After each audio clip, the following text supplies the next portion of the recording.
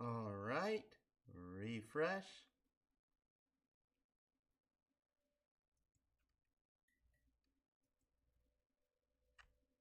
And okay, that's weird. Not dropping frames. That's live. Refresh. That's live. Refresh over here.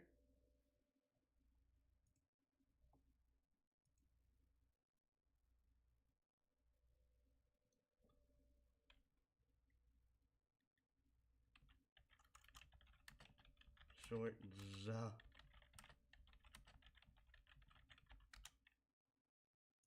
Hello, hello, hello.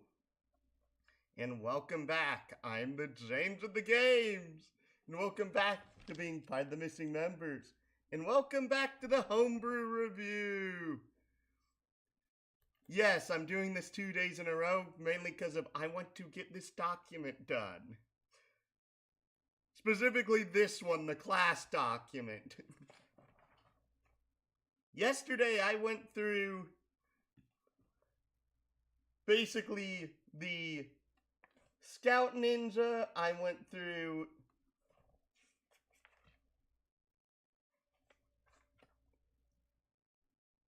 the Taijutsu Specialist, and I went through the Weapon Specialist. There's 3 classes left.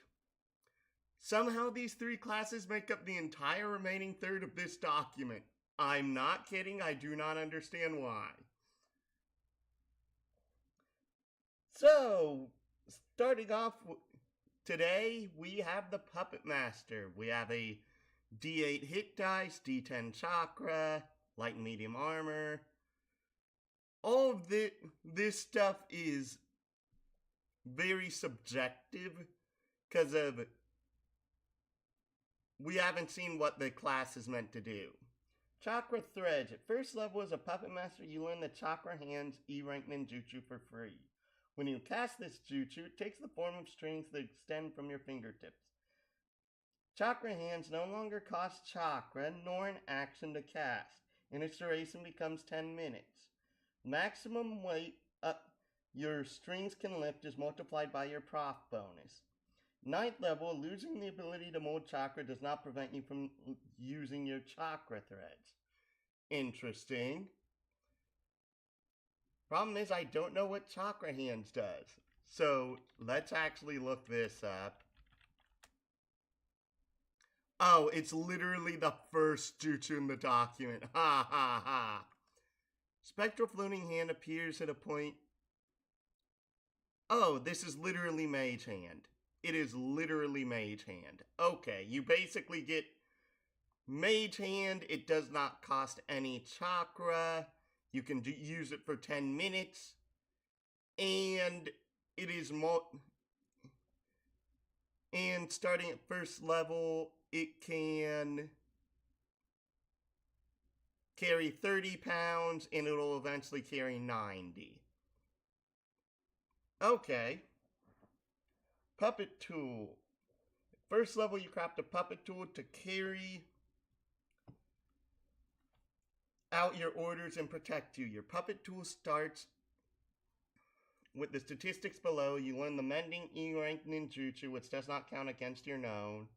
Puppet tool acts under your command via your chakra threads. Thus, if you are unable to make chakra threads, cannot control your puppet, can command a puppet to move on your turn, and you can spend your action or bonus action to command a puppet to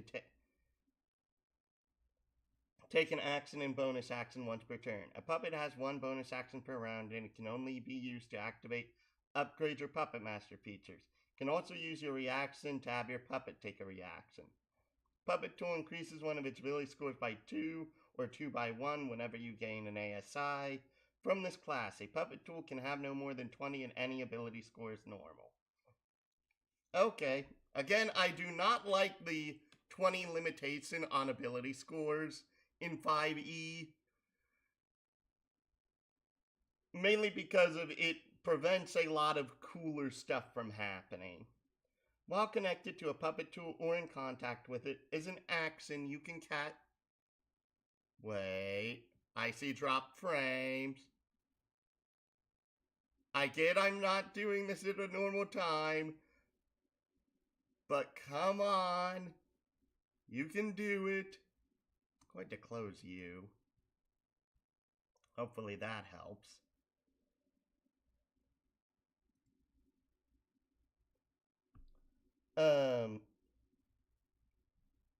Is an action you can cast the Mending Ninjutsu to restore a number of HP equal to 2d6 plus half your level. This die increases to 2d8 at 9th and 2d10 at 15th.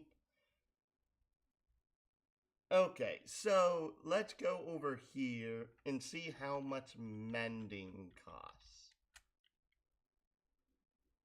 Mending costs 1 chakra. But it takes a minute to cast. So for a minute, you can restore HP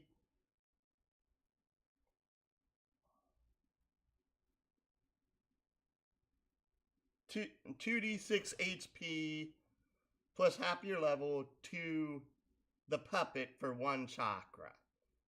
That's not bad. But also your puppet looks like it can have a ridiculous amount of HP since it's 5 plus your con plus its con mod. Its con mod starts at 13, though it doesn't use your ability scores, it uses its own, which means that it can, at 4 it becomes 15, at 8 it becomes 17, at 12 it becomes 19. Yeah, no, that's actually not a good trade-off, because it'd be 4 plus 6 times 1 at first level, so that's 10. And if you assume that you aren't, even if you only raise it to 2, that's 7 times your Puppetmaster level, so 7 times 4 is 28, so 32 HP at level 4. If you do, because half of it, alternatively, you can cast Mending for its entire duration. Oh, you can use it as an action, okay. Covers half of its max HP. After healing the puppet tool this way, if it isn't destroyed after 1 minute, your chakra pulls it back together, retaining its full hit points. What?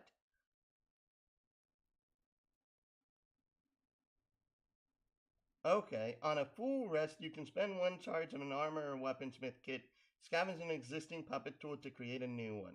Completely replicate a destroyed puppet.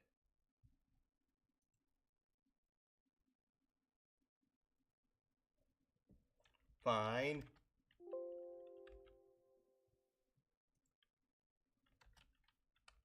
I'm reviewing now. FYI.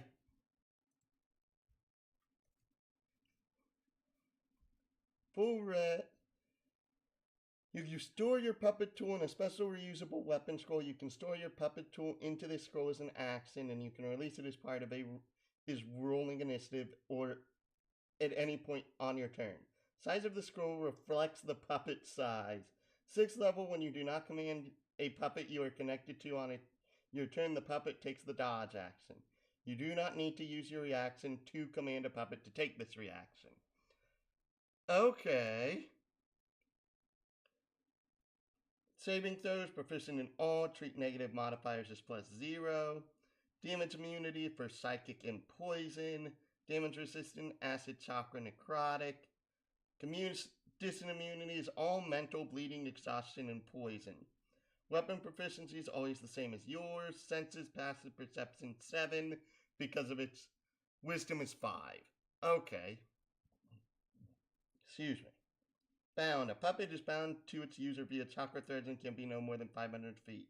Strings are not bound to the puppet, cannot move or take actions of any kind. If a creature other than its creator uses chakra threads, cannot use any upgrades. Hollow shell puppet tools cannot be affected by genjutsu. Mechanical limits puppets cannot cast jutsu or have such jutsu cast through them, or use effects that increase its ranks of exhaustion or make clones. Interesting. So, what that means is that in essence, unless there's an a subclass that grants that ability, the puppets cannot cast chakra through them. Okay.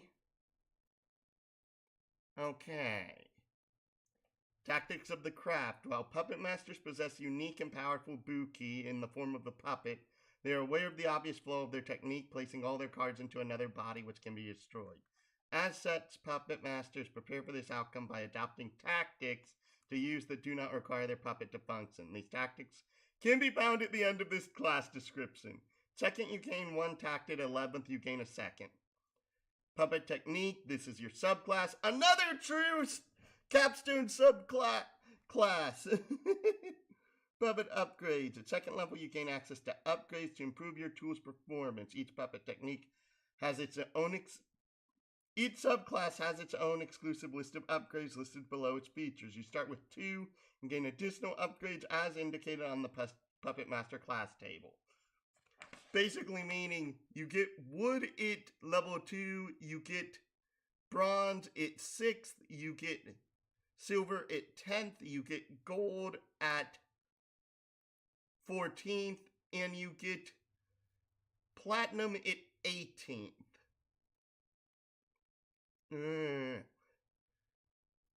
So it's one level later than whenever you would learn a new jutsu type. Jutsu rank, that is. You start with 2 upgrades and during a long rest, you can spend charges of your armorsmith or weaponsmith kit to swap out your upgrades.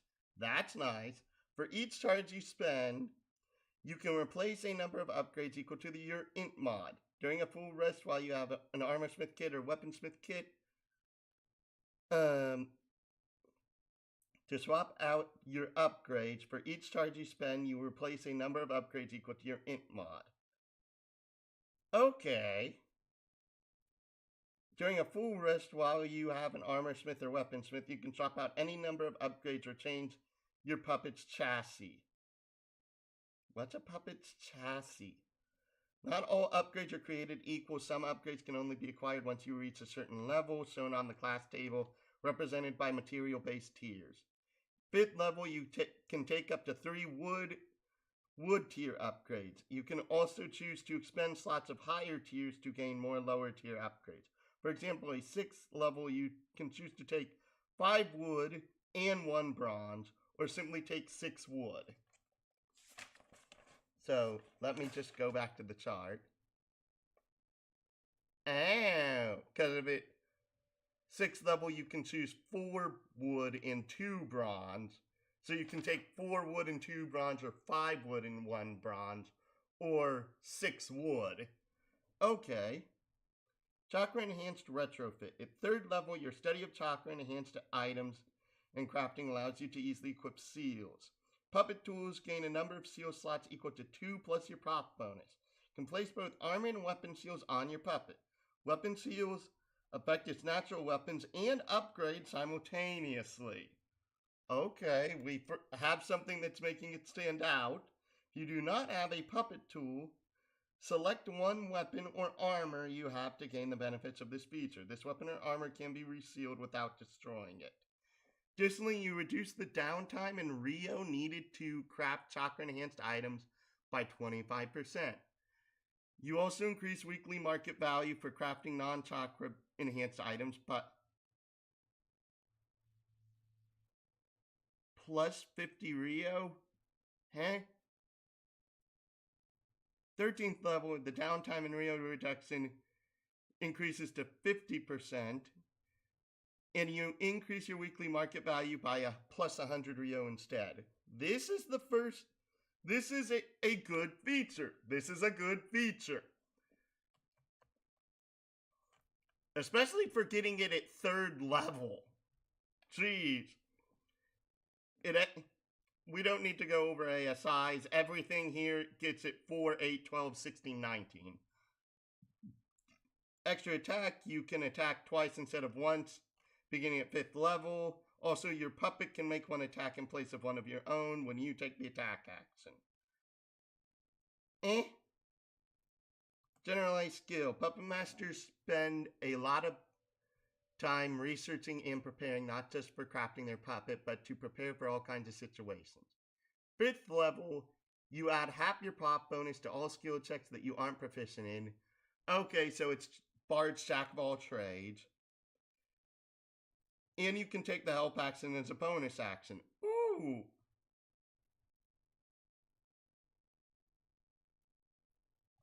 I'm just going to highlight that.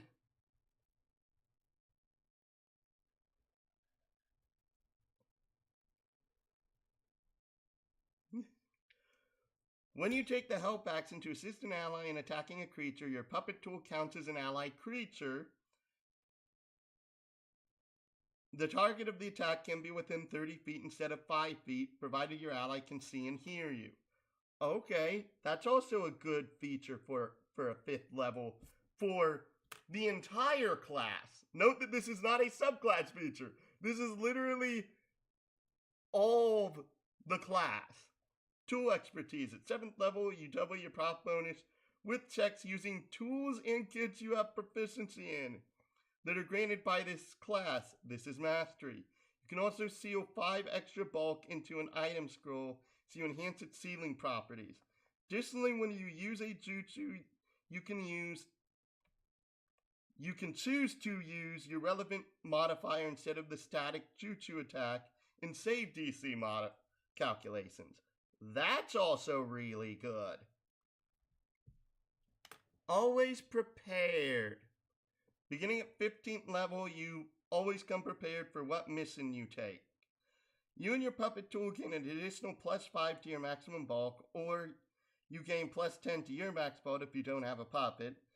Twice per full rest, while taking a short or long rest, you convert one charge of a toolkit or one medical pill to be as if it was a toolkit or medical pill of one quality higher. Alternatively, using this feature, you can convert it to be 2 uses of a lower quality toolkit or medical pill. Additionally, you can change your puppet upgrades as if you took a long rest during a short rest, so long as the upgrades being exchanged are of a tier equal to or less than the current rank chosen. 18th level, up to a rest of any type, you can select and create a temporary version of an upgrade from your puppet technique you are qualified to take but do not have. This upgrade must be of silver tier or lower. You have this upgrade until you complete a rest, during which you can select. Okay, that's really nice. That is really nice. That's actually really nice for an 18th level feature, because it's basically allowing you to get more for what you have. Oh, these are the Puppetmaster tactics. So you gain one of these at 2nd, and you gain a second one at level 11. Agile tactics. You prioritize staying as far as you can from battle. You can take the disengage or dash action as a bonus action and can take the hide action even when lightly obscured. 11th level, the first attack you make each round while hidden does not automatically reveal you. This includes attacks made with your puppet tool. Okay, this is good. This is good. Already we're seeing a lot more good stuff out of the Puppetmaster than the weapon specialist or the genjutsu specialist. Defensive tactics. You prioritize defense and survivability. Reduce the cost of any jutsu with the cost time of 1 reaction that would provide you with any bonuses to saving throws AC, grant you damage reduction or temp HP by an amount equal to the jutsu's rank. D is 1, C is 2, B is 3, A is 4, S is 5. 11th level, when you're using any jutsu that gives you a bonus to saving throws or AC as a reaction, for the first save you make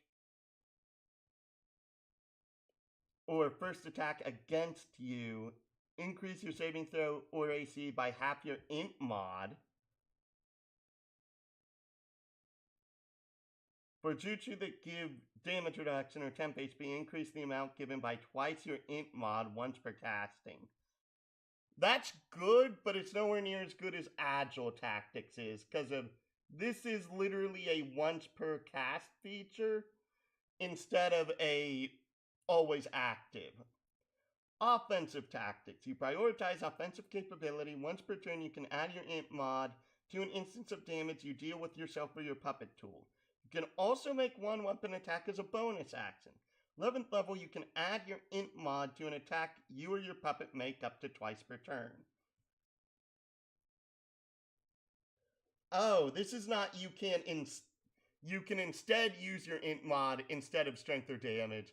It's you can add, meaning that this is in addition to your strength or dex mod. So that's actually pretty good.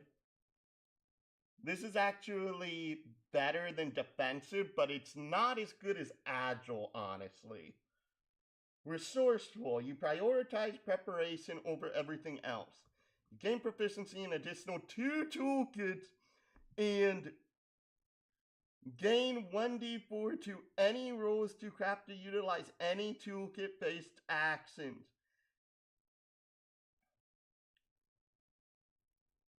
You can also use explosive tools as a bonus action a number of times equal to your int mod per long rest. At 11th level, this becomes every short rest. Okay, this is the tool class. I'm like, so you already get 2 tools from the class itself. I believe most of the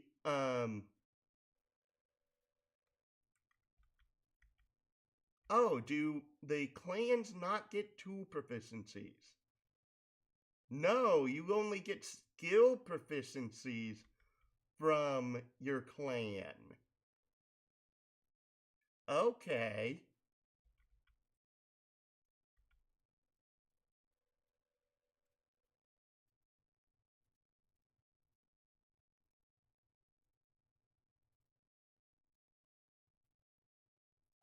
Okay. But your backgrounds do give you at least 1 tool proficiency. Okay. So with this, you can get a total of 5. So that's actually probably the best one so far. Skill-based tactics. You prioritize adaptability in aiding your allies. Select a number of skills equal to your int mod. Your puppet tool can use your skill bonuses in place of their own for these skills. You do not have a puppet tool that could benefit from this tactic. Choose 2 skills you are not proficient in. While you have this tactic, you are proficient with these skills. At 11th level, when you would use a skill-based action that would normally require you to use your action, you can instead perform it using your bonus action. Okay, wow. I think this is the first time we have had a class feature that gives multiple options and all 5 of them are all good, are all feasibly usable. All 5 of these are good. And I can't believe I'm saying that. Because normally, at least one of these is pretty dang bad.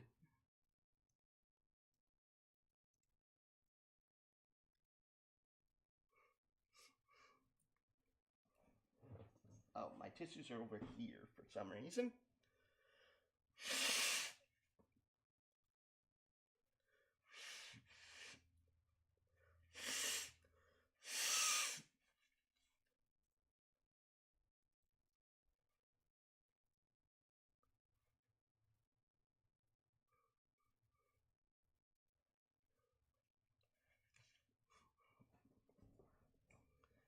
Next up, we have the starting of the puppet techniques.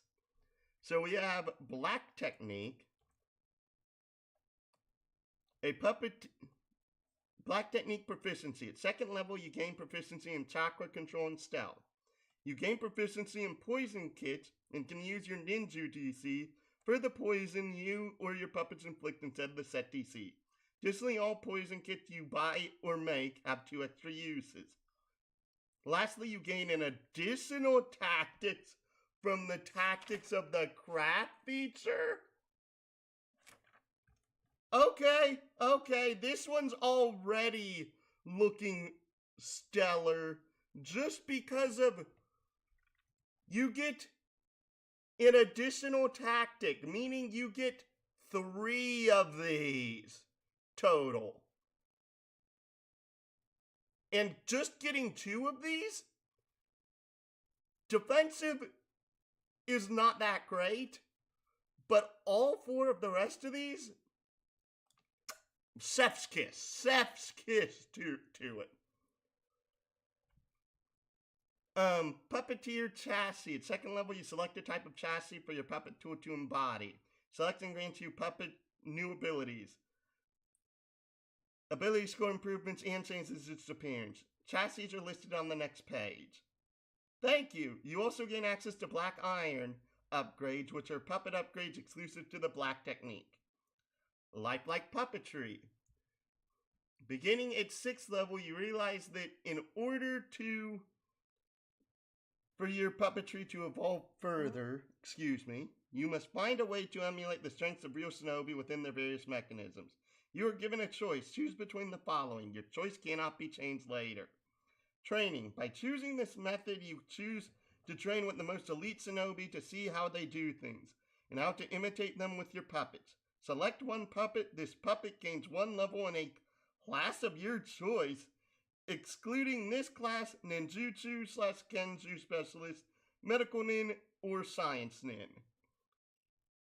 And subclasses that granted a nature release that you don't also have. Your selection grants the puppet tool the skill proficiencies and class subclass features of the class.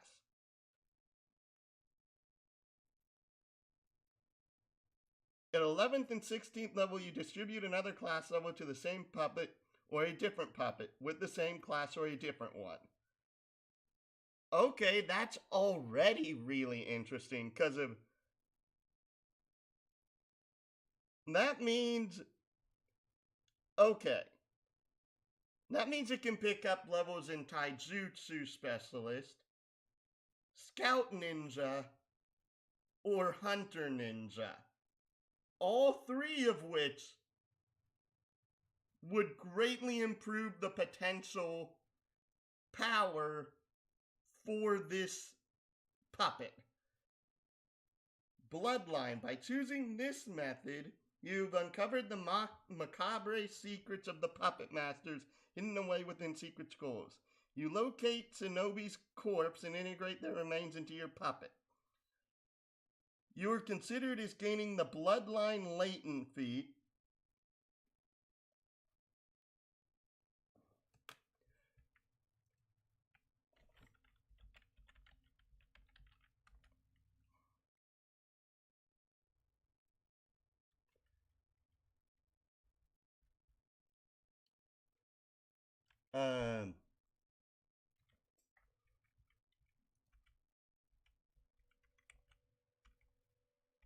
Chakra Ninjutsu, Taijutsu, Genjutsu, Critical.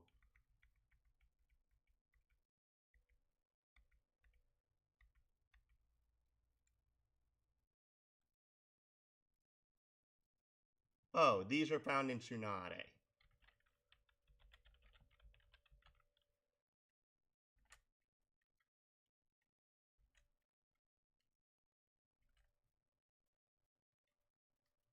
Where is it highlighting? Up, here it is. Bloodline Latent, category Clan Rare. You must take your first instance of this feat at Between levels 1 and 4, if you are level 5 plus, you cannot take this feat the first time. You have the blood of a famous clan, granting you fleeting usage of their secret techniques. Select any one clan except your current clan or non-clan. Gain 10 bloodline points, which can be spent to purchase bloodline abilities from the chosen clan. Find the listed abilities below. You retain any unspent points. You can take this feat no more than twice. You cannot take this feat a second time until you are level 12 plus. When you do, you gain additional bloodline points for the same clan you originally selected with this feat. Likewise, with the bloodline latent, players are given access to many abilities. However, it should be noted that this feat, first and foremost, is intended to be a narrative tool, a feat that can provide much substance for the story as a whole. Speed in particular has been a huge point of controversy within Naruto 5e, as it is often the go-to feat for many hyper-optimized builds. In Naruto 5e, we love build diversity and player creativity. However, this should not come at the expense of fun at the table. As a DM, do not hesitate to deny or even revoke a player's selections with this feat if they are using a combination that is disruptive. Over the years of updates to Naruto 5e, this feat has come a long way and many exploits have been resolved. However, with how much this feat has access to, it is only a matter of time before a new powerful synergy is discovered. For this reason, we advocate for DM supervision/intervention, as it is ultimately the best solution. Okay. So, oh boy, there's literally a chart for every single bloodline. Holy moly.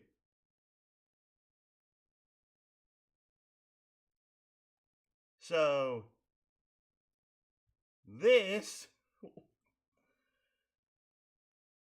But you only gain 6 bloodline points in distributing any purchased features amongst your puppet tools. You cannot choose... Okay, you cannot choose select Hoshigaki, Inuzaka, or Kurama clans. If you opt to purchase a Hijutsu feature, your puppet tool can select the chosen clan's Hijutsu if you have the Jutsu specialization upgrade. 11th and 16th levels, you gain 6 more bloodline points to distribute among your puppets. These can be the same clan or different clans. Okay. Wow, both of these are really good options. Like, wow. I cannot stress this enough. These are both really good options. Dedication to tradition. 6th level, you know how to get exactly what you need. The poisons you buy are of the highest quality. You gain +1 to save DCs when you or your puppet would use a poison. This increases to +2 at 17th level. Additionally, once per round, after you or your puppet tool take the attack action, you can cast the Mending Jutsu, ignoring its listed casting time. What? Wow.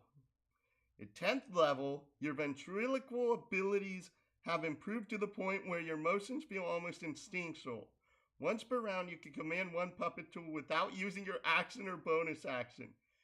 You cannot command the same puppet tool again using your action or bonus action for the remainder of the current round. Okay. That's also still really good. Why is this going to be another instance of the Scout Ninja where the first subclass is just knocking it out of the park and everyone has to live up to its reputation? Please tell me it's not. Noxious Handiwork. 14th level, you continuous exposure to poisons have left you more resilient than most. You gain resistance to poison. You have advantage on saving throws that would inflict the envenom condition. Once per turn, you or your puppet can hit a creature with a weapon or tie attack.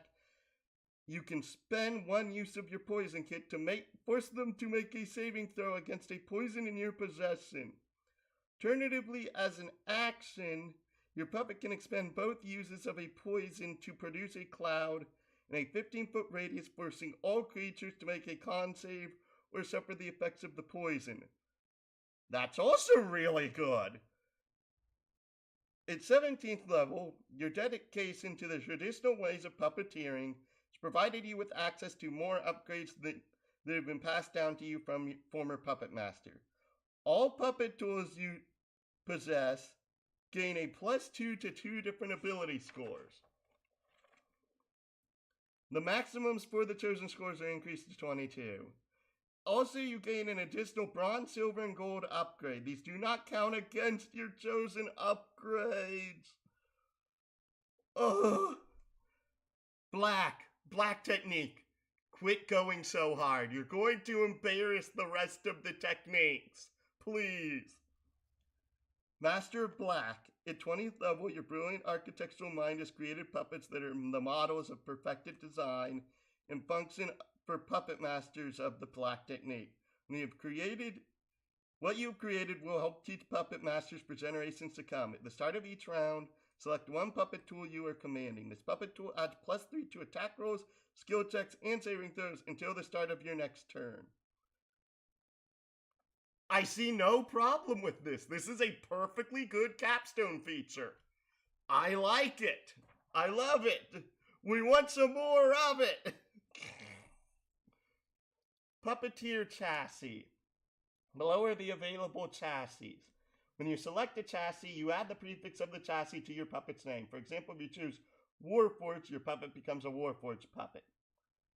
So, okay, specialized, ASI, +2 to any ability of your choice. Your puppet tool defies all expectations. It's designed fueled by your own rampant creativity. Little less robust and stable, it's far more extensible to your visionary plans. You can select 2 free wood tier upgrades to start with that do not count against your upgrade total. Your puppet can be any size you like, picking from small, medium, or large. Okay, my problem with that is unless there's something in the Shinobi handbook that specifies information regarding how small, medium, and large damage works, that might not be that great. And I'm specifying this because of the fact that in base 5e, there is no such ruling besides the one for enlarge reduce. The problem with enlarge reduce is that enlarge reduce is kind of pathetic. And it doesn't do what it's supposed to do.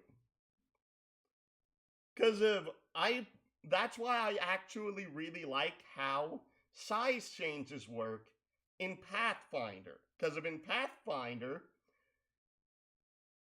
if the damage die you are dealing is 1d8 or higher, and your base size is medium or larger, the die that you're using goes up by 2 steps per size category you increase.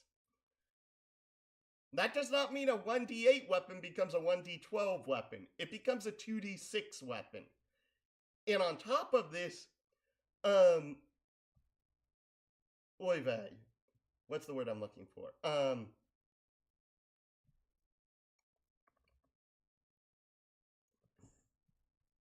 Effective size upgrades stack on top of this. So if you have something that says the weapon deals damage as if it was one size category larger than it actually is, then if you were using a 1d8 weapon, you're grown to large, and you have this effect on you.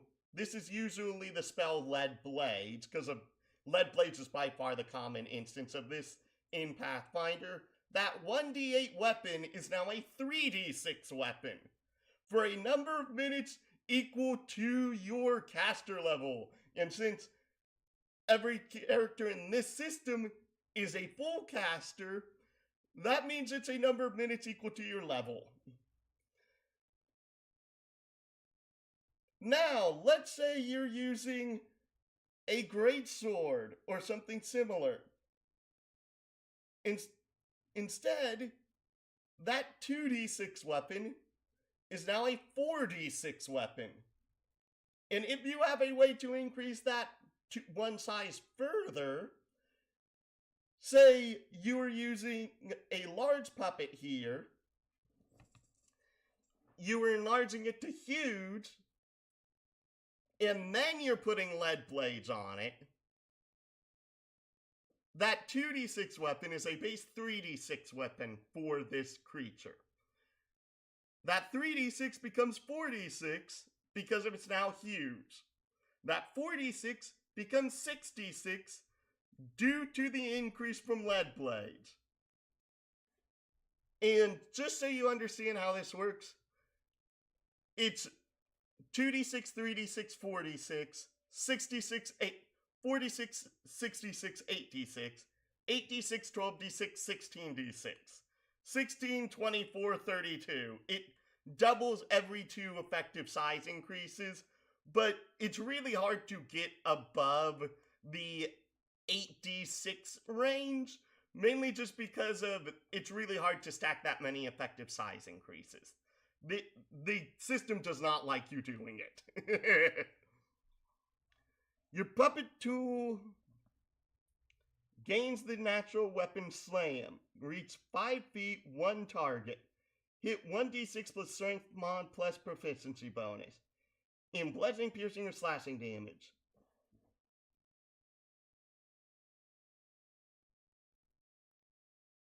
Pick one. When you first craft this puppet, on a roll to 17 to 20, your puppet tool inflicts 1 rank of a condition associated with the damage of its type. Bludgeoning is bruised, piercing is weakened, slashing is bleeding. Well, there's one key thing here, which is that you can give it slashing, which gives it bleeding. Bleeding is the best status effect of those 3, bar none.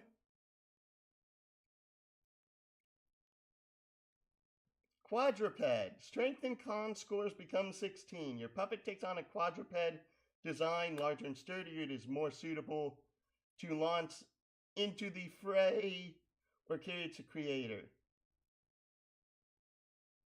Your puppet gains the bulky build upgrade, which does not count against its upgrade total. It also becomes large in size.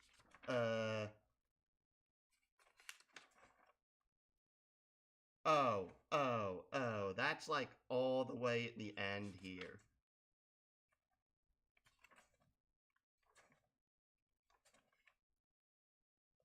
Okay, so this is all the way on 179. We're over 30 pages away from it. Bulky build. You add more material to your puppet tool to enhance its defenses. Your tool gains +1 to AC, reduces all damage it receives by 2. This is not listed as standard damage reduction, meaning it stacks. You can take this upgrade up to 3 times per puppet tool. Excuse me. Your puppet's movement speed becomes 35 feet. Why is this not 40 or 50? Dear, if this was if it's meant to be quadruped, because of how quadrupeds work, its base speed should always be at least 40. And if you wanted to make it feel like really fits the theme, that should be 50. And note that a speed of that high does not actively break the game. It's not until you reach like speeds of like 70 feet a turn that you actively break the system for movement. And there are easy ways to get there. Your puppet tool gains the natural weapon bite. Reach 5 feet. On hit, 1d10 plus strength. Your prof bonus in piercing damage. On a roll of 17 to 20, your puppet tool inflicts 1 rank of weakened until the end of your next turn.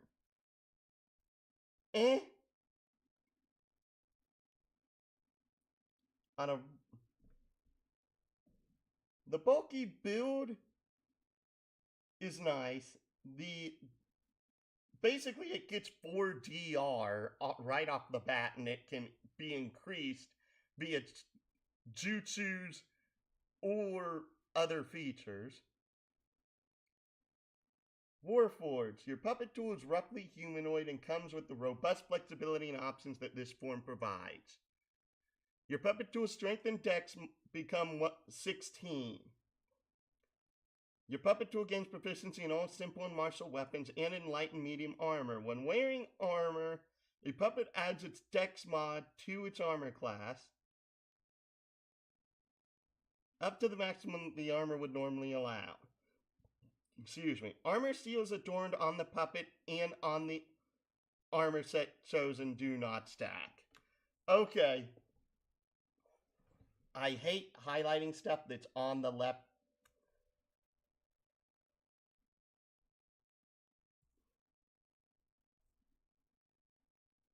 side of this.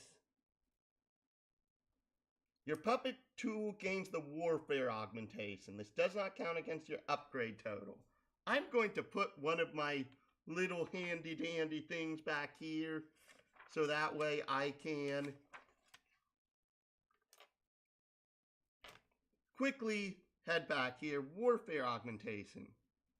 Oh, it gets one of the fighting stances. Your puppet tool gains this fighting stance. Puppets are able to use bonus action stance abilities. For those of you who follow black or green, you can select this upgrade multiple times, once for each tool you have. For those who follow the red, this upgrade is given to 2 tools you possess when acquired, though your puppets can have 2 different fighting stances. For those who follow the red, this upgrade is given to 2 tools you possess when acquired. You can select this upgrade again if you acquire 2 more puppets. For those who follow the purple or white, you yourself gain a fighting stance only when wearing your Juggernaut armor or Weaver gloves respectively. Okay, so the puppet gains a fighting stance, and the fighting stances are already pretty good. The puppet tool gains the natural weapon strike.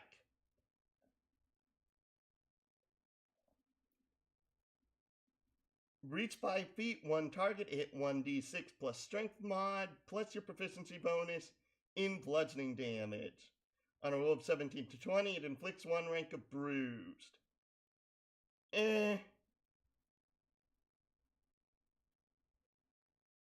Okay.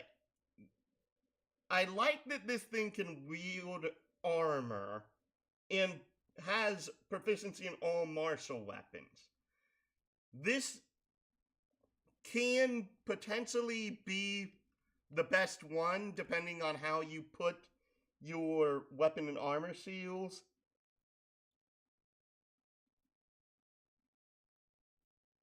Because let's see here. Can't you...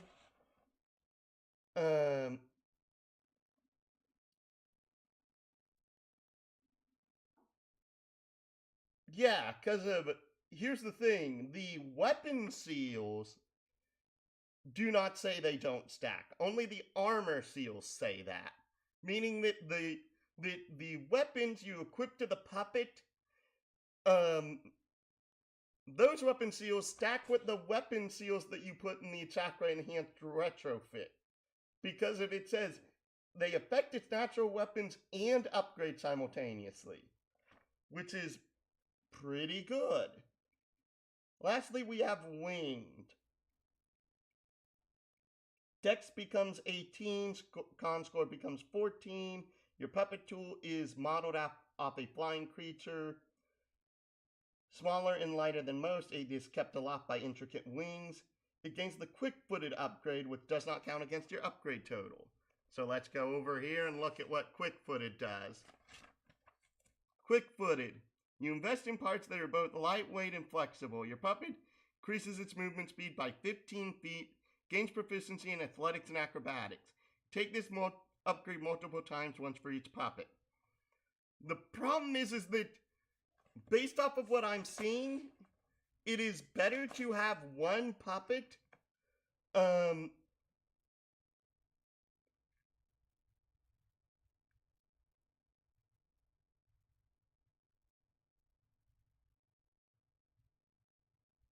than to have a bunch of multiple ones. because then you're just splitting out your overall upgrades across too many puppets. Disabling your puppet can take the dash action as a bonus action. When your puppet would dash, its jumping speed is doubled until it stops moving. So, I find it funny how the winged chassis has a higher movement speed than the quadruped chassis, which actively annoys me. Its base side becomes small and it gains fly speed equal to its move speed. Then how the cluck is its base damage 1d8? Your puppet gains the natural weapon talons, reach 5 feet, 1 target. Hit 1d8 dex plus your pop bonus and slashing damage. On a roll of 17-20, your puppet tool inflicts 1 rank of bleeding. So, okay, here's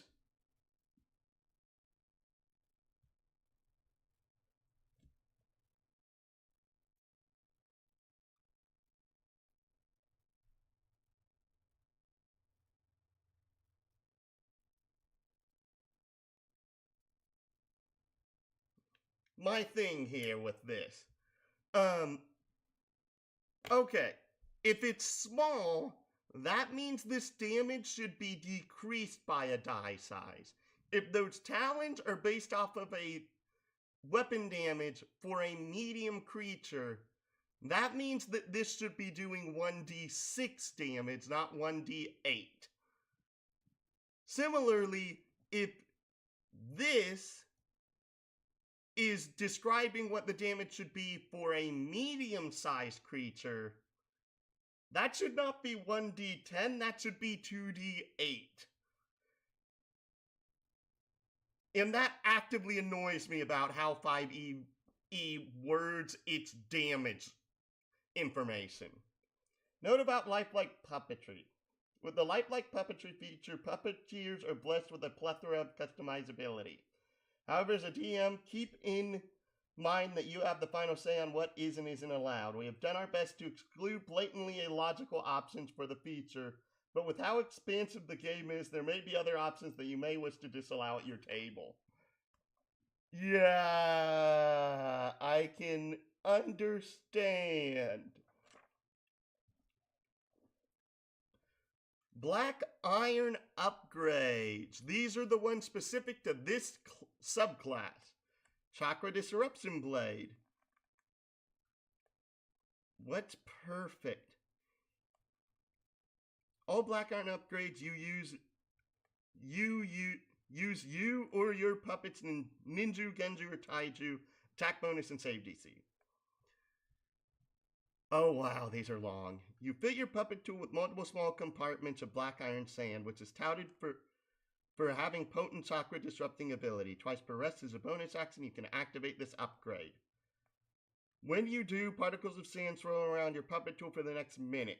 Alternatively, you can spend 5 chakra to upgrade activate this upgrade before taking a rest.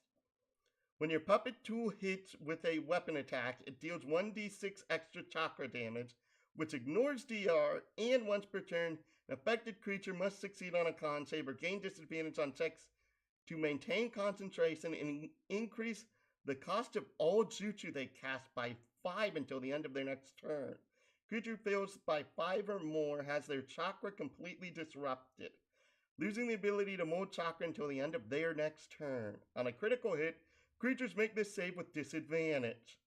Later levels, you can take this upgrade as a silver tier, which is 2 tiers higher. If you do, your puppet gains a +1 bonus to critical threat range for the weapon attacks while this upgrade is active. If they target a creature benefiting or concentrating on a jutsu, its bonus increases to 2. Wow! Coming out the gate swinging, Arya. I'm just like, why?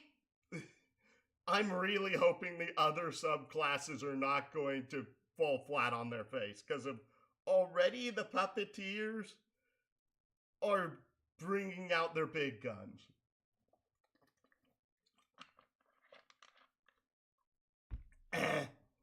Mechanical light sealed block. You build a manipulation shortcut into your puppet to defend your allies. As a reaction, when you, your puppet tool, or an ally within range of half your tool's movement speed would be targeted with an attack, your puppet moves and unfolds 4 segments down the length of one of its arms on all. And generates a stream of chakra through each segment to form a barrier. Triggering creature makes their attack roll at disadvantage. Additionally, until the start of the creature's next turn, the first attack roll made against them or the puppet per turn is made at disadvantage.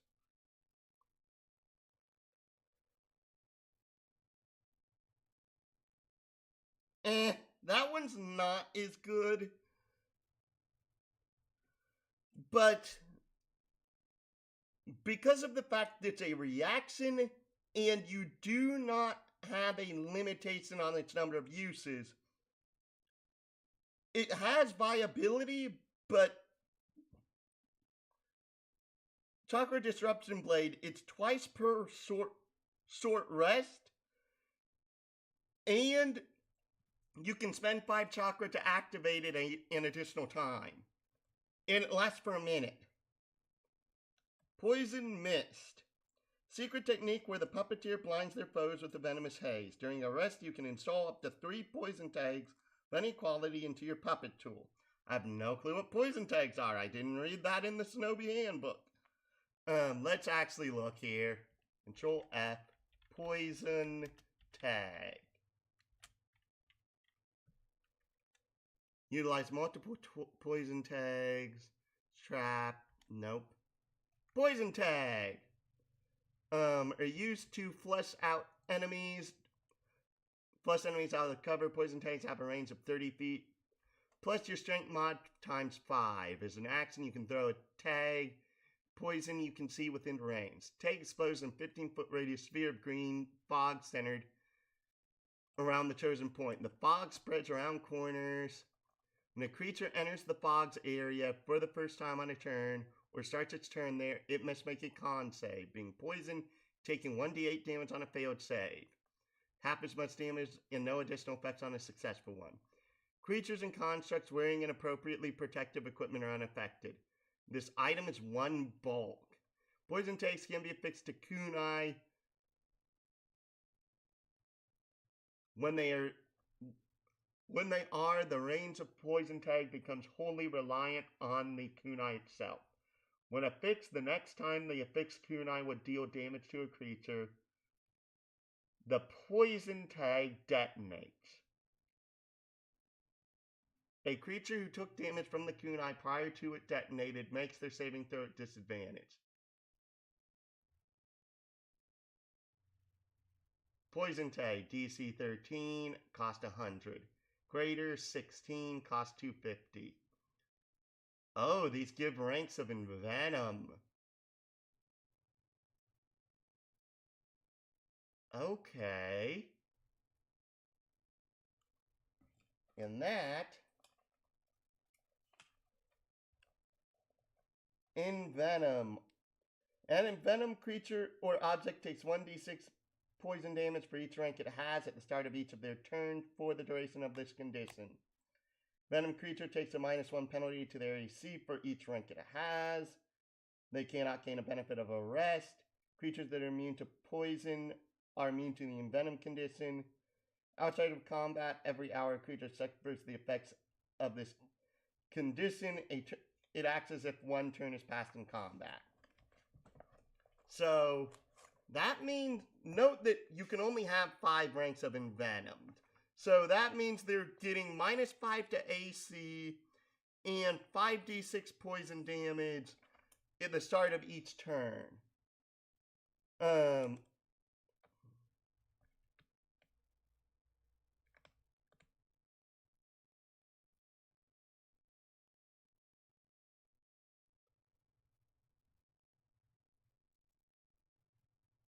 Yeah, and that's actually really good.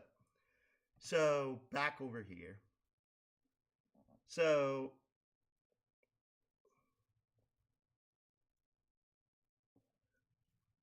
these tags, when exploded, have their poison cloud's radius increased to 30 feet, and the cloud takes on a purple color. On your turn, your puppet tool may use its action to launch one of its remaining poison tags at a creature within 30 feet of it. Each creature within 30 feet of the target must make a con save.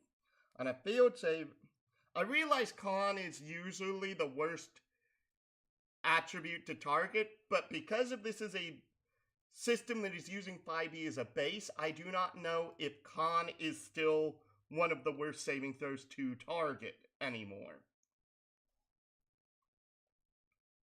On a failed save, the creature suffers the effects of the poison tag and takes an additional 2d8 poison damage per rank of the tag, or half as much damage, and no further effects on a success.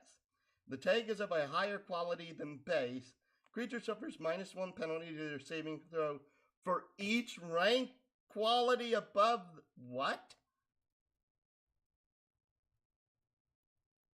Okay, that's also amazing. For a wood tier upgrade, yes. Salamander. Your puppet tool gains an amount of burning speed equal to its move speed. While buried, it has knowledge of how many people are above it in a 10-foot radius. As an action, while burrowed below a creature, your puppet tool can cast the Earth-released Headhunter technique jutsu, even if it does not know this jutsu. Control F, Headhunter. D rank, 3 chakra. While burrowing under a target, you can attempt to drag them under, leaving them submerged in the earth with only their head being exposed. Target creature makes a dex save to avoid being snatched into the ground and restrained. You are hidden from the top. Deer, it's a burrow speed. It's a burrow speed. Unless a character has true sight, tremor sense, or can see through walls, you are hidden from them.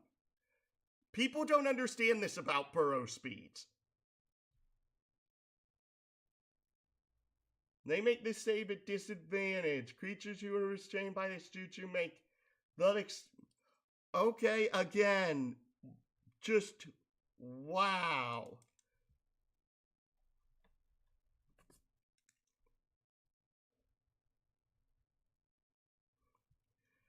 That's also really, really good. Now we get on to bronze tier. Oh my goodness. We've all 3 of the 4 wood tier upgrades have been amazing. Hidden blades. You install blades within your puppet that aren't immediately visible to your eye. Your puppet tool gains the hidden blade natural weapon. Your puppet tool takes the attack action, can make an additional attack using its hidden blade. It can also use the weapon normally if it wants. And this weapon can be used as a component in jutsu. Cannot use this upgrade in conjunction with any upgrade that replaces your puppet's attacks when making the attack action. Hidden blade, melee weapon attacked in jutsu or tai-based attack to hit. Reach 5 feet, hit 1d6 plus proficiency in piercing damage. That's okay, but it's just like, that's not as good compared to the 3 wood tier upgrades before it. Iron Fortress, puppet tool constitution score of 16. Prerequisite. Tool cannot have mechanical light shield block. Well, okay. You enhance your tool's shielding and stationary ability by installing a grand shield on its body. Your puppet tool counts as half cover for medium or smaller creatures within 5 feet of it, while between them and the attacker or while riding it. Additionally, it cannot be moved against its will while in contact with the ground. That's better than the previous bronze tier upgrade. But this only gets better as you combine it with other techniques. Iron Maiden, you have an entrapment mechanism on one of your puppets. It's a secret execution technique first created by Konkuro. Using you or your puppet tool's reaction while a creature is restrained by the puppet tool with entrapment mechanism, and puppet tool with this upgrade detaches its head, arms, and legs and brandishes long, slender, piercing blades. Puppet then thrusts each of these blades through the puppet tool, restraining the creature, piercing the target inside. Creature takes 5d10. This is a reaction.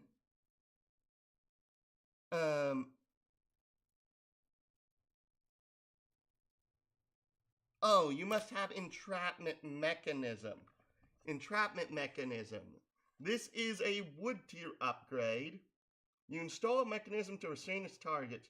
When your puppet attempts to grapple a creature, it applies your prop bonus to the roll, or twice if the puppet already has this ability. When you successfully grapple a creature with this upgrade, the target is restrained and your puppet still has the rest of its appendages for other uses. Additionally, it can move its restrained target without any reduction to its movement speed. Alright. So, if it has that upgrade, it's grappled the target, it uses its reaction.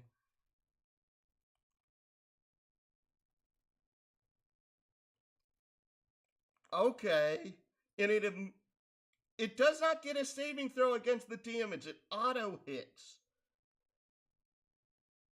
What? That's also really good. And must succeed a con save or take 1d4 ranks of bleeding.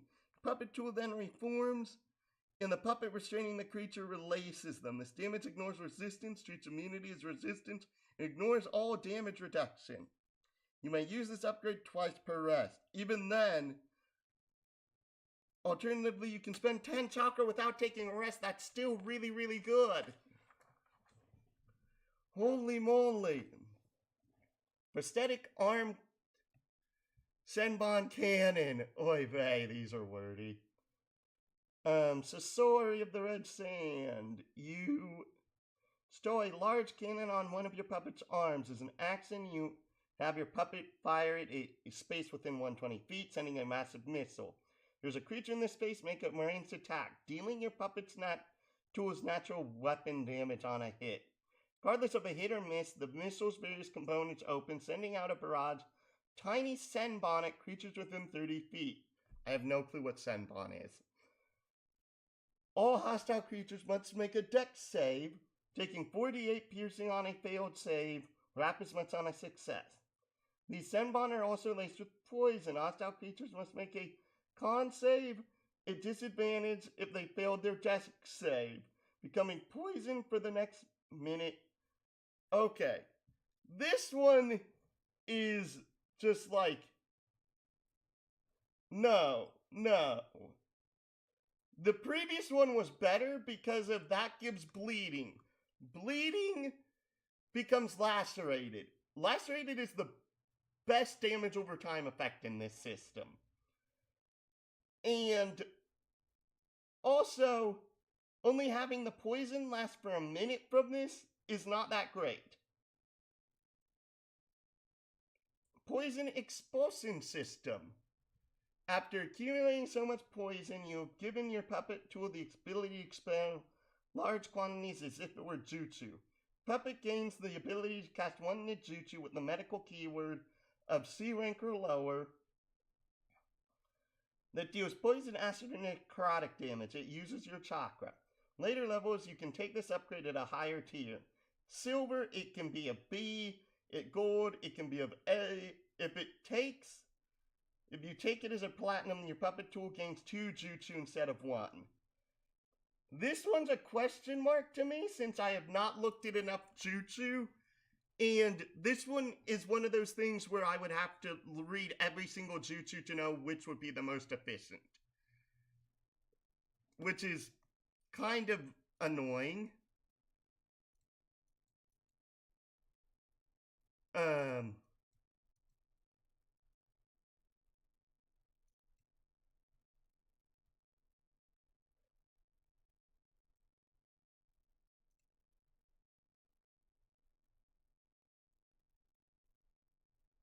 Remove you. close you.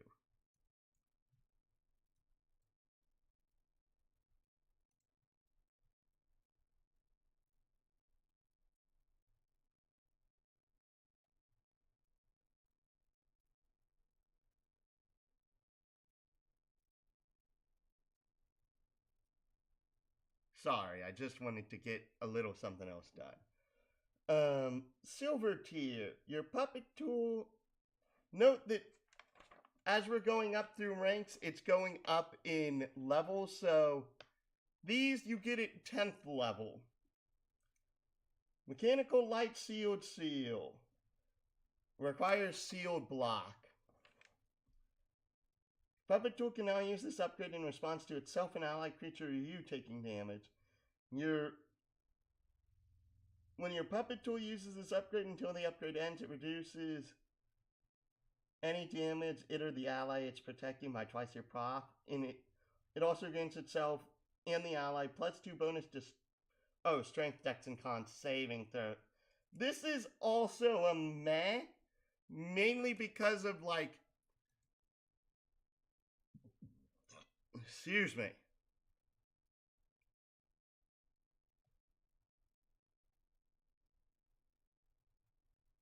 The actual feature itself, because of Poison Mist Continuing Fire requires Poison Mist and Needle Wave. Needle Wave is a general thing. So back here, or is it? Is it? Is it? Oh no, Needle Wave is a bronze tier upgrade. Or is it? Where's Needle Wave? Oh, Armory Needle Wave. You fit your tool, armor, or weaver gloves with a Senbon launcher that can fire 8 waves of Senbon with incredible speed and with high precision. Is an action your puppet tool can fire the Needle Wave, either at a specified target or in a wide area of effect. Choose one of the following attack types. Damage rolls with this weapon ignore up to 5 DR on each affected target. Damage rolls with this weapon ignore to 5 DR on each affected target. This upgrade can be taken multiple times, once for each puppet. This upgrade relies on the ammunition property. Each time this upgrade is used, roll your ammunition as normal. Once you run out of ammunition, you cannot use this upgrade until you complete a long rest. Single target, ranged weapon attack, range 80 feet, one target, hit XD. D12 plus X piercing damage, X is half your proc bonus, rounded up. Multi-target, dex saving throw, 40-foot cone, success half damage. Failure, XD6 piercing damage, X equals your full proficiency bonus. Why would you ever not use the multi-target?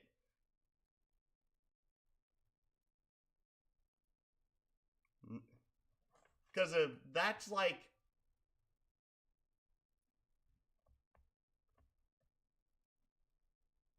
3d6 versus 2d12. 3d6 have slightly better average damage.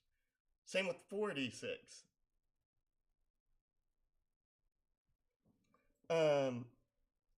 After using Poison Mist, your tool may then use its Needle Wave natural weapons multi-target option. Is part of the same action affecting all creatures within the poison cloud. You have multiple tools with Needle Wave. You may use your reaction to have all tools target all creatures with their Needle Wave as well. Increasing the damage dealt by 1 damage die and imposing a -1 penalty on the dex save for creatures for each tool that joins after the first. Just the base ability of this is good. That's good. Shadow Actor. In order to activate this upgrade, you and your tool must not be within line of sight of a creature you can see. How the cluck would that work? It's an action you transfer your tool into a near identical clone of yourself. Puppet moves up to its movement speed and makes a melee attack using any melee weapon or upgrade that would prompt a melee attack. This attack scores a crit on an 18 to 20.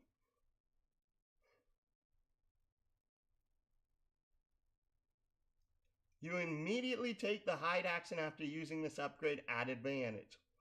On a hit, your clone's face begins to crack, revealing your puppet's identity. The target must then make a charisma save. Disadvantage on a tool scored a critical hit. Excuse me. On a failed save, they are surprised until the end of their next turn. Surprised? I actually have not seen this condition yet.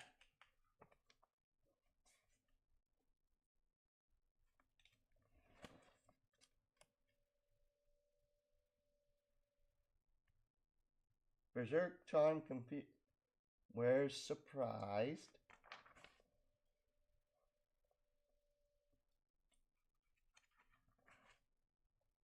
We have dying, incapacitated, exhaustion, unconscious, petrified, burned, sealed, corroded, shocked, envenomed, bruised, staggered, bleeding, lacerated, dazed, grappled, prone, restrained, stunned, weakened, berserk, charmed, concussed, confused, demoralized, slowed, sealed, blinded, dazzled, deafened, and invisible.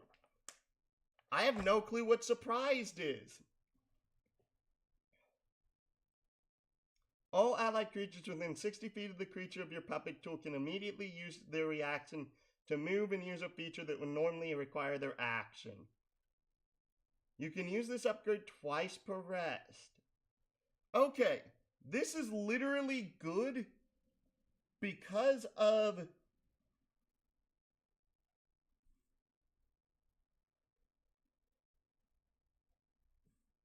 the third paragraph.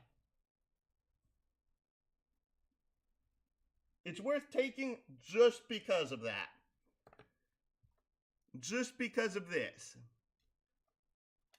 I get that this is a 10th level feature, but for a 10th level feature, that's a pretty good bonus. Next up, we have the gold tier upgrades, which you don't get until freaking 14th level. Black Iron requires chakra draining or chakra sealing, which is also another bronze tier upgrade. No, it's chakra draining trap.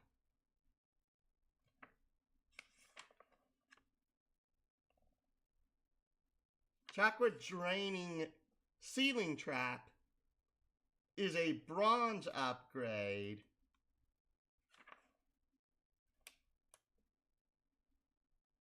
I'm very confused. Chakra cannon. Oh,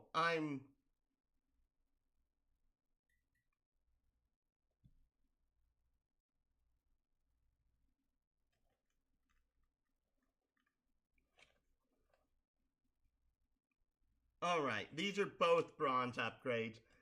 There is no chakra draining trap, it's a chakra draining mechanism. Your puppet is equipped with an absorbing seal meant to drain the energy from its enemies. As an action while your puppet is grappling a creature, it can attempt to drain the creature's chakra. Creature must succeed on a con save or lose 5d6 chakra. Gain the amount of chakra they lost its chakra for yourself. You can use this upgrade a number of times equal to half your prop bonus per long rest. You can upgrade this teacher using a higher tier upgrade. For each tier after bronze, increase the chakra drain by a d6. Which, if you actually do not know, a d6's average increase is only like +3.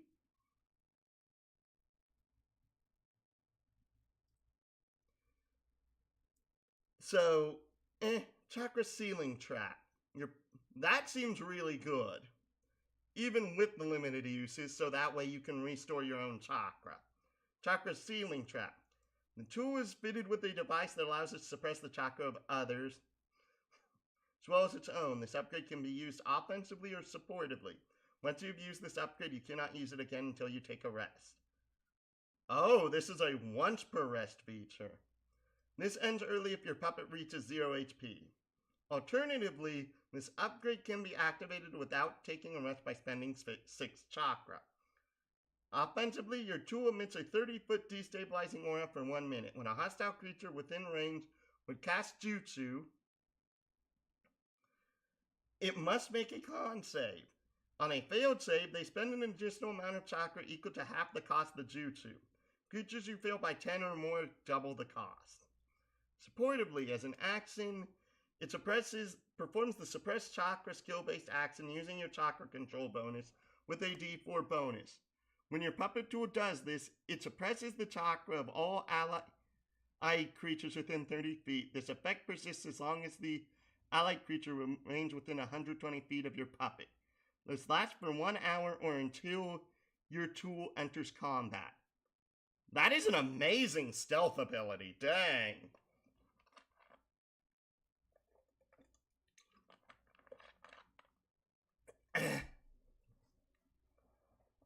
So, from the Sanagakure and begin to so Black Iron. You place special Black Iron Dust and powerful chakra suppressing abilities. While your tool has a creature grappled and restrained, using your full turn action, may release the sand within its body and encase the target within it as well as itself. Quiet. The target creature is stunned and loses the ability to mold chakra for the duration.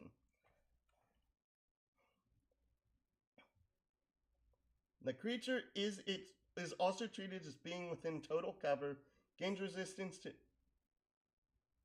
all damage as the sand protects it. Puppet tool gains the same effects, preventing you from commanding it at all. At the end of each of the creature's turn, they can make a strength or con save, their choice, breaking free from your tool 60 feet free, sending your tool 60 feet away from them and ending the effects of this upgrade. So use alternatively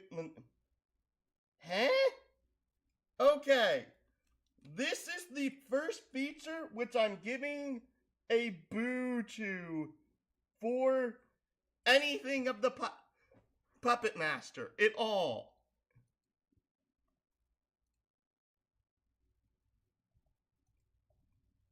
Like, at all. Triple Iron Maiden. When a puppet tool with the...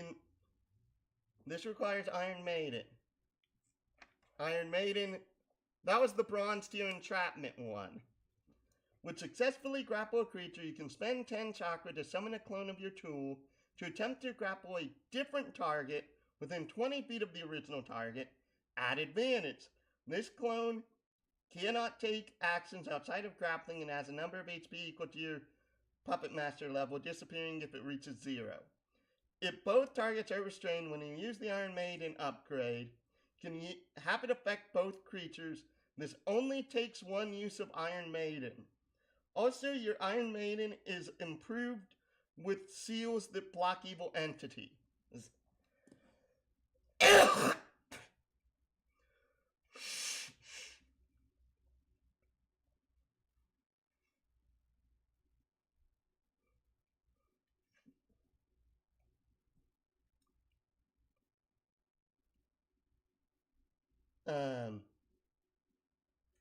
Restrained aberrations, demons, monstrosities, or undead have disadvantage on all rolls to break free from your puppet tool's entrapment mechanism. And that's pretty nice. And then we have Thousand Hands Manipulation Force. You've placed an incredible amount of seals in a secret compartment on one of your part of your tool. Well, puppet. As an action, you can summon an innumerable amount of puppet arms from these seals, forcing each creature within 15 feet of your tool to make a dex saving throw at disadvantage. On a failed save, you can use an offensive feature from any one Black Iron upgrade on the creatures.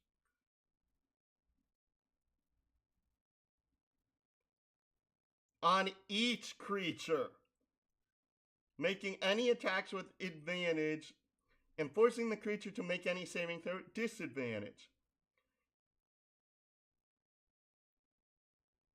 Alternatively, your puppet tool can cast any jutsu it knows with the medical keyword that deals damage, making any attacks that at advantage and forcing the creature to make any saving throws at disadvantage.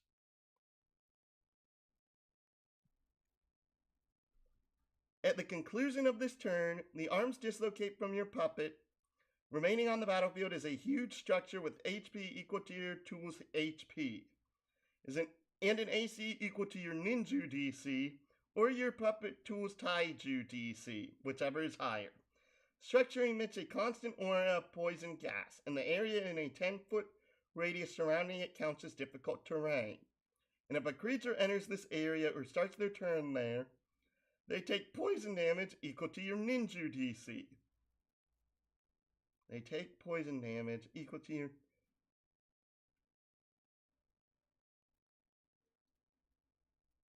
which cannot be reduced or resisted by any other means other than complete immunity. So area of pure poison lasts for up to 1 hour or until you use at least 10 minutes clearing it. During that time, your tool loses access to the limb carrying this upgrade. Place your puppet tool against the following weapon. This weapon can be used as a component in jutsu. Buzzsaw. Ninja or taiju attack bonus to hit, reach 5 feet. Hit 2d10 plus your prop bonus in slashing damage. And the target must make a con save or gain 1 rank of lacerated. Okay, that's also really good. We've only had 1 immense stinker, and we've had like 3 that have been meh, 1 that I couldn't analyze, and everything else has been stellar. And lastly, we have 2 platinum tier upgrades.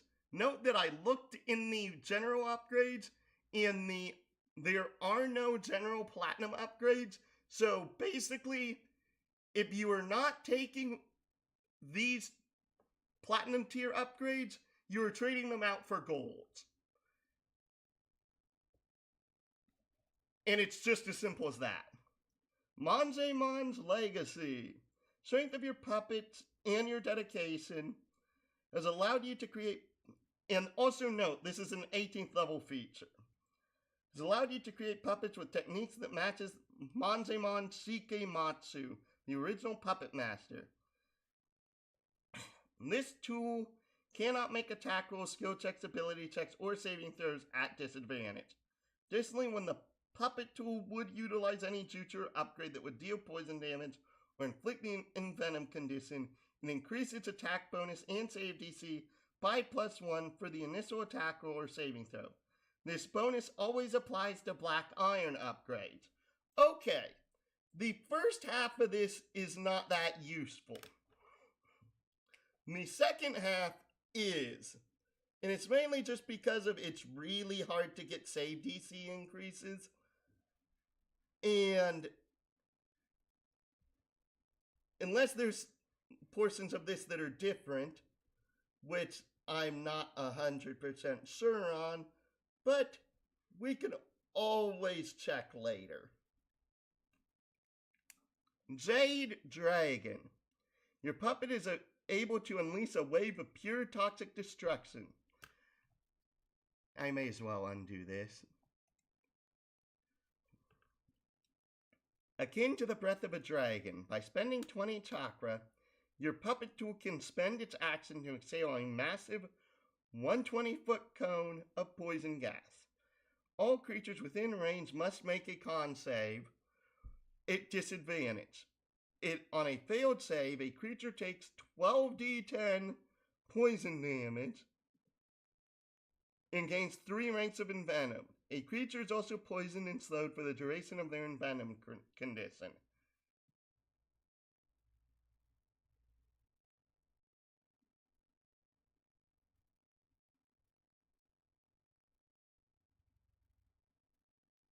Envenom is poisoned. What the click are you talking about?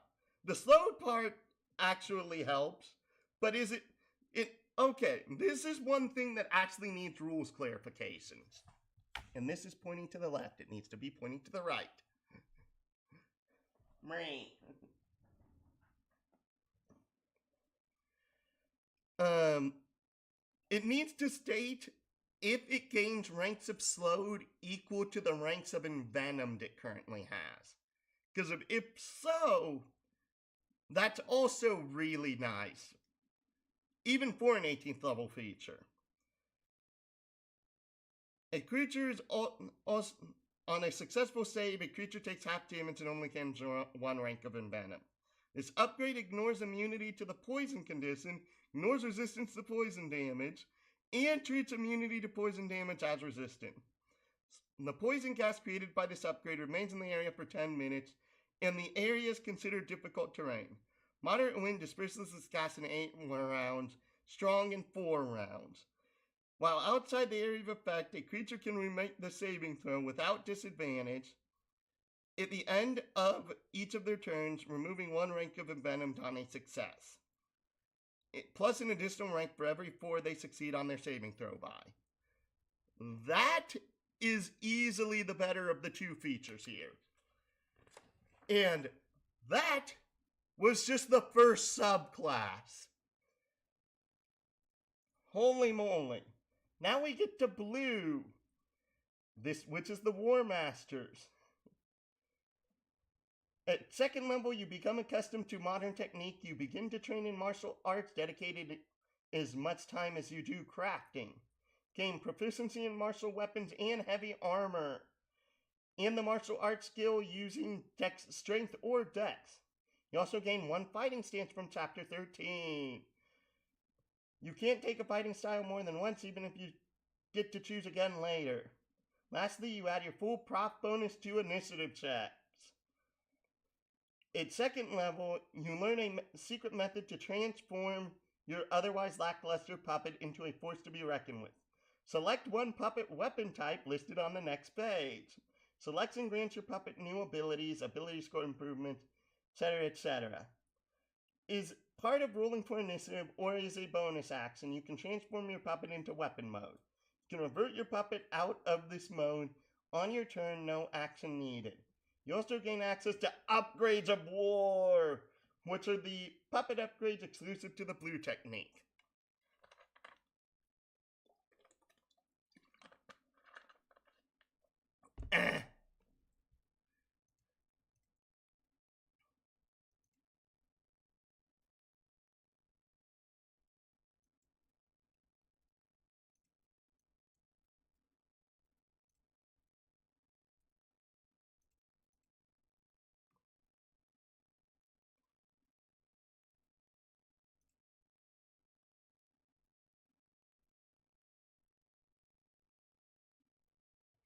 All right.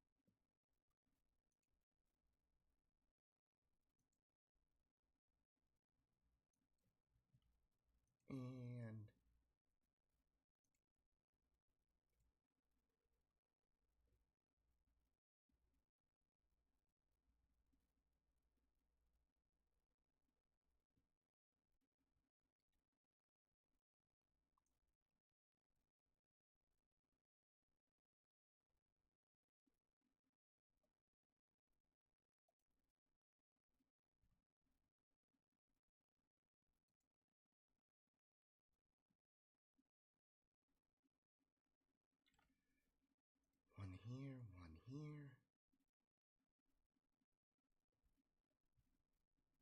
Back.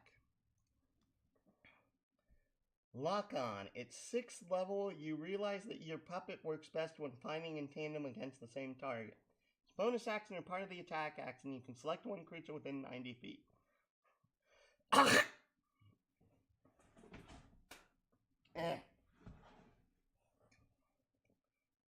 You are locked on to this creature until you change your target as a bonus action, or the creature's killed or knocked unconscious. You and your puppet gain the following benefits against the creature you are locked on to.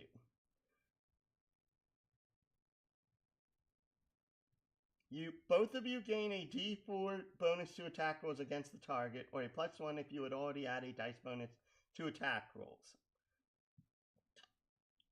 Against other targets, you and your puppet gain a minus... Okay. Both of you gain a +1 to critical threat range against the creature, dealing an extra die of damage on a critical hit. Against any other target, reduce critical threat range by 1. And critical threat range decreases below the base. Rolling at a natural 20, you cannot score a critical hit. When you or your puppet would hit the target with an unarmed weapon or a tie attack, the other that didn't hit the target can make an extra attack against the target during the same turn once per round. Okay. This is basically Focus Fire, the subclass then, because of the fact that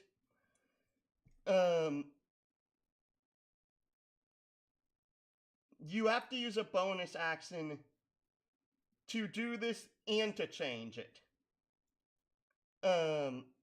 Battle Pressure. At 6th level, upon rolling initiative, roll a d4. For a number of rounds equal to the result, you and your puppet gain a 15 bonus to move speed, +1 to AC, and advantage on the first attack roll either of you make per round. At 6th level, you learn the E-rank ninjutsu Chakra Blow. You take the attack action as long as you hit with at least one attack with the attack action. You can cast Chakra Blow as part of the same action affecting your final attack that it hits. So, what's Chakra Blow? It's on the first page. Okay, so this is 2 chakra. Part of the action to cast this ninjutsu. You must make a weapon attack against one creature within the jutsu's range. Otherwise, the attack fails. On a hit, the target suffers the attack's normal effects and takes an additional 1.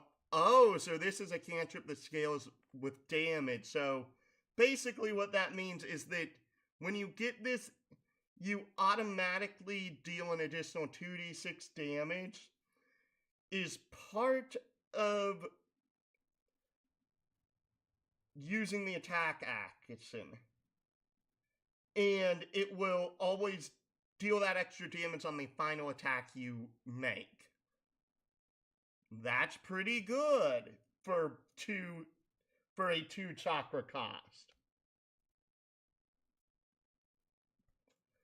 Masterful Movement. Oh wait, I'm on the wrong book. Masterful Movement. At 10th level, you and your puppet tool individually suffer no damage or effects on a successful dex save, and can move 10 feet without provoking attacks of opportunity. On a failure, take half damage. So basically, evasion from the rogue at 10th level. Also, you or your puppet tool can use the reaction to interpose an attack roll that hits an allied creature within 15 feet, becoming the target of a new attack.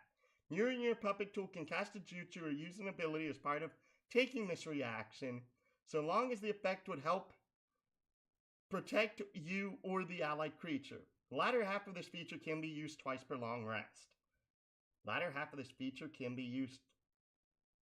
Oh. Okay, that's not as good as what Battle Pressure just gave us. Transformer. At 14th level on a long rest, select a second puppet weapon type for your puppet tool. Your puppet tool, as part of commanding it, can transform into or out of it this second type, gaining all its benefits. As an object interaction, you can reduce the current and maximum HP of your tool by 1/3 to utilize its weapon mode in normal puppet form at the same time. You do not count as your puppet tool while using the You do not count as your puppet tool while using the weapon mode this way. What? Burning this effect takes a bonus action, giving the puppet back its HP. Finally, at the start of combat or as a bonus action, you can swap one tactic from your Tactics of the Craft feature.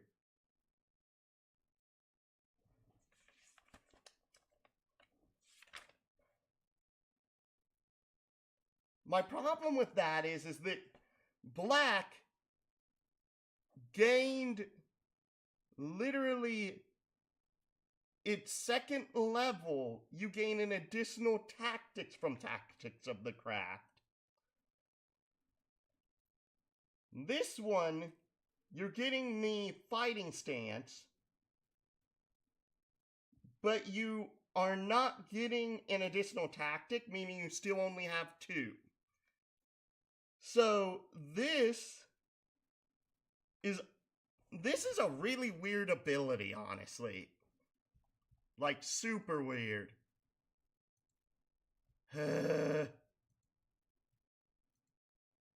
Ignore. It takes 2 to tango. Once per turn, when you and your puppet land an attack on your turn, the other that did not score a hit can make an unarmed weapon attack on the same target. If they hit, the one who hit the target first has advantage on the next attack roll against the target at the start of their next turn. Also, you and your puppet may cast the same jutsu on your turn as if it knew it, as long as you have both met the requirements and have the available action economy. Master Blue. I keep forgetting this is blue because I'm so used to red being for weapons that I keep thinking this is red. 20th level. What you've created will be passed on forever. While in combat, all hostile creatures count as being locked on. So you can mark one creature as being hyper locked on. Against the creature you're hyper locked on, you increase the D4 to a D6 and create the bonus to crit threat range by 1, also applying the D6 bonus to any skill checks, damage rolls, or saving throws you or your puppet make against the target.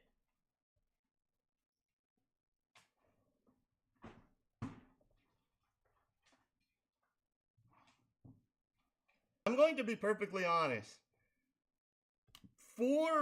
Remember, you usually do not play at level 20 in most games for very long. If at all. The capstone for this is very mediocre. This is like, if this was something you got at 17th or 14th level, or 10th level, if you got it at 10th level, it'd have to be severely weakened.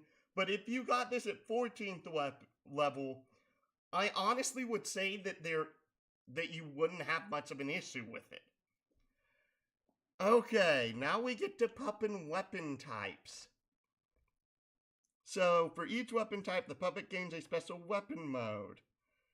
There's only 3 listed.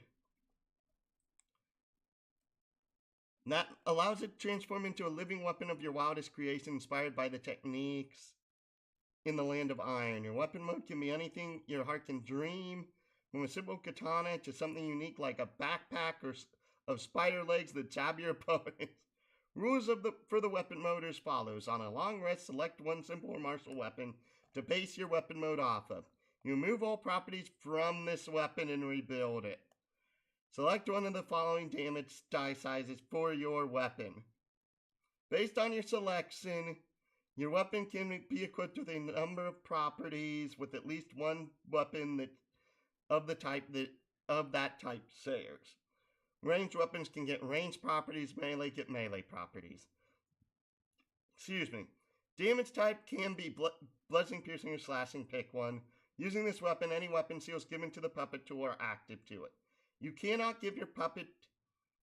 command your puppet tool, nor can it be targeted by any attack or saving throw.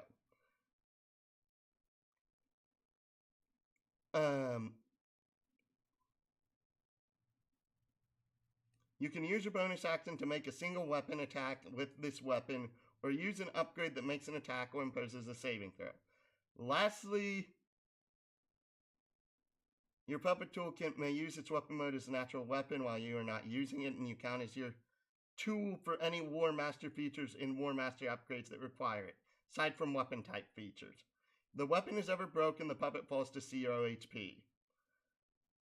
Okay, I'm going to go tinkle real quick. Thankfully, my bathroom is literally like 10 feet away.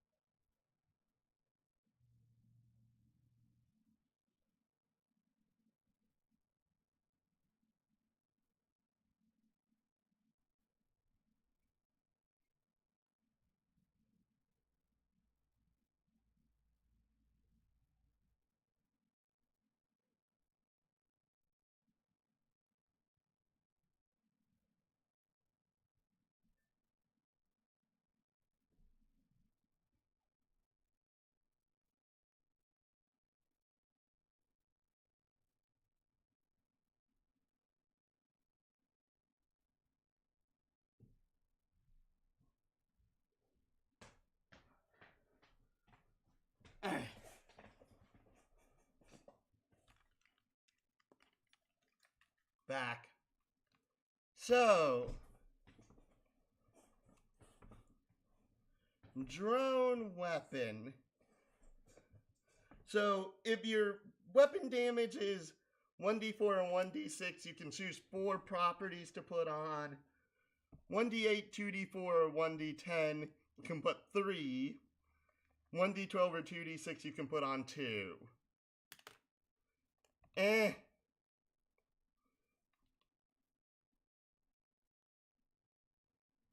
My problem is if you're rebuilding the weapon,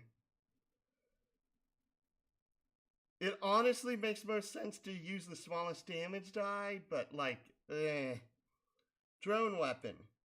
Weapon score wisdom becomes 14, plus 1 to dex. Your puppet tool becomes that of a small drone intended for reconnaissance and ranged battle, taking elements from some science in this weapon type. Corporate scientific ninja tools, granting you a device that allows you to command the drone with special wristband that transmits your chakra and thoughts, as opposed to chakra threads. Drone's movement speed is increased by 30 feet, and it gains a fly speed equal to its movement speed. The drone can be up to 1,000 feet away from you. Wow. So bonus, as an action or bonus action, you can look through the eyes of the drone. While doing so, you are blind to your surroundings, and from the drone you gain 10 times your level in dark vision. You can still benefit from special senses you have while looking through the drone. You can stop looking through this drone at any point, no action needed. Drone is proficient in investigation, perception, stealth, and survival, and when the drone would roll a 7 or lower on the d20 with these skills, treat it as an 8. So it basically has reliable talent, but for 4 specific skills. I love reliable talent. I'll be honest, and that actually makes this much better. Drone gains access to natural weapon arrow missile. Hit 1d8 plus strength mod and piercing damage. During a long rest, you can add the overseer property to the drone's weapon mode. This does not count against the maximum properties. If you do, you gain the following benefits. Melee, gain an extra rank of reach. If ranged, attacks within your weapon's max range do not have disadvantage. Okay, so that works better on a melee weapon. When attacking a creature that would give a non-dice-based penalty to your roll, you can make a perception check versus a DC 5 plus their level to ignore these penalties until the end of their turn. The big selling point here for this one is actually this feature over here.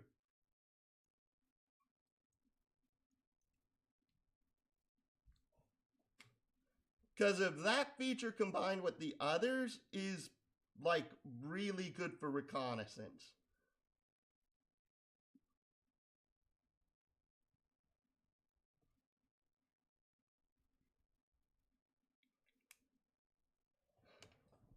Ogre.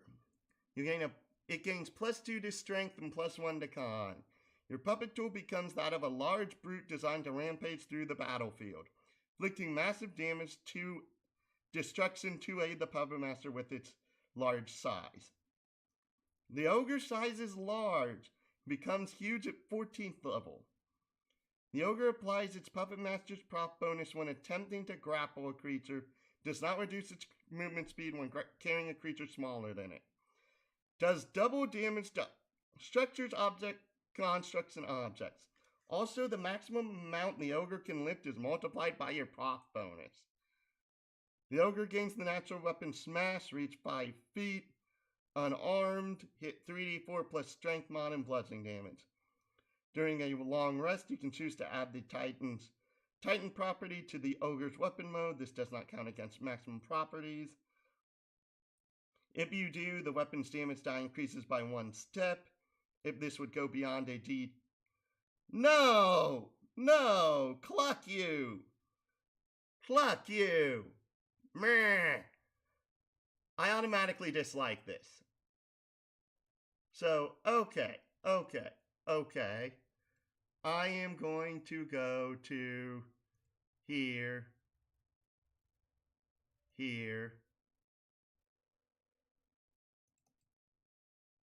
Load, dang you.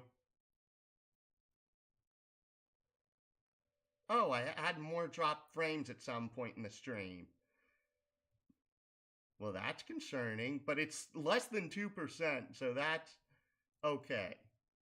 Let me show you to this. This is how damage die is supposed to go. So, basically, I get that in 5e, small and medium-sized creatures deal the same damage.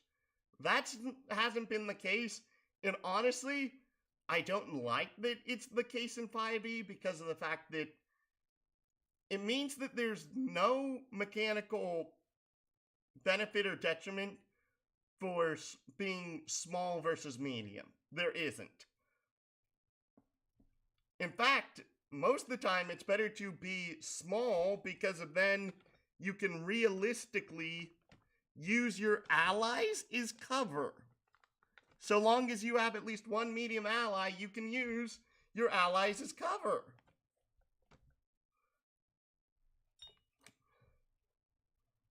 So, okay.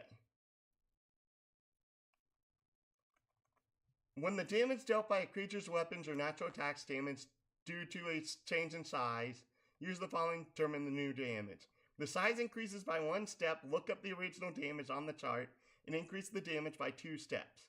The initial size is small or lower, or is treated as small or lower, or the initial damage is 1d6 or less, instead increase the damage by 1 step. The size decreases, look up the damage on the chart and decrease the damage by 2 steps. If it's medium or lower, or is treated as medium or lower, or the initial damage is 1d8 or less, instead decrease the damage by 1 step. So 3d4 is counted as 2d6, which makes sense. So for the ogre over here that deals 3d4 damage, increasing the die by 1 step, technically that'd increase it to 2d8. not 3d6. But if it said increased, and I get that this is going for something that hasn't really been done in 5e, so I get where they're coming from. Since, let's just see it this way. If we could get this up to 3d10, that'd be 48. So that's 2, 4, 5 size, 5 die type increases technically. Since 6, 8, 10, despite the fact that's only 3 dice types you're going up, that's still technically 5 dice sizes. So I automatically don't like the ogre because of how this is worded. Sentinel, +2 to strength or dex, +1 to strength or dex. Your puppet becomes like a sentinel, resembling a human warrior like traditional puppets, having more advanced mechanisms that allow it to act more akin to a soldier. Which benefits the blue technique. This puppet can be small or medium. The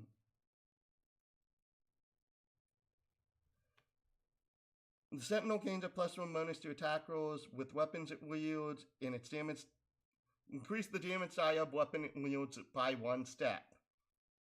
Sentinel gains +10 bonus to movement speed, and it's always under the effects of the disengage action.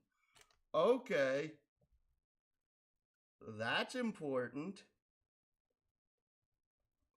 Sentinel gains an additional reaction per round, which it can only use to make attacks of opportunity. Creatures provoke attacks of opportunity from the Sentinel when they enter within 5 feet of it or an ally within 10 feet of it.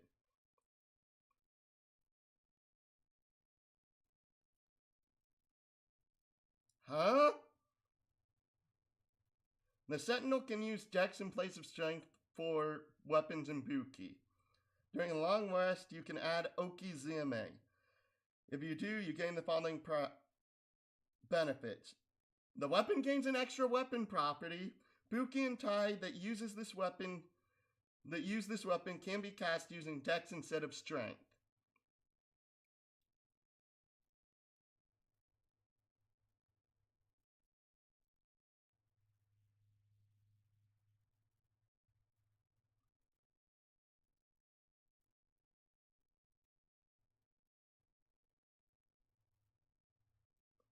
Oh, it's Buki and Tai with the property on. Okay. So honestly, Sentinel takes first, Drone takes second, and Ogre takes third out of these 3. It's 1 o'clock. I've been doing this for 2 hours. Covering fire. Your puppet is able to fight in it. So these are level 2. Puppet tool can make a single melee or ranged weapon attack from an eligible weapon at a target within range, regardless of a hit or miss. The puppet can command one ally within 45 feet to move up to half their remaining movement without provoking AOs.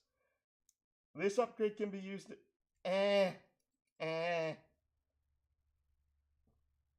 Paladin.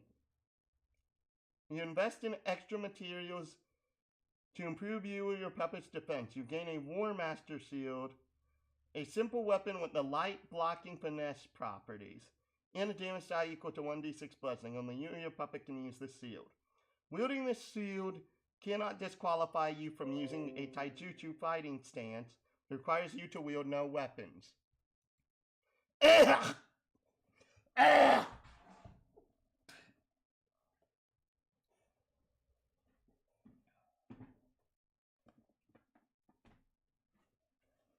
If I see that, I'm going to...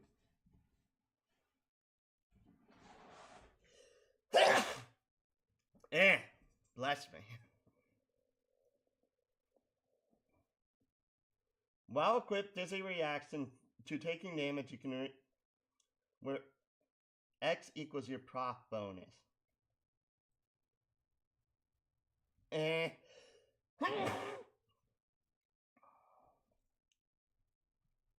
Alright, we're having another instance of Scout where the first subclass blew it out of the park, and the second one is failing to live up to the seer hype the first one did.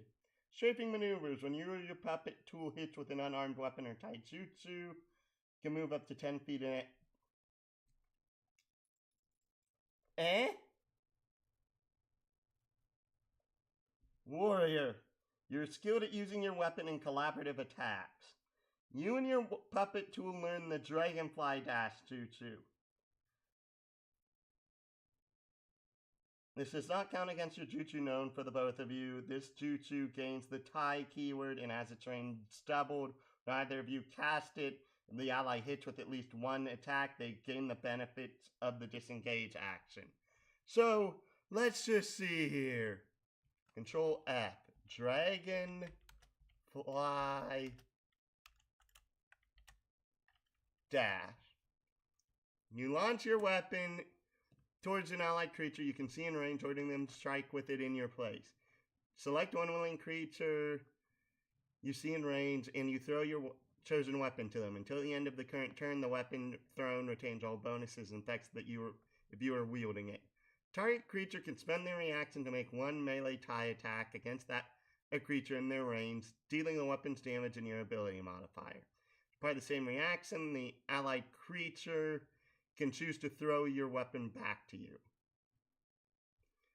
Problem is, that's 5 chakra at level 2.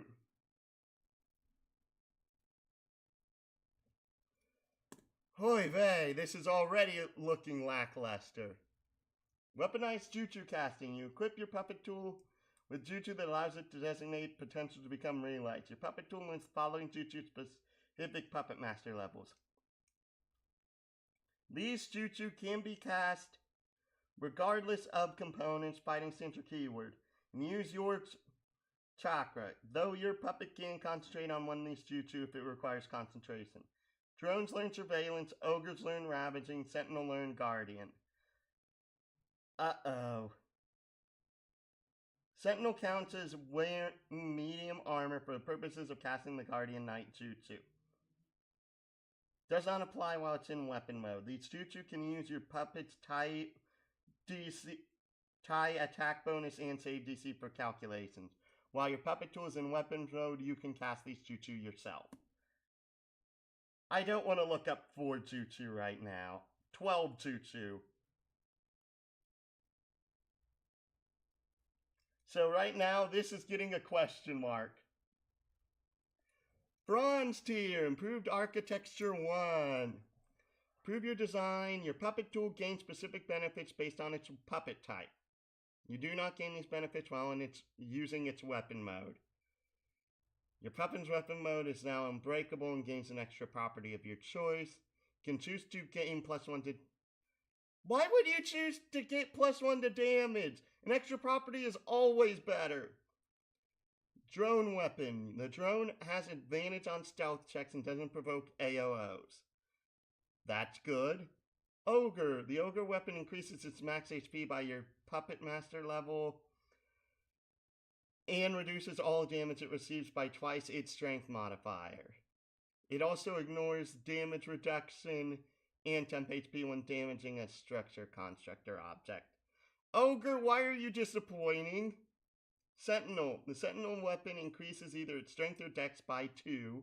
It also ignores difficult terrain and has advantage on saving throws that would hinder its movement speed in any way.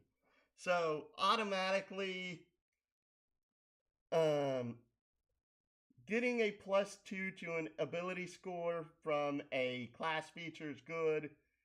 Drone is okay, and Ogre is bad.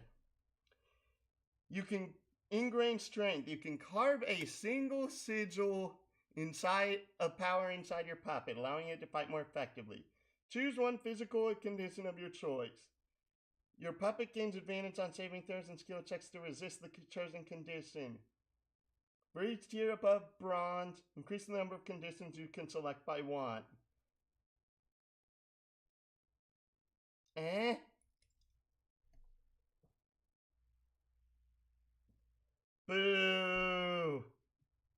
Momentum.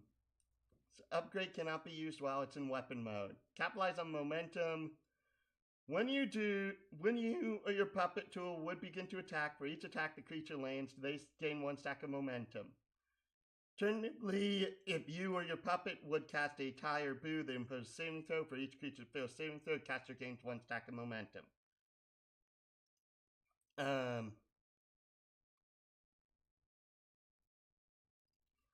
Momentum is lost at the end of your next turn. When the other creature, you or the puppet, that it did not attack or impose a saving throw with a tie or boo key would then make an attack or impose a saving throw with a tie or boo key, they can spend all stacks of momentum, adding +2 to damage dealt against all affected creatures for each stack spent. Momentum can only be spent once per round. Okay. Boo! Boo! Boo! This utterly stinks. Tracing attack. Especially for a 6th level feature. When your puppet hits with an unarmed weapon or tie, once per round it can declare that an allied creature to attack that affected creature and will make their next roll at advantage. You can benefit from this upgrade a number of times equal to your prop bonus per long rest. That's okay. That's not great. Silver tier. These are 10th level. Autobot. You no longer spend your action or bonus action to command your puppet tool and cannot use these actions. Why do you give this a 10th level? This is basically required to make this subclass function. Ugh. Battle focus. You and your puppet are dead set on battle ahead. Twice per long rest, when you roll the d4 to determine the number of round battle pressure is active, you can instead choose to take the maximum result automatically, increasing this result by a further +1. Why is this a 10th level feature? I skipped all the way back to the weapon specialist chart. Instead, I need like another freaking thing right here. Thankfully, you get 2 silver tier upgrades at level 10. Deception. While inert, your puppet looks like a normal mechanical object of a size equal to its original form. Your puppet can transform in box, briefcase, or similar object. You and your puppet gain proficiency in deception and stealth. If you already have proficiency, you instead gain mastery. Excuse me. You can make your puppet transform as an object. Again, why are you giving this so late in the class?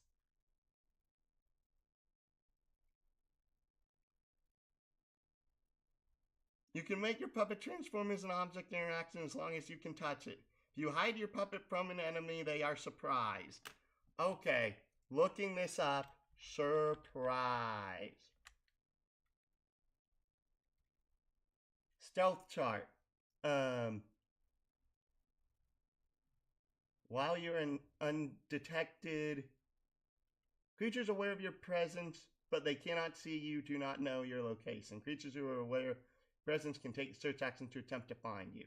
Creatures who are unaware of your presence and do not know of your location while you're undetected, you can gain the benefit of surprising a creature, triggering a surprise round. Huh? This is page 55. What the cluck is this on? Stealth. 53. And then again on 60. They have it again for stealth. While traveling at a slow pace. Surprise or sneak. Surprising foes. See chapter 9 for more about surprise. This is chapter 8. The GM determines who might be surprised. If neither side tries to be stealthy, they automatically notice each other. Otherwise, GM compares stealth checks of anyone hiding with passive perception. Any character or monster that doesn't notice a threat is surprised to start the encounter. If you're surprised, you can't move or take an action on your first turn of combat, and you can't take a reaction until that turn ends. A member of a group can be surprised even the other members aren't. Okay.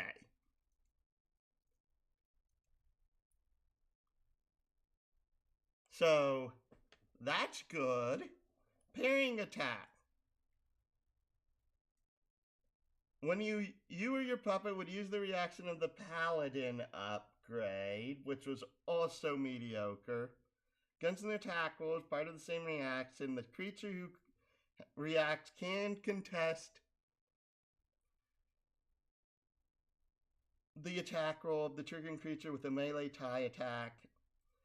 Comparing the result with the attacker's roll. This is a melee attack and they succeed, the creature's dazed or staggered, you succeed by 5 or more till the end of your current turn. And they can make one melee attack with your weapon against them. On a hit, you can also knock the creature back 15 feet. If this is a ranged attack, if there's a creature, they can be hit.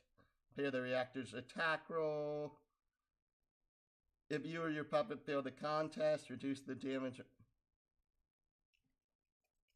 Boo!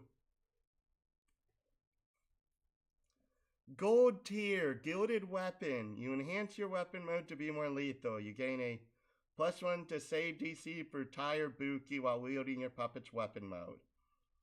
Pick one. This cannot be changed later. Additionally, the weapon ignores 3DR. You increase the weapon's damage die by 1 step and gain an additional weapon property that the weapon qualifies for. Okay. I find that seriously irritating that it's like, meh, meh, meh. Oh! Okay, so this is not like a always take. We still have more golds to go through. We still have 2 more. Kill command. This upgrade cannot be used while your puppet is in weapon mode. You take an overdrive mechanism and upgrade it further. When your puppet tool has less than average HP, you can spend 10 chakra to overcharge. When you do, your puppet can immediately take its action as part of the same action. Gains additional benefits for the duration. Once this upgrade ends, your puppet tool gains 4 ranks of weaken, which can only be removed on a long rest. Upgrade ends after your puppet tool. No, your puppet tool increases the damage die of any weapons it uses by 1 die and 1 die step. That's good.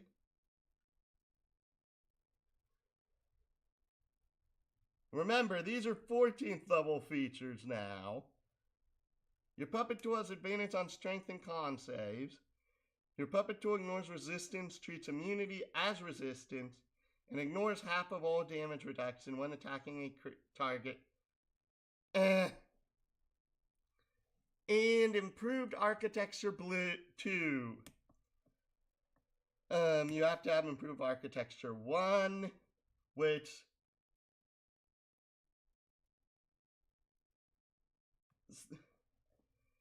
in addition, your attack rolls with your you don't gain these benefits while using its weapon mode. Drone. The drone is now always under the effects of non-detection and learns the invisibility Genju. Additionally, while looking through the drone, double its max dark vision and gain 60 feet of chakra, 30 feet of blind, and 15 feet of true sight. Honestly, that's okay. That's pretty good. That's not stellar by any means. Ogre. The ogre ignores difficult terrain, increases its strength by 4. Lastly, the ogre can destroy structures by simply walking through them. If its thickness in feet would be less than the ogre's strength score. What? Okay, that's actually pretty good. Though I don't know if that makes up for the awfulness that was improved architecture 1 for it. Sentinel. The Sentinel increases its strength or dex score by 2. Pick one. When the Sentinel hits with an AOO, the target's movement speed is reduced to 0 until the end of the current turn. The Sentinel. Okay, problem. How this is worded, this only works if you have a higher initiative than the enemy you are targeting. The Sentinel also has advantage on AOOs and can target creatures with a creature with an attack of opportunity, even if they're under an effect that would prevent one. Okay, the +2 is good. It is probably the better part of this. Everything else is just flavor. Platinum, 18th level features. Oh boy. This upgrade cannot be used while it's in weapon mode. You construct a trigger on your puppet to allowing it to activate at a moment's notice, releasing its full power. Choose one tie or buki you know, requires concentration or has a duration of 1 minute. You can activate the trigger switch, and for the duration, the puppet gains the benefits of this jutsu. While this jutsu is active, your puppet gains some additional features. Your puppet gains another attack when it takes the attack action. Puppet's movement speed is doubled and it gains +2 bonus to AC and advantage on strength, dex, and con saves. Puppet gains immunity to any condition or effect that would lower its movement in any way. After this upgrade ends, your puppet's joints are eroded and you must spend an action to repair your puppet's joints. While your puppet has no use of its joints, it cannot take any actions. You can use this upgrade once per full rest. Oh, once per full rest. The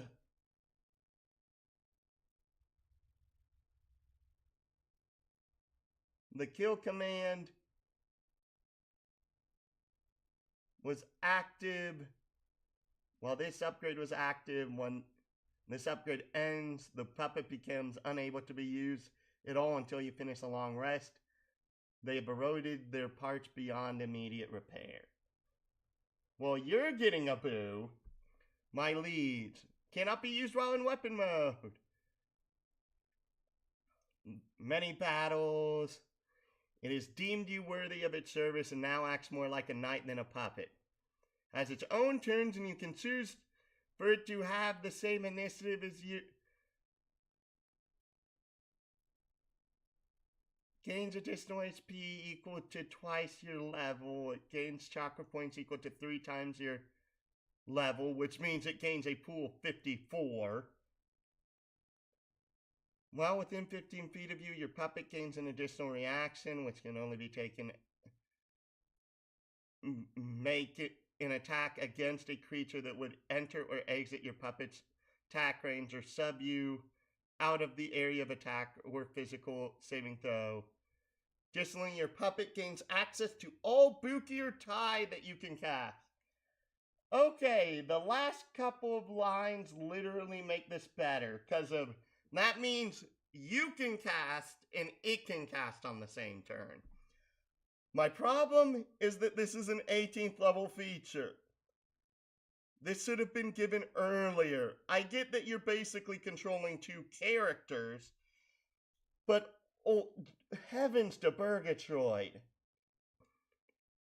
Unlimited Blade works. To use this upgrade, your puppet must be in weapon mode. Is an action. You can spend 20 chakra to channel a tremendous amount of force within your weapon. You attack with your weapon in a 120-foot long, 15-foot wide line, using a shockwave from your weapon, sending down clones of your weapon or shots down to the earth, striking all creatures before disappearing. This sounds cool, but this is also an 18th level feature.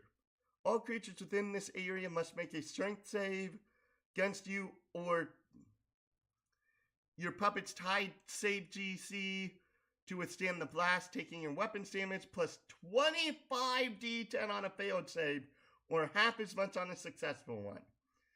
The affected terrain becomes difficult terrain. When you use this upgrade, you must make a crafting check versus your chosen DC plus 5. On a failed check, your weapon breaks until you take a long rest, ignoring indestructibility it may have from the improved architecture 1. The DC increases by +3 each time this upgrade is used before taking a long rest. Okay, I'm just going to say it. That's the best of the three.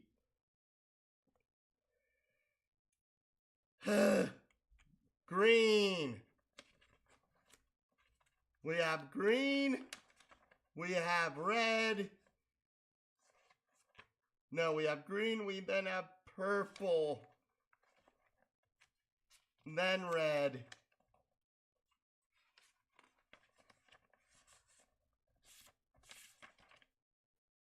Then white. Whoo boy. The Marionettist. When you choose this class at second level, you gain prop in chakra control and your choice of ninju or illusion. You can also substitute your Genju ability modifier for your intelligence for Puppetmaster features. Genju modifier, which is wisdom. Why wouldn't it just say wisdom for your int?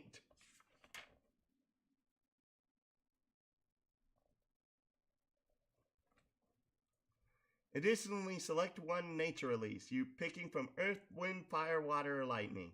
Gain this nature release and learn one ninjutsu of D rank with your chosen nature release keyword. Alternatively, you can choose to not take a nature release. If you choose not to, you learn 2 ninjutsu of D rank or lower. Finally, you get the Jutsu Channeler upgrade. Oh, Jutsu Channeler. You learn how to displace your chakra through your threads when you cast a jutsu. When you would cast a jutsu, you can cast it as if you were a puppet in your puppet tool's space. You can take this upgrade multiple times, once for each tool you have. Alternatively, if your tool would be affected by an effect that would normally trigger a jutsu, you can cast that jutsu affecting the tool as well as yourself. If you cast a buki, your puppet must be equipped with a weapon that satisfies the jutsu's components. Taiju and buki can use the puppet's casting statistics. Honestly, that's actually probably one of the things that literally every Puppetmaster needs. So it gets it for free. Second level, new ways to craft puppets with more illustrious materials. Select one frameworks on the following page. Gain access to Magus upgrades. These Puppetmasters command one or multiple puppets. But what green sets it apart is battlefield control. The standard buki practice of puppet tools is elevated to incorporate more complicated chakras such as ninja or genju. To command the tide of battle is opposed to controlling a battle with traps and other shinobi tools. 6th level, you and your puppets become more adept at molding chakra. You or your puppets cast a jutsu.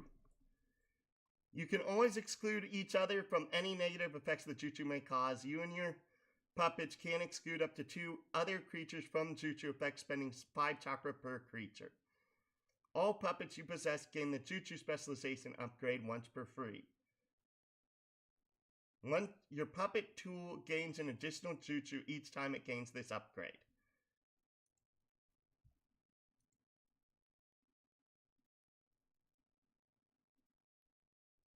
Oh.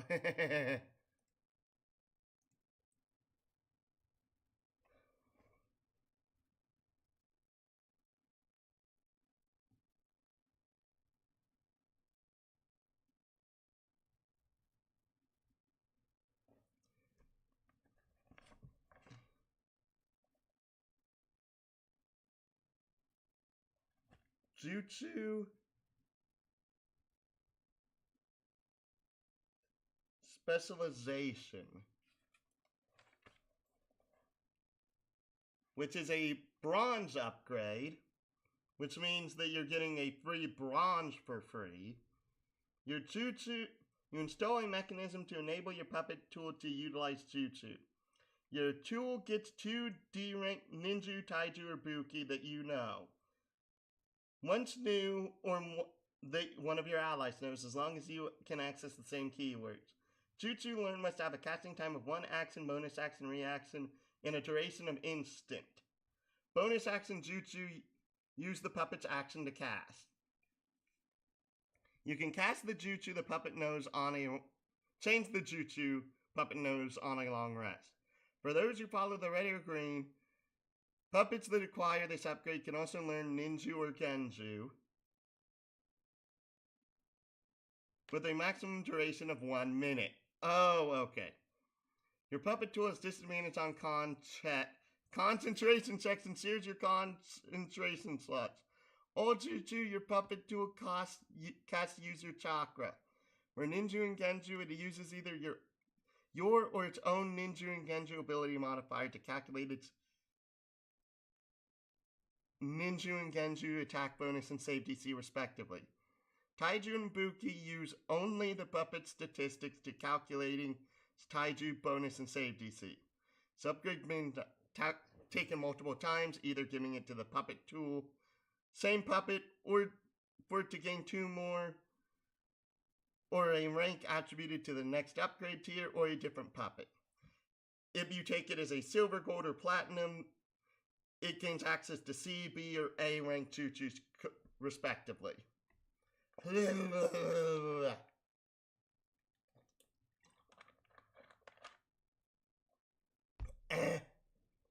Controlled chakra flow. Your puppet tools gain a concentration slot separated from your pool. This concentration slot can only be used by your tools. With any concentration jutsu, any puppet cast going to this slot before taking your available slots. FYI, you can concentrate on 2 jutsus at once in this system.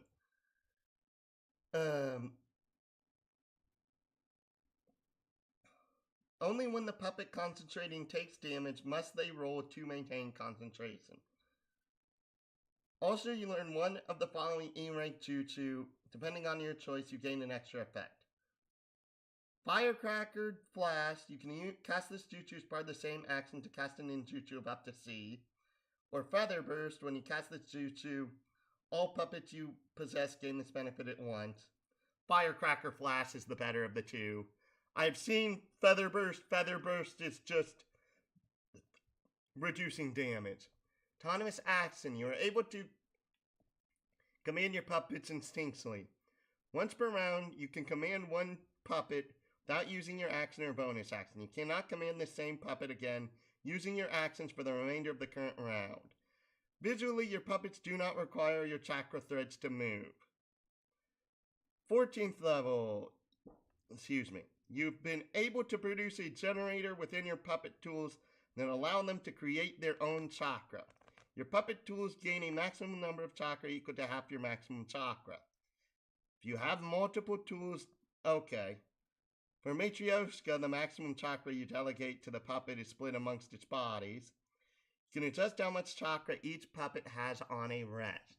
Your puppet tools can use this chakra in place of your chakra for any jutsu they cast or Puppetmaster feature.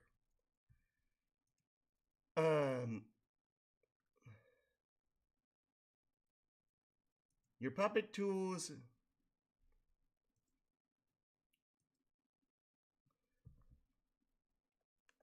also your puppet tools cannot share this chakra with any part of regain chakra by any means outside this class. Puppets gain number of chakra die d8 equal to your level. Delegate this dice among your puppets. Your puppet tools can spend these dice the same way you would during a short rest. During a long rest, your puppet tools regain half or all of their dice during a full rest, respectively. Puppet tools recover these dice the same way as you would.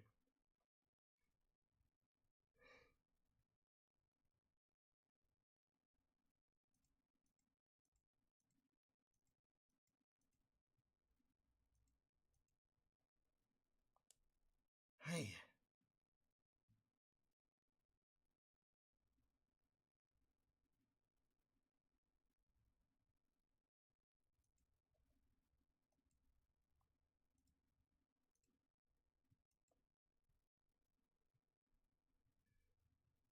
do this.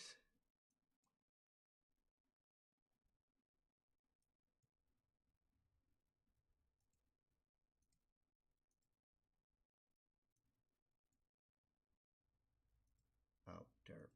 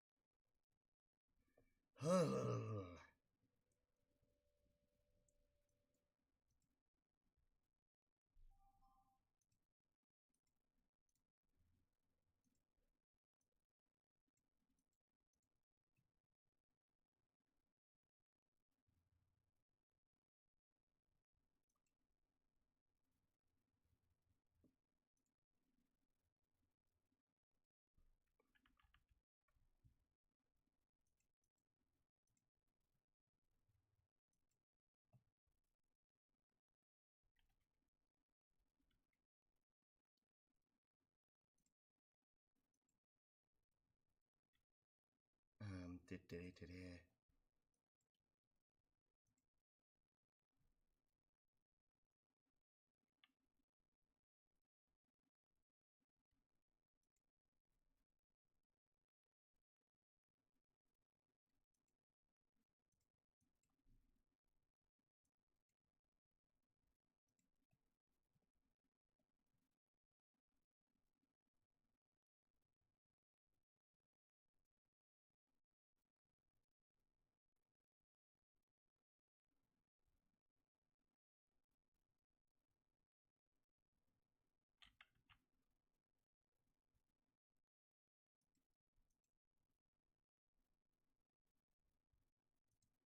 All right.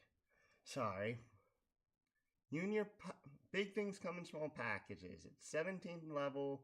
You and your puppets have learned to effectively condense or expand chakra used for techniques. When you and your puppets would cast a jutsu, they may increase the area by increasing the area of the jutsu reduces the amount. No.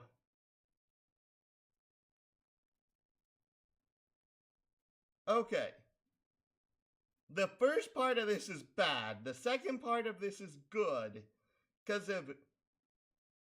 Honestly.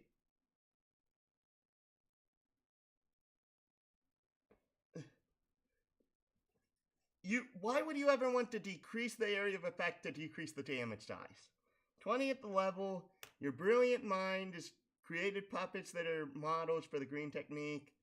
Each long rest select one ninja or genju of B rank or lower that you could learn. Cast them one action. Does not deal damage or effect to any other creature. Your puppets are now always under the effects of your chosen jutsu as long as you are conscious. That's interesting, but it's just like, Puppet frameworks. For example, if your puppet's name is Enigma and you give it the puppet gains a prefix to their name of the framework selected. For example, if your name is Enigma, it's Enigma the Matryoshka. Bestial, +2 to 1 ability score, +1 to another.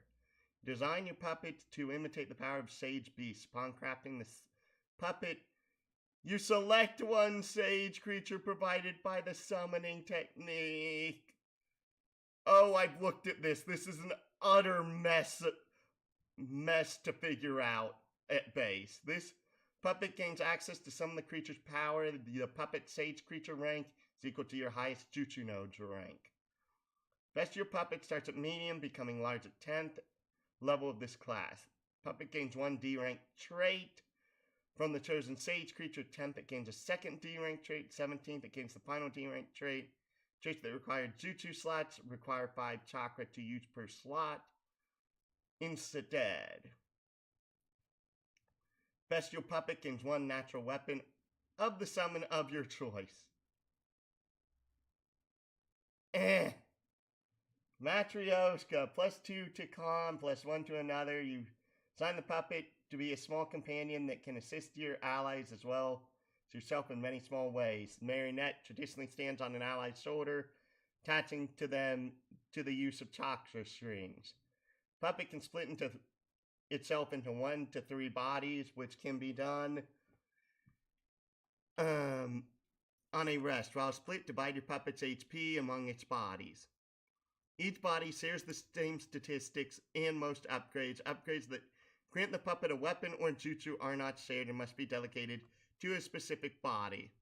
Each body counts as your puppet tool, but its own distinct creature. You can only command one of these bodies per turn. This puppet tool can learn a maximum of 9 jutsu. 3 bodies can know up to 3 jutsu each. Matryoshka puppet becomes small in size and can be up to 1,000 feet. At 10th level, tool can be 1 mile, and at 17th can be up to 10 miles from you. Matryoshka puppet is fitted with a radio link that is automatically connected to any radio link networks your allies may be using. This range of this radio link is 1 mile. 17th level, it becomes 10. On your turn, you can one or more bodies of the Matryoshka itself to an allied creature. When attached, the allied creature can command a body as a bonus action to grant them one of the following once per round. The puppet concentrated on a jutsu in their place. This does not free up their concentration slot, but concentration checks and costs are now handled by the puppet. Puppets use your chakra. That's bad. Until the start of the allies' next turn, they increase their passive perception by half your proc bonus. That's mediocre. Command the puppet to take the attack action. Cast a jutsu, use an action. That's also mediocre. Shade framework. I think we have found the stinkers here. You design your puppet to be especially proficient in casting Genju. This framework comes with many benefits. Shade can use charisma. It's its Genju mod. Shade gains the Gilly coating upgrade for free.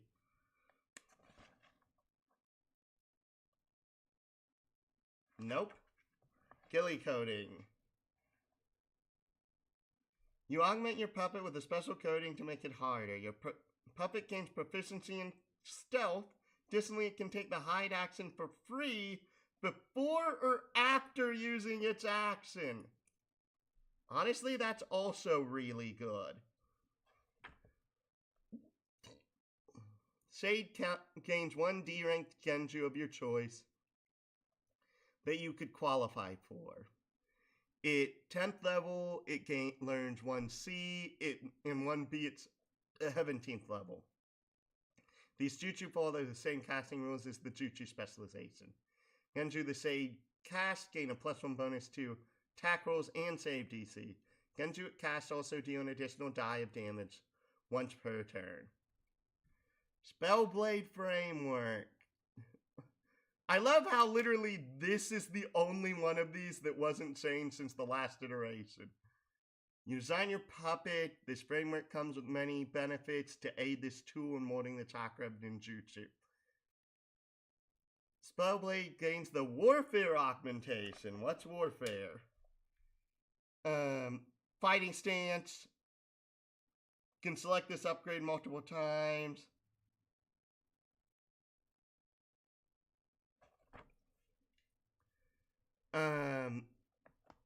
The Spellblade gains 1 D-rank ninjutsu. C at 10, B at 17th. Once per turn, when the Spellblade would cast a ninju, it can perform a melee or ranged attack. Weapon attack is part of the same action against a creature within range. Ranged attack within 5 feet are not made at disadvantage.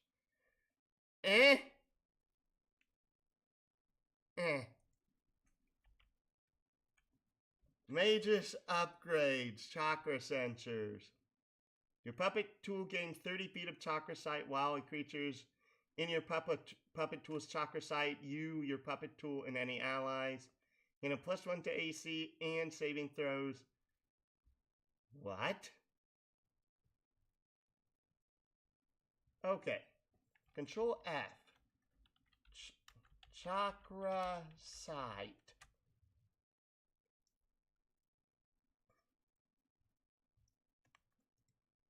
Next.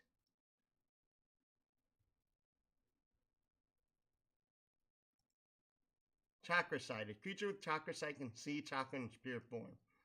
Viewing chakra in this way allows the user to see chakra as a wavy blue aura. This creature's chakra are blue, but there are some creatures whose chakra are distinctly different colors.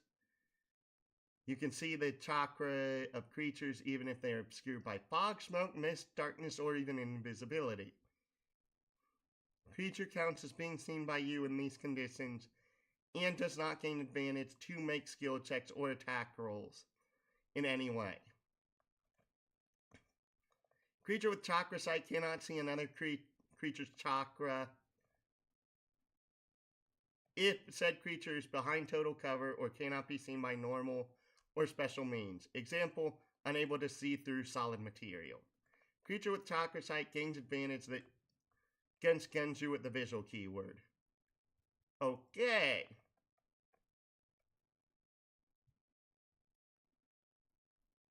While creatures in your puppet tool's chakra sight, you, your puppet, and any allies within 5 feet of your puppet gain +1 to AC and saves to resist this creature. Can take this upgrade multiple times. This bonus to AC and saving throws cannot stack. Okay. This is literally just a one only. If your puppet has the eye lights upgrade, double the range of light sources produced and increase the chakra sight by 15 feet.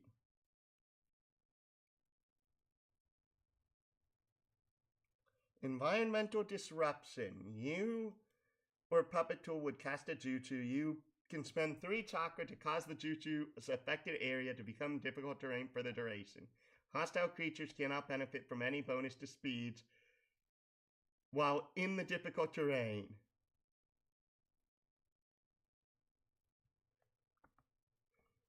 Jutsu that make an attack roll.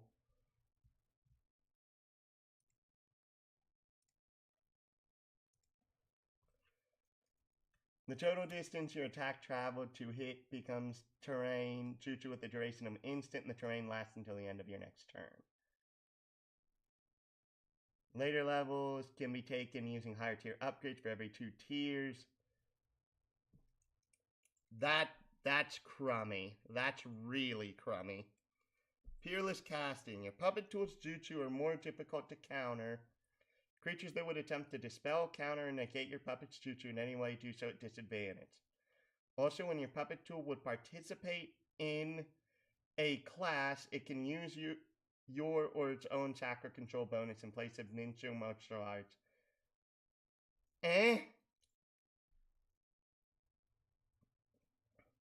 Piercing chakra. Jutsu your puppet tool's casts are able to pierce defenses of your foes more effectively.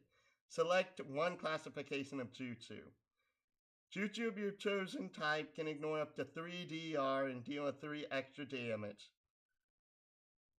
You can take this upgrade multiple times. A single upgrade. Okay, that's also bad. Classing Adept. Requires Peerless Casting.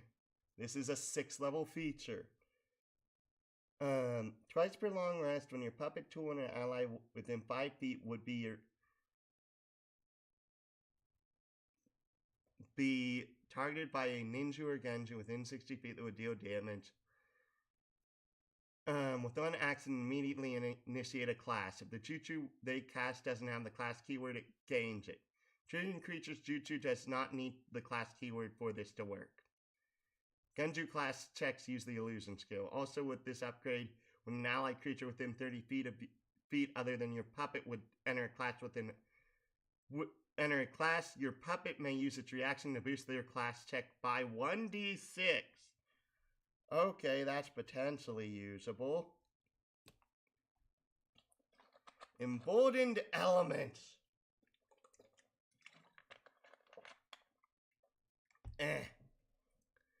Puppet, capable of molding chakra. When your puppet casts a ninja, can change damage type. One that the corresponding nature release of your puppet possesses. This can change up to one condition the jutsu inflicts that has ranks up to one condition of an what?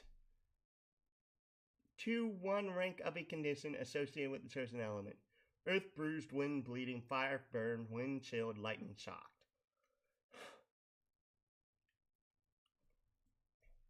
Alternatively, if the jutsu already possesses the nature release keyword of the element and is changing the damage type to, you can spend a use of this. Wait.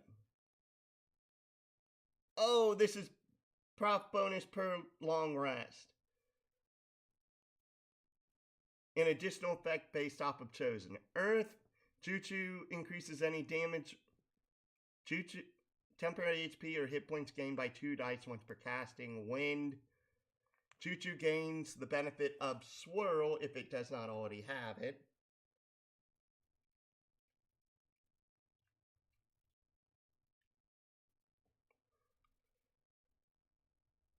If it does, increase the area of swirl by 5 feet in all directions. Fire, additional amount of damage equal to half the total number of damage die.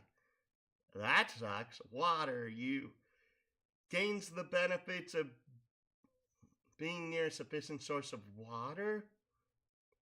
Lightning, the jutsu gains the benefits of being overcharged. Okay, that's just like... Boo! Improved architecture. Once for each puppet. Bestial. Increases another one of its ability scores that it could have increased its second level by 2. What?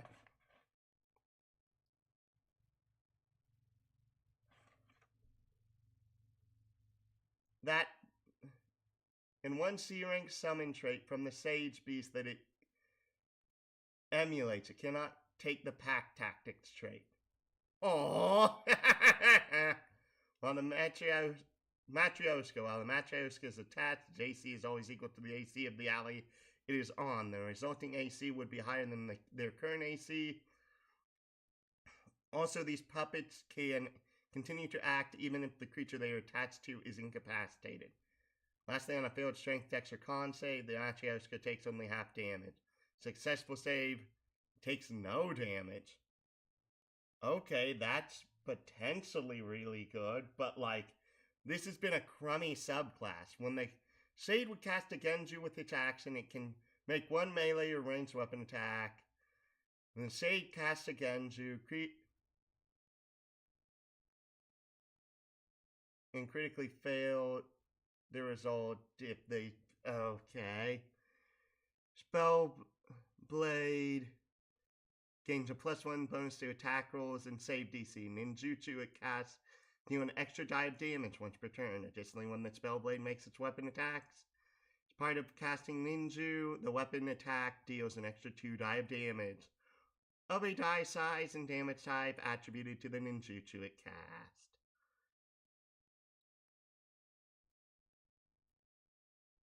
Overload. You can use this upgrade number of times equal to proc bonus per long rest. Tactile, increase the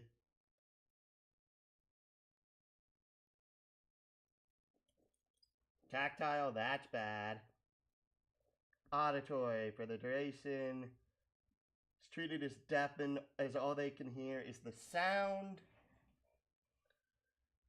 of your illusion. If the jutsu allows creatures to repeat their saving throw, they do not automatically fail their repeat saving throw or make their saving throw at disadvantage. Huh? That also kinda sucks. Inhale, you ignore resistances to it, and treat immunity as resistance. The black one does this better. Unaware, casting of the genjutsu does not break stealth, nor does it require hand signs.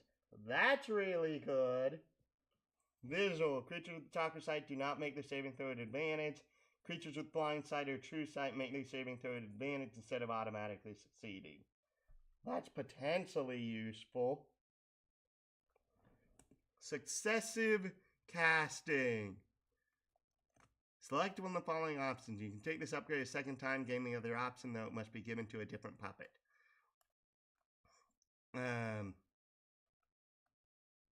Only one hostile creature can be affected by this upgrade at any time. You choose when they would first be affected. You can end this upgrade's effects on your turn, no action required. Offensive focus. On each attack roll, your puppet tool lands with a jutsu or a natural weapon of the bestial framework, or the extra weapon upon casting a genju or ninju for the Sage or Spellblade frameworks. Your puppet tool's next attack with a jutsu or the ones listed above gain a +1 bonus to hit. This bonus can stack multiple times, but the total bonus is lost if your puppet tool misses or the bonus would exceed +3. So that's basically the equivalent of the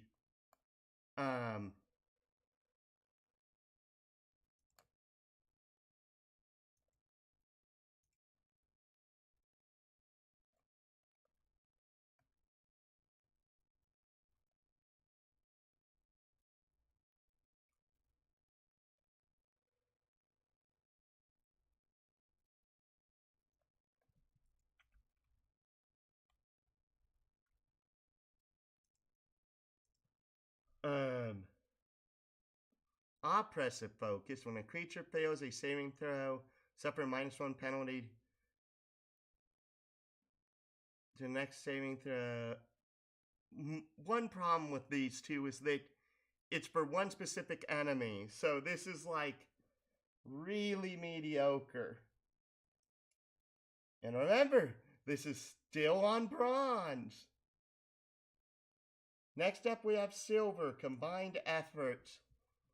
These are 10th level. When you or your ally are in a ninjutsu combination, you can choose to have your puppets assist the caster. Treat your puppet tool as additional casters for the jutsu. For each puppet assisting, treat your charisma as 1 higher for the purposes of gaining charisma. What the cluck?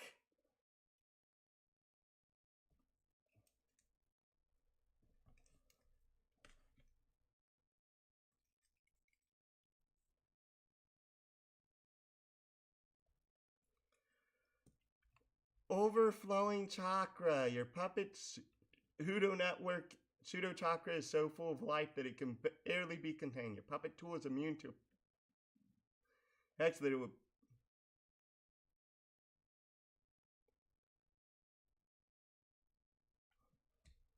Excuse me, what?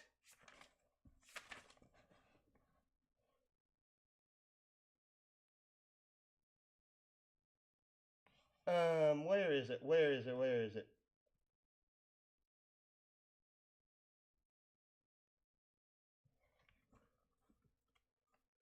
So, what all this means is that your puppet can do jutsus even if you are under an effect that would prevent you from molding chakra.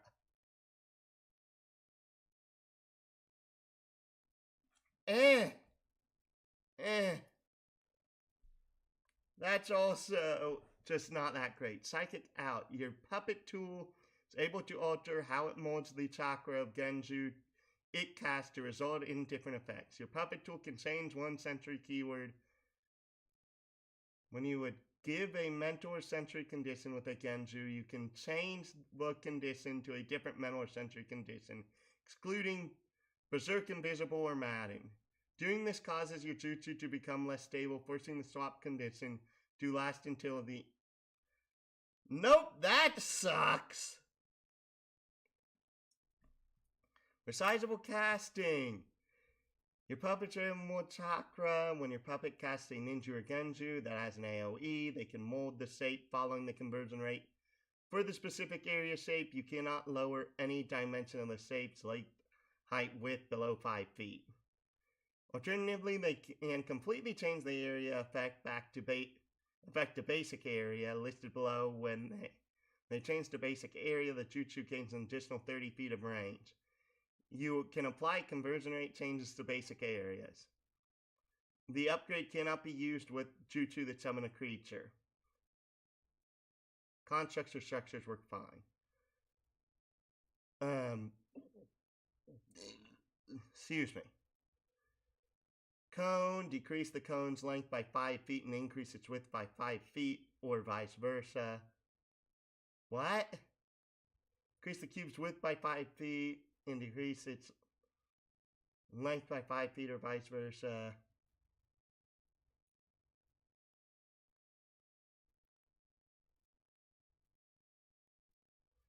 Wow, that is just like awful. Collaborative plus this is useful for the Genju one.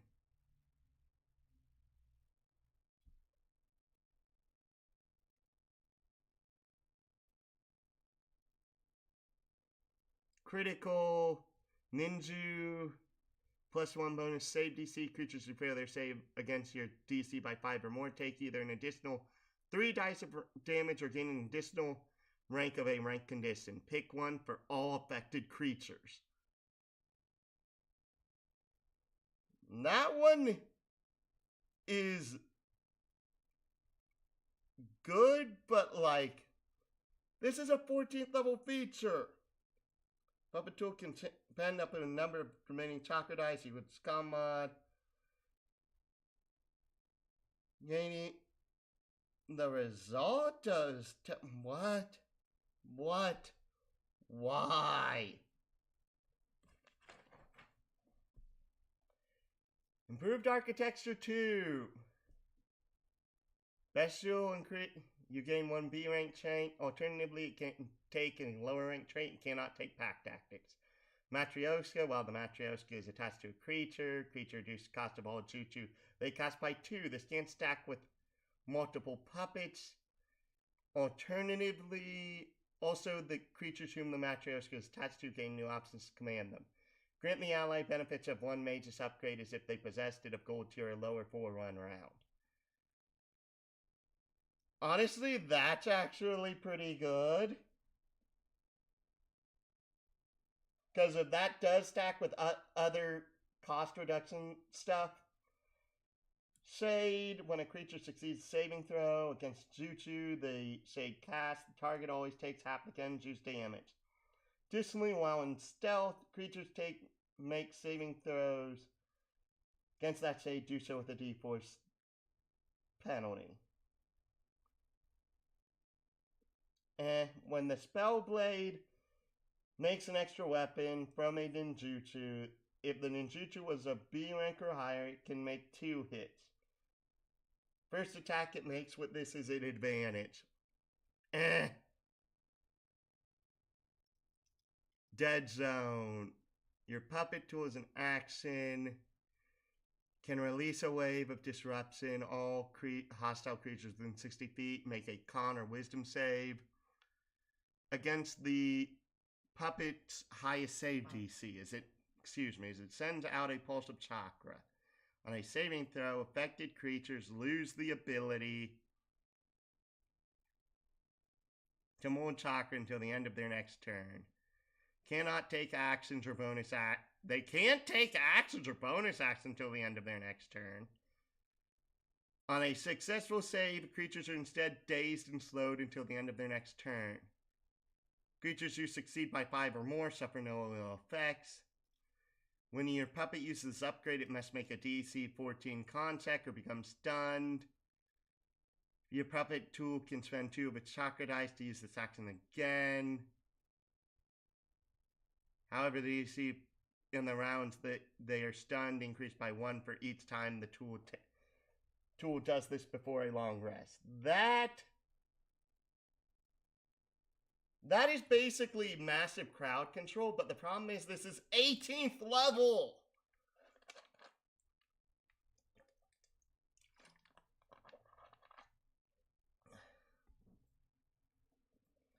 Inescapable chakra. Due to your puppet control cast have become virtually inescapable.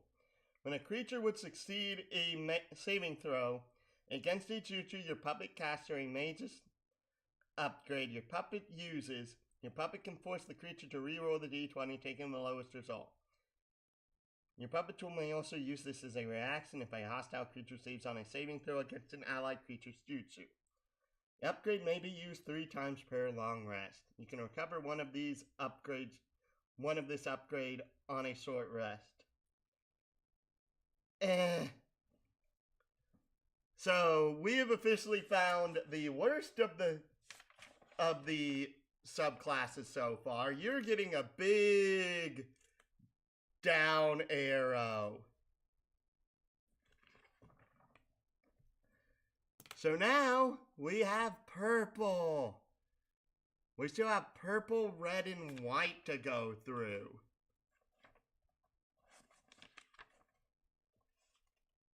Yeah.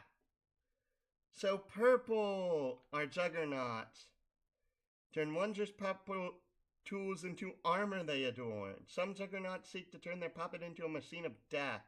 Regardless of their goals, the shinobi are bound by one goal: to innovate and become an unstoppable force. Purple technique proficiency. You gain the technique. You can, when you choose this technique at second level, well, subclass, you begin specializing skills to use your puppet as a suit of armor. You gain proficiency in the heavy armor and the disguise kit. Choose between one of the following upgrades: Chakra Blast, Integrated Weapon, or Power Fist.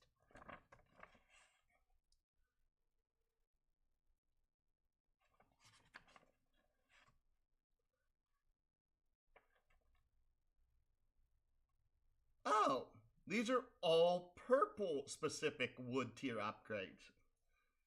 Chakra. You infuse your armor with a gauntlet that can conduct intense blasts of chakra. You gain the following natural weapon: Chakra Blast. And this weapon counts as a ranged weapon, any bow, or senbon. This weapon can be used as a component in jutsu. Chakra Blast. Ninjutsu or taijutsu. Actually, I should wait till we get there. This chosen upgrade increases its damage die by 1 step. Lastly, when you're wearing your Juggernaut armor, you are able to qualify for jutsu that requires you to wear armor of a specific type, regardless of your Juggernaut's specific type.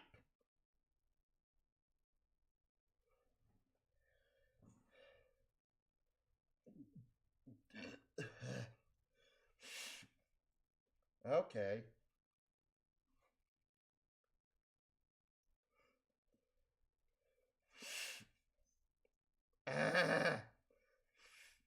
Also at second level, you basically gain an armor chassis to transform your puppet into a set of usable armor. Gains the ability to turn Juggernaut armor. You can transform or de-transform your puppet as a bonus action, and in combat, and immediately don or doff is a part of the same action, or any point while in its armor state. While transformed into a set of armor, your puppet tool loses the ability to be commanded, and is no longer considered a creature, instead being treated as armor. While wearing your armor, any puppet upgrades it possesses can be activated and used by you. When you craft your Juggernaut armor, you create it with a specific armor chassis in mind. Select one of the following armor chassis listing on the following page. Your Juggernaut armor gains the listed statistics and properties. You also gain access to the Armorer's upgrades. Basically, their specific upgrades. Armorer's Eye. At 6th level, when working with your puppet more closely to craft the armor has made you more adept. Manosphere. What?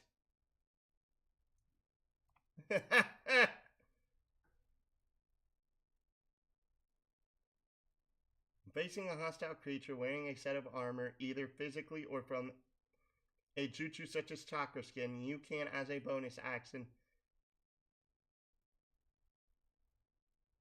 make a perception check versus a DC equal to 5 plus twice the armor's bulk, or thrice your jutsu's rank. So just to double check, the thing that gave you a burrow speed, that was a black upgrade. On a success, your next attack against the creature ignores their armor or jutsu bonus 2 AC and any damage reduction granted by their armor or jutsu. If you succeed by 5 or more, this attack's critical threat range by 1. If you succeed by 10 or more, this next attack cannot be reacted to.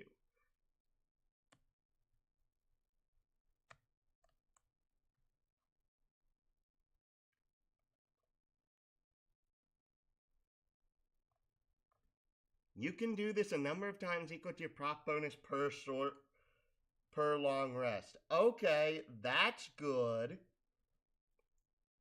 Enhanced vision. 6th level, you have fit your armor with special chakra visor that grants you 60 feet dark vision and doubles your normal sight range. If you already have dark vision, it increases it by 60 feet. You can accurately make out the details of things within 1 mile of you. Also at 6th level, you learn the E rank ninjutsu enhanced defense. When you take the attack action, you can cast this at the conclusion of your attack action.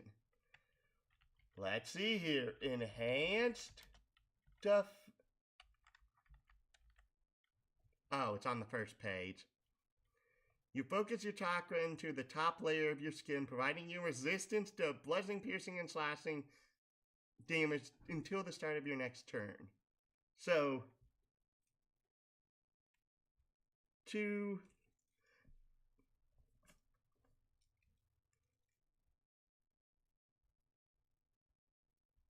chakra, spell chakra correctly, equals resistance to BPS for 1 turn. Intelligent design. At 10th level, various battles have taught you that many flaws still exist within your armor design, and you learn from your mistakes. You realize the pockets within your suit allow you to breath, leave you with vulnerability to poison, so you install new filters. Become immune to airborne toxins and poisons while in your armor. You have also realized that your armor must provide more for your physical strength to compete with the natural talent of martials. While wearing your Juggernaut armor, you are proficient in all strength skills, gain a D4 bonus to strength saving throws, and increase your Taiju ability score and its maximum by 2. Again, we're seeing something that's making the notions to make another stellar subclass. Brawny Engineering. At 14th level, you begin to understand that sometimes less is more. Instead of constantly innovating, it's best to improve on what you already have. Once per long rest, when you equip your Juggernaut armor, you gain access to your puppet tool's HP as temp HP. These temp HP cannot be restored by any means. That's an amazing feature for a 14th level thing. 17th level, nearly perfected architecture. Your brilliant mind has created a near flawless piece of puppet armor, but perhaps more can still be added. Your puppet tool gains an additional number of steel slots equal to your ink mod. Also, you gain 2 upgrades of silver tier or lower for free. That's also amazing. Master of Purple. Your work serves as lessons for puppet masters to come. Your int score increases by 2 in its maximum while wearing your Juggernaut not armor, it is increased by 2 once more. So it increases by 4. That's nice. That's really nice. Okay, we have 4 options here. Weave to mail.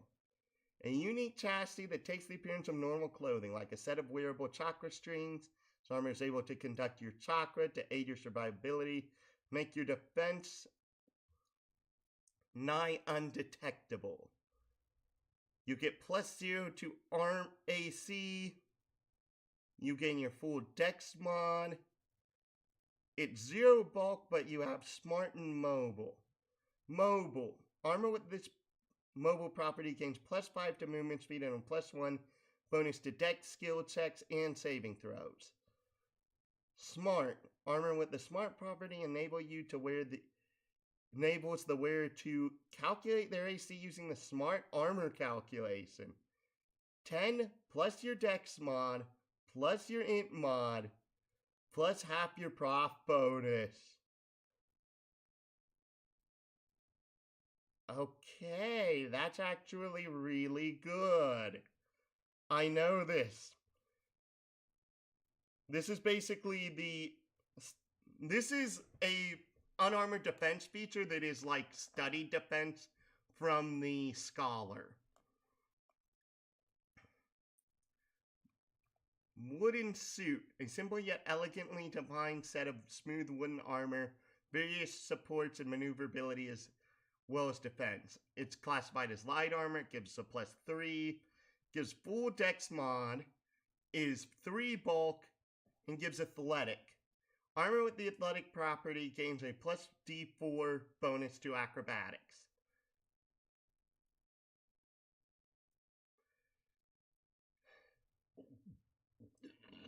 Excuse me.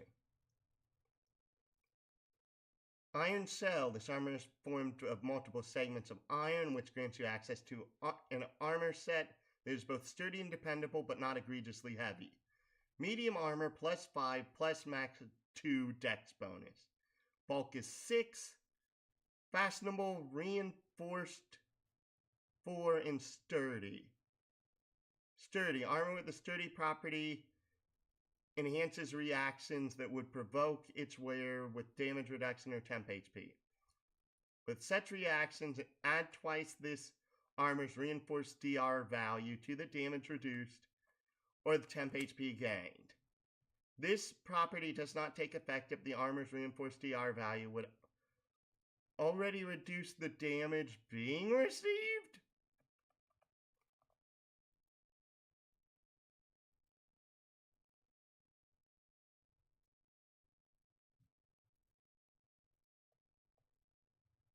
That doesn't make sense. Lastly, we have the Steel Fortress, a favorite of Sasori of the Red Sand. This armor chassis is extremely large and durable, providing the most protection thanks to its steel lining. Heavy armor, +8 to AC, no dex bonus, +8 bulk. Has powerful build. Armor with the powerful build property causes the wearer's carrying capacity and weight. They can push, drag, or lift. Oh, count is 1 size larger. Additionally, the wearer gains a +2 bonus to bulk and increases his strength score by 2 up to a maximum of 22. That's kind of neat. Again, I kind of need to see the upgrades to give a real analysis on these. So, advanced software. You integrate physical and digital technology into your Juggernaut armor. Your armor is capable of accessing the Ninja Net. You have advantage on checks against regional counter hack systems. Your armor is also fitted with a radio link with a maximum range equal to your Puppetmaster level in miles. You also now treat your armor as possessing a hacker's kit, with a number of charges equal to your prof bonus per long rest. You are proficient with this kit. Well, that's pretty good for a wood upgrade. Accelerated movement. Increase all movement speeds by 10 feet. You can take this upgrade twice. If you take it at bronze, you may dash it as a bonus action. If you take it at gold, +2 to saving throws to resist having your movement speed lowered in any way. That's just Bionic reflexes. Still highly flexible supports in the legs of your armor. You can fall 60 feet before taking fall damage while wearing your armor. And taking fall damage doesn't knock you prone. You also gain an extra benefit depending on your armor type. Weaved or wooden, standing up from being prone only costs 5 feet of movement. Iron Shell or Steel Fortress. You always have any... It's have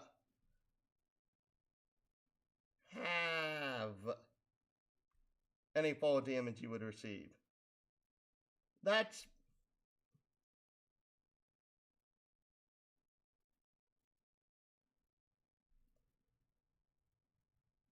okay. That's better than accelerated movement, but Chakra Blast. I read the first part of this earlier. Ninju or Taiju bonus to hit. Range 60 feet, 1 target. 1d8 plus Ninju or Taiju ability modifier and force damage. Is part of making an attack with this weapon. You can spend up to 3 chakra. For each point of chakra you spend, increase the damage by 2. The damage, not the damage die, not the die steps. Elemental Reactor. You fit your puppet tool with special elemental reactor, which enables you to cast jutsu of a specific element. Select between earth, wind, fire, water, or lightning. You gain the element's reactor, gaining the jutsu associated with it as long as you meet the level requirements. You can take this upgrade multiple times, each time selecting a different element. Okay, this is amazing. This is amazing.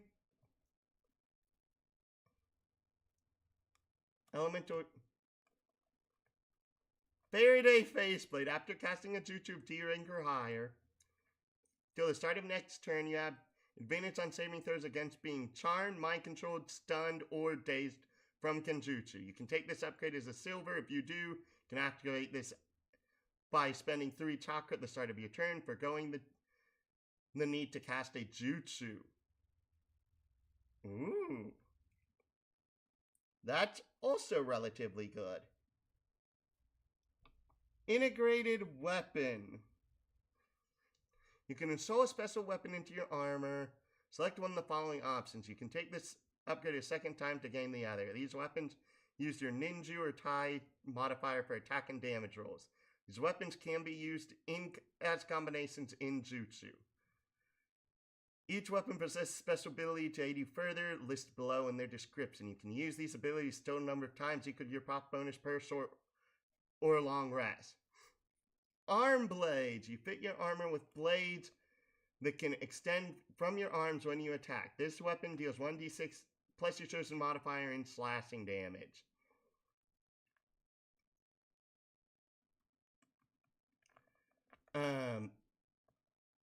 These weapons count as a tonfa and knuckle blades. Once per round, when you make an attack with an arm blade, you can make one additional attack as part of the attack action.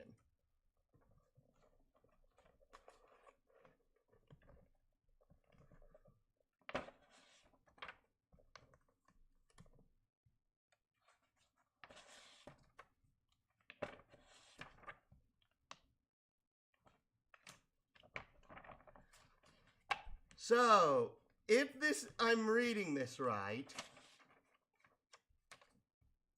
I'm still 1 page too far back. Wait, what? Where is it? That's the armor chart. That's the weapon chart. So it counts as a tonfa and knuckle blades. Where the heck is a tonfa on this? Oh, is it on the next one? Tonfa, tonfa, tonfa. Why are these not in alphabetical order? Tonfa. So it has light blocking, hidden, trip, multi-attack. No. And knuckle blades.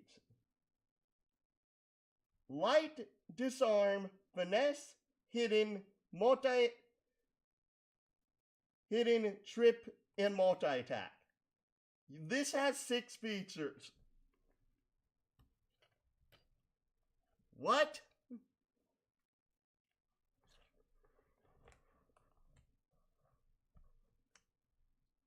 So this is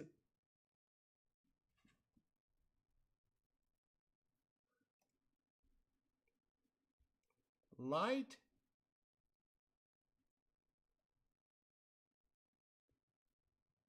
hidden,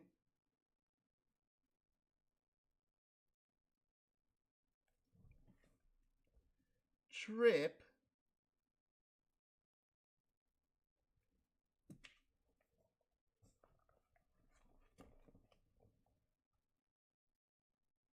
blocking,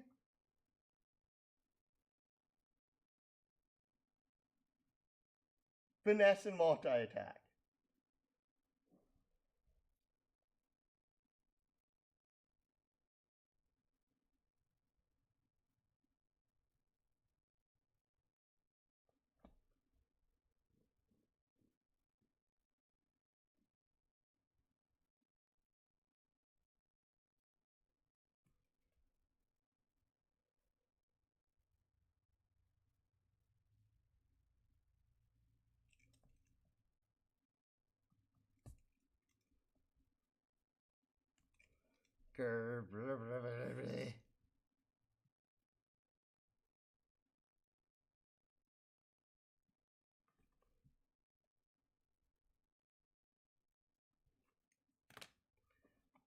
Wow.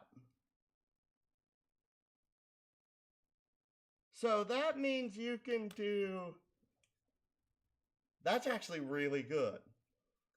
Or you get an axe tail. You fit your armor with a long serrated tail that can sway attacks from you. This weapon deals 1d8 plus your chosen modifier in piercing. This weapon counts as a whip, weighted chain, and scythe. This is a reaction to being targeted by an attack within 10 feet of you. You can increase your AC by a d8 for the triggering attack. After using this reaction, each time you are targeted by an attack until the end of the current turn, you can make an attack against the triggering teacher using your tail ignoring DR.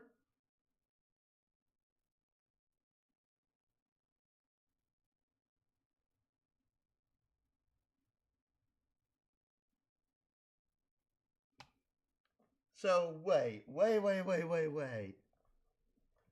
Whip, weighted chain, scythe.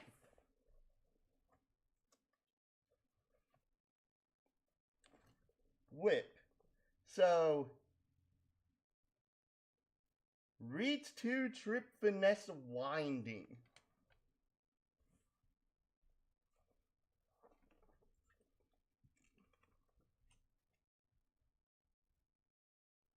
Reach 2.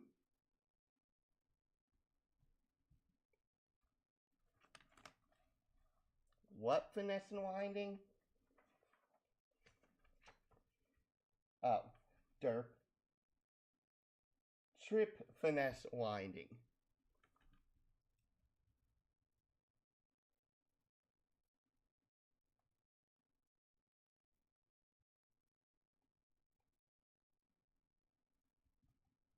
Winding.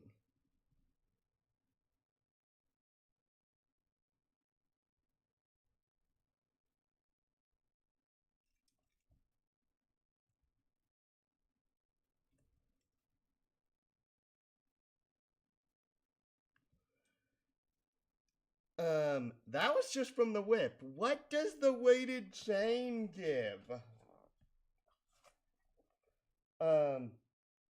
Actually, what am I doing? This is...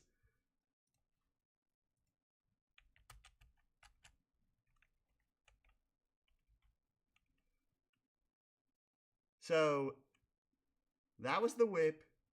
Where's the weighted chain?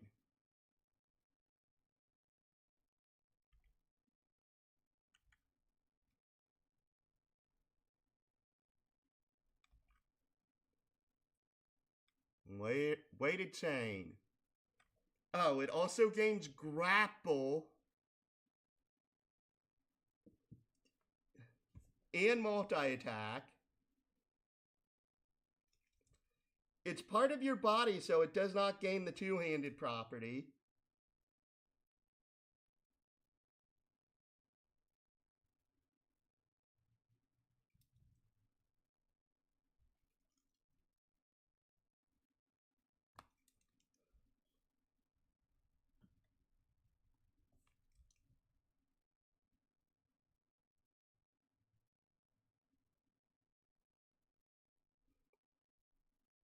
Oh, Kiryu's gonna be so mad when he gets in here.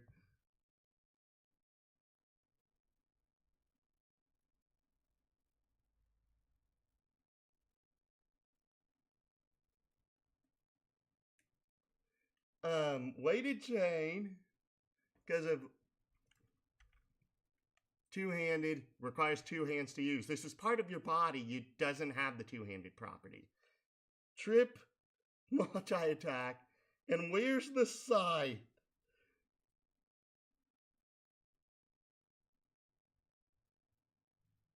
Deadly and heavy.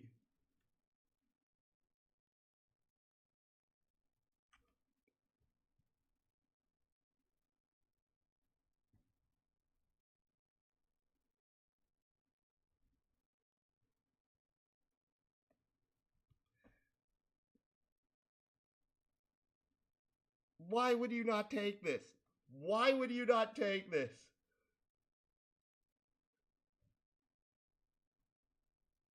This is like one of the best features I've ever seen in this document.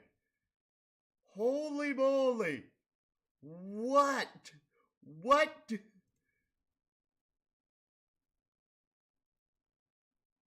It's worth taking 2 levels of this subclass? 2 levels of this class just to get this. Solely. Power Fist, you infuse your... I'm just like, wow. You infuse your armor with a gauntlet that allows your fist to hit with incredible force. You gain the following natural weapon, Power Fist. This weapon increases... Which weapon has the unarmed and multi-attack properties. Yawn. And counts as a set of bracers and iron claws. Oh great, I now need to go look at what those are. Oh wait. This is and. Chakra Blast says or. So, combat bracers, iron claws. Iron claws.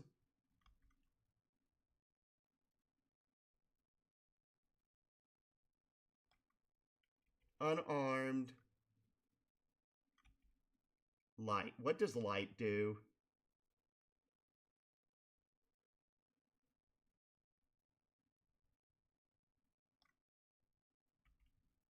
Okay, so this is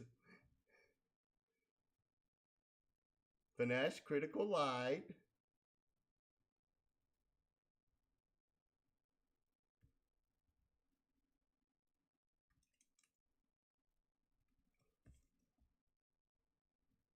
Critical light. And what is the iron combat bracers?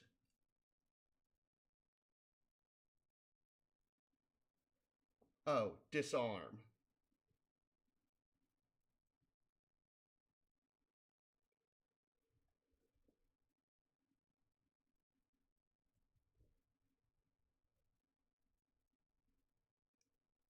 So, okay, basically from what this is saying, because if you got your choice between this,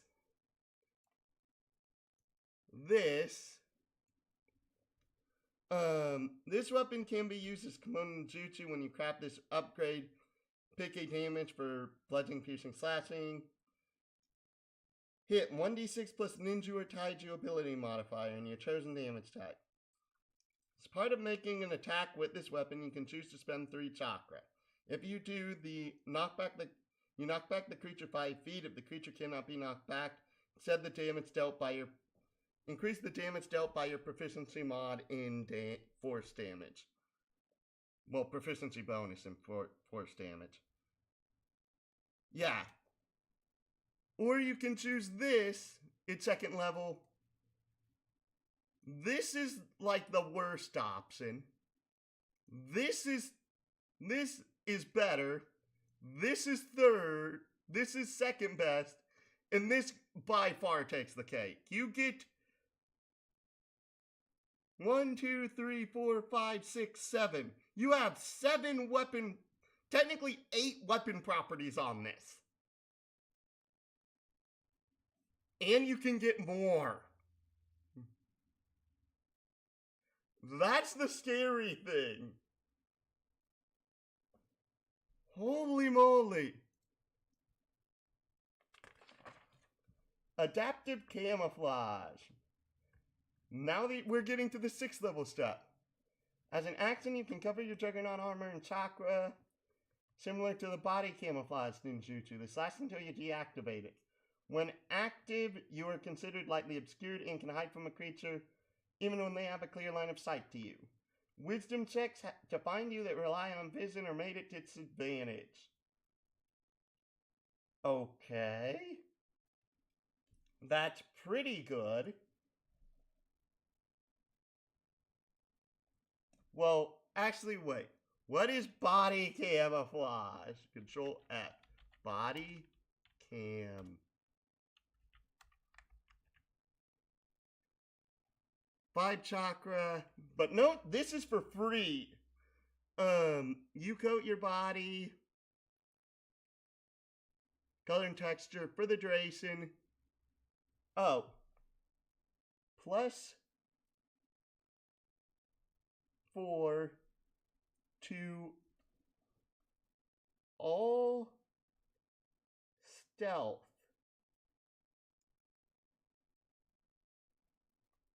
checks.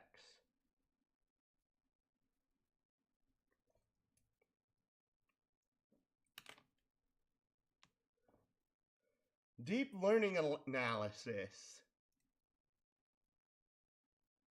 Prerequisite advanced software.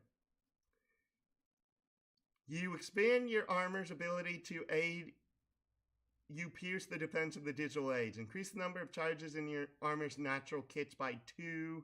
You also have advantage on checks against the natural counter hack systems. Additionally, you can treat your armor's hacker's kit as a forensic kit as well, sharing the same number of charges. You're proficient with this kit.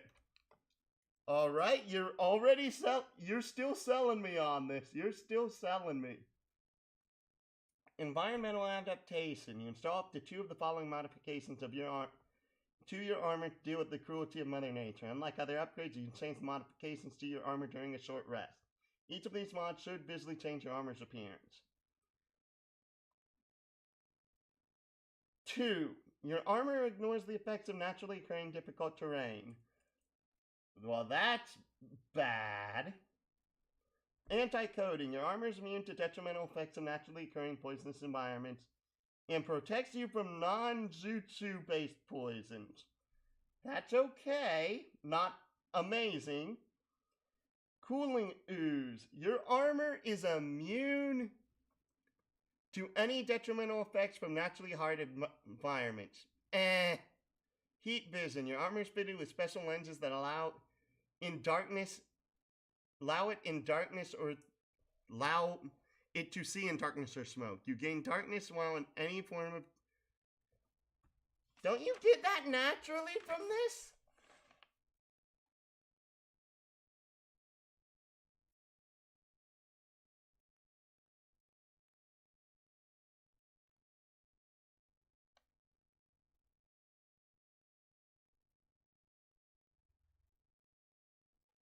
Yeah,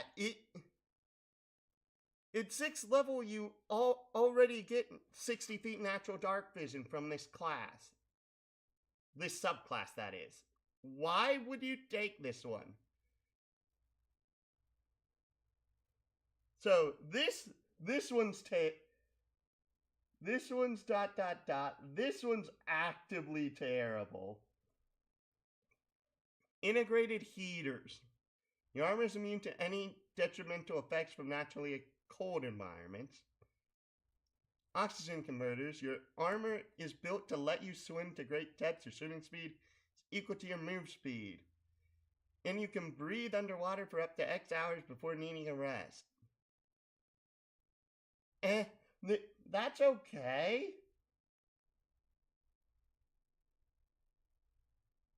So this one is not like exceptional to anything. Incapacitating blast. Requires chakra blast. Stone one or more unique chakra blasts to incapacitate your foes. You can use this upgrade as a bonus action, though. If you do, you cannot use it. Use your chakra blast as an action on your turn. You can use this upgrade a number of times equal to your int mod. Binding blast. You generate a blast of light at all creatures within 10 feet of you. Other than you. All creatures must succeed a wisdom saving throw against your ninja or taiju save DC, or become blinded until the end of your next turn.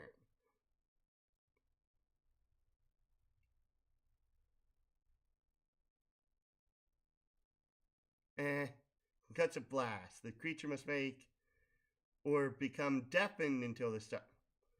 Nope, this one sucks. This one sucks. Eternal storage. You managed to find unused space in your armor, allowing you to carry more resources. Increase your maximum bulk by 10. Also, items or other perishables stored in your armor last for twice as long. Alright, that's pretty decent. Ion Fist. You integrate an ionized layer in your gauntlet, raising the maximum destructive capabilities. Your Power Fist now deals force damage in addition to its original damage type, and its damage die is increased by 1 step. I hate this chart. Please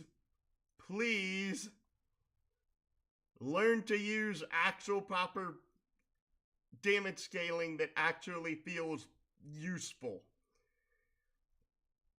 Also, once per turn, when you score a critical hit, a powerful shock wave erupts from your Power Fist, forcing all creatures within 5 feet other than you to make a strength save against your ninja or tai DC. That's okay.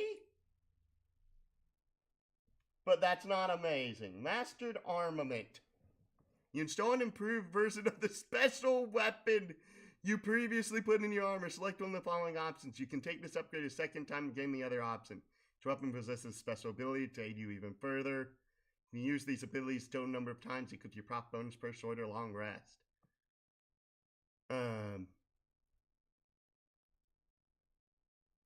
Arm blades. Twice per round, when you hit a creature with your arm blades, you can pull them out violently. A creature must make a con saving throw against your ninja or taiju DC, or suffer from a rank of bleeding. Also, you gain additional uses of your arm blades, double strike special ability, equal to half your level. So at that point, it's 3. Because if this would be a level 6 feature. Axe Tail. When you would use deflection, you can instead react as if an attack hits you and the AC bonus rerolls 1s and 2s and lasts until the start of your next turn. Also, you gain additional uses of your Axe Tail deflection special. Why? Why Axe Tail? Why? Stone Cold Stronghold. When your puppet would not move on your turn, why would you have it apart from you? All allied creatures, excluding you and your puppet, Blue sigil appears on the ground within 10 feet radius of it. Gain +1 to AC and strength, dex, and saving throws. And the first attack made against them and saving throw made per round, respectively. You may take this up. Nope.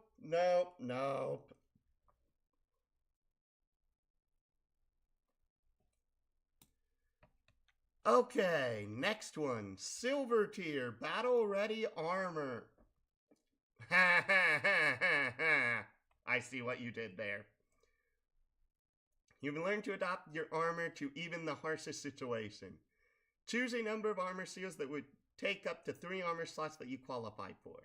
You gain these armor seals and you can swap out which seals you are... Well, okay then. Thank you for the another amazing feature at 10th level. What?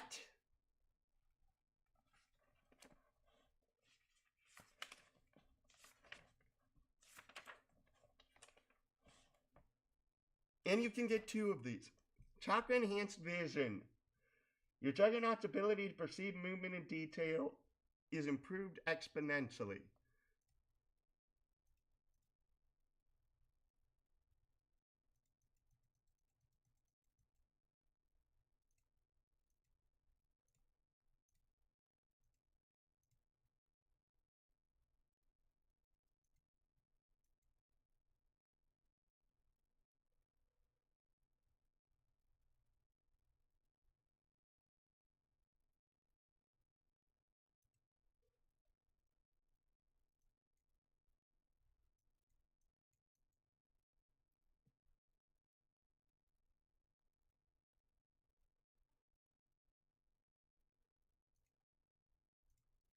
Main.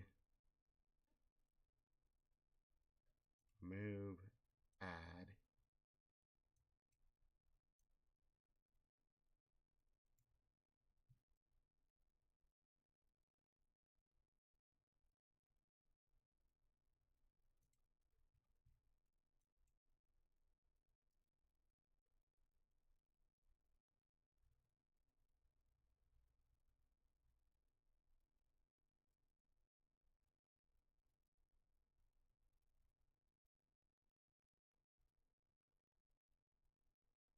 Okay, that's going.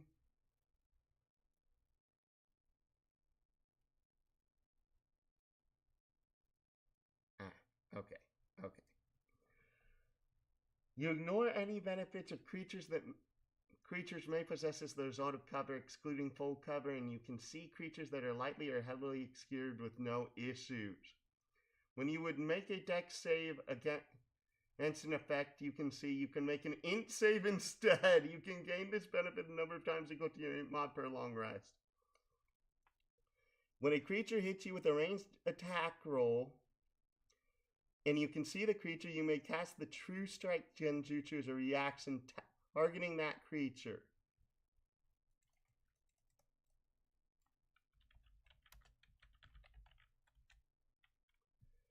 Two chakra. You force your Genjutsu. Gain towards a single creature in range. Your Genjutsu grants you a brief insight.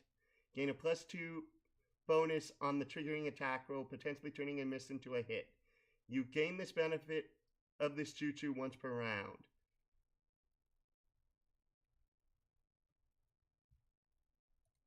So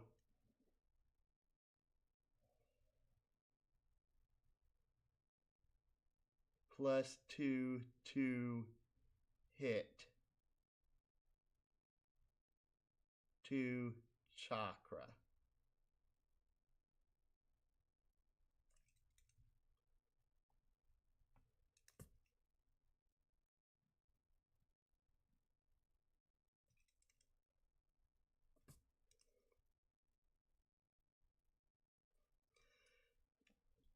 And when a creature attempts to take a hide action against you, you can immediately make an inter-wisdom perception check. Your choice to Daggum! Why are... Purple. You're also doing amazing right now. Healing Salve. Your armor is fitted with a special salve that can be used to mend your wounds or cure any afflictions. At the start of your turn, before any action is taken, you can create one of the following. You can use this upgrade a number of times equal to your amount per long rest. Cover 2d10, remove the... Nope! Thank you for finally giving me a crummy upgrade to analyze. Heavy plating. Your armor becomes more adept at withstanding common forms of damage. Select damage type of BPS. You gain resistance. Later levels, your various tier above silver. Select an additional damage type.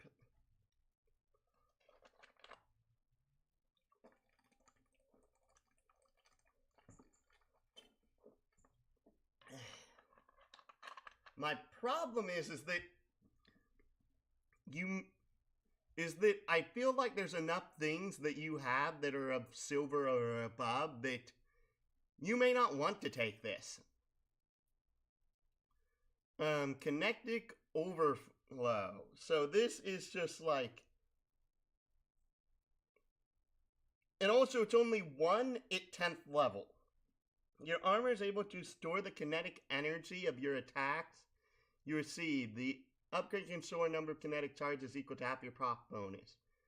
You can acquire these charges in one of 2 ways listed below. To begin charging using one of the following methods, you must spend 3 chakra. Once you select a method, if you would change to another method, you lose all charges you've acquired. Charges not spent within 1 minute are lost. Absorption. First time each turn that you would take damage, you gain 1 kinetic charge. Kinetic charges gained this way cause your armor to begin glowing purple as an action. When benefiting from this, you can move up to your movement speed and release a 20-foot radius pulse of purple chakra, spending up to your total charges. Dex save against your new tie. DC, success half damage, failure 2d6 force damage per charge spent, critical failure, fail by 5 or more, same damage, 15 feet of knockback and knock prone. That's kind of crummy for what this subclass is going for. Accumulation. First time each turn when you would cast a jutsu of D rank or higher, or use your chakra blast, power fist, or integrated weapon. I'm like, jeez. Well, technically, the problem is that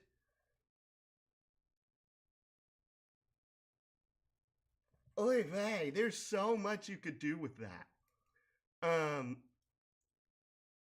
You gain 1 kinetic charge. Kinetic charges gained this way cause your armor to begin to glow blue. While benefiting from this method, you would cast a jutsu of D rank or higher that deals damage. You can spend up to your total kinetic charges. Increase the damage rolled by 1d6 for each charge spent.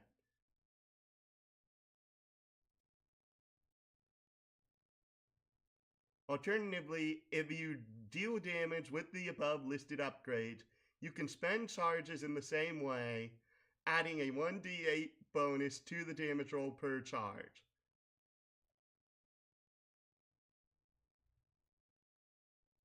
Okay, that's also pretty dang good. I am going to go refill my water bottle real quick, and then go Tinky.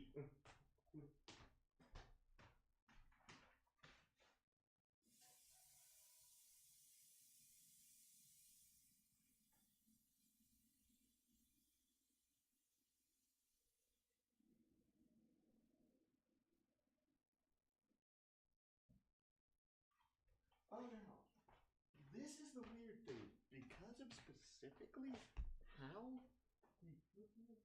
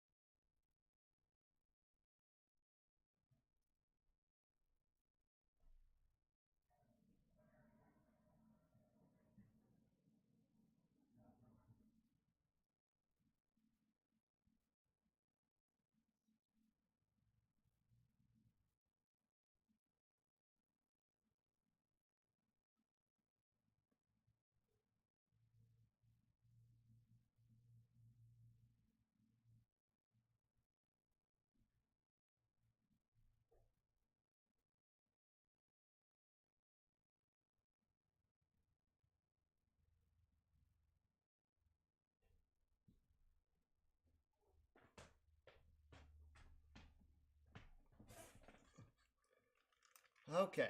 Rapid disorder. You create a fun upgrade to cause a massive amount of disorder amongst your foes in the first moments of battle. You gain access to the unique natural weapon opening missiles.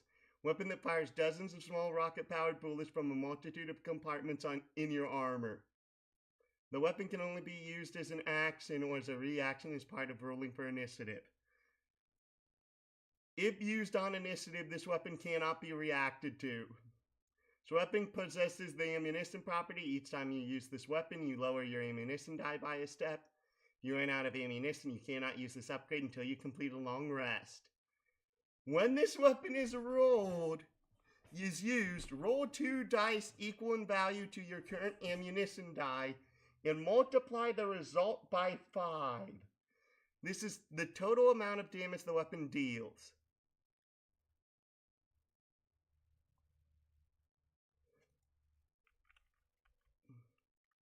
Ammunition. You can use, if you have ammunition to fire from that weapon. Each time you attack with the weapon, you roll the ammunition die. If you use a ranged weapon that has the ammunition property to make a melee attack, treat the weapon as an improvised weapon.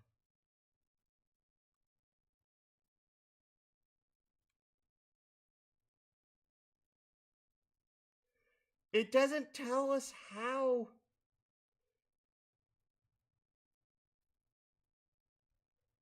The ammunition die works.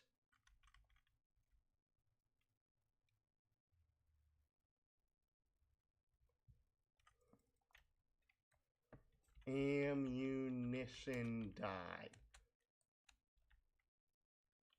Oh, here it is. Instead of tracking each individual kunai, shuriken, arrow, etc., you take a D8 D8. This is your ammunition die. Roll it whenever you use a weapon or a jutsu with a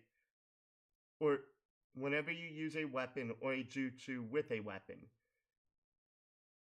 With the ammunition trait, if you roll a 1 or a 2, the die gets 1 smaller. If you're down to 1 piece of ammunition and you use it, that's it. It's all gone. Remember, remove it from your inventory. This only counts for ranged attacks, not melee. To increase your ammunition die, you can recover ammo from the environment or buy additional ammunition. Buying ammunition gives you a full D8 ammunition die. If you choose to recover ammo from the environment, you increase your ammunition die by 1 step. So, okay. This starts with a D8 then. So, let's just assume you roll average. That's a 4 and a 5. That's 9 times 5. That's 45 damage. For each creature you target, you decide how much of this damage you delegate to them as piercing damage.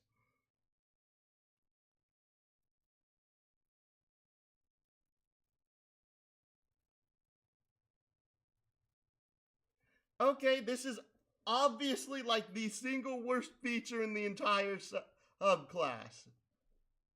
Sturdy craftsmanship. After a few too many beatings, you improve your armor with a mechanism similar to shock absorbers, allowing you to resist being pushed around. You have advantage on skill checks and saving throws to avoid being moved. Also, if you would be knocked back, you are instead knocked back half the distance and you only take half as much falling damage. That's okay. That's not amazing. But, okay. We have armored adventures. Decide that it would be best interest to invest in a set of armor for one of your comrades as well. You craft another set of Juggernaut armor for an ally during the full rest. This armor can be of any armor listed in the armor chassis feature. This armor draws from your total puppet upgrade pool, but comes pre-installed with 2 wood and 1 bronze upgrade of your choice. This armor is esoterically designed, preventing any other creature from including you from wearing this armor. Okay, that's actually pretty cool. That's pretty cool. Sure, it's a 14th level feature, but I'm like, that's a cool feature. Cloaking device. Your armor is able to hide you from even the most trained of eyes with active camouflage is active. That is a. Wait, what? Is that an all-purpose one?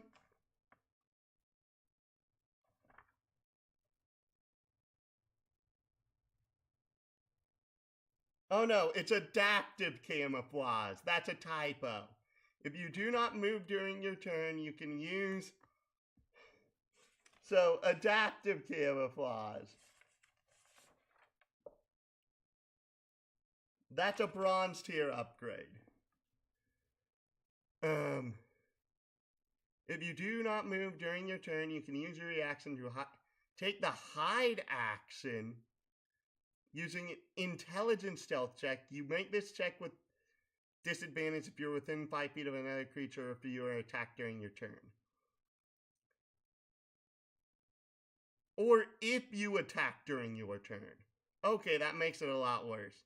If you do not move while hidden, you are counted as invisible to special senses.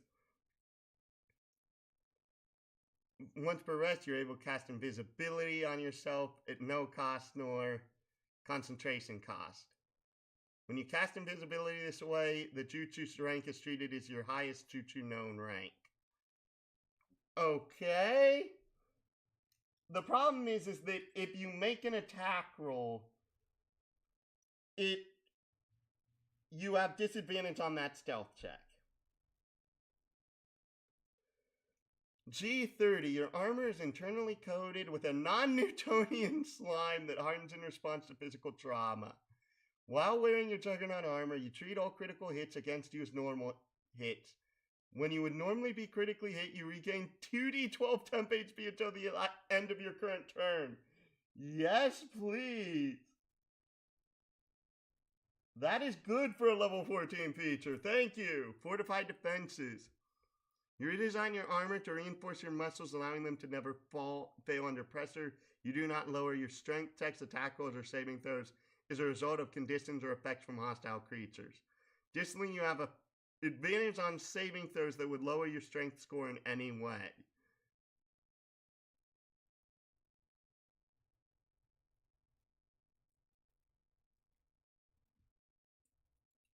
Just, wow. Purple, you're knocking them out of the park.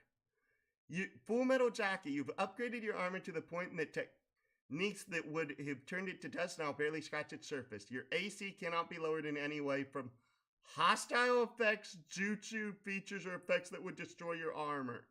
Your armor remains intact.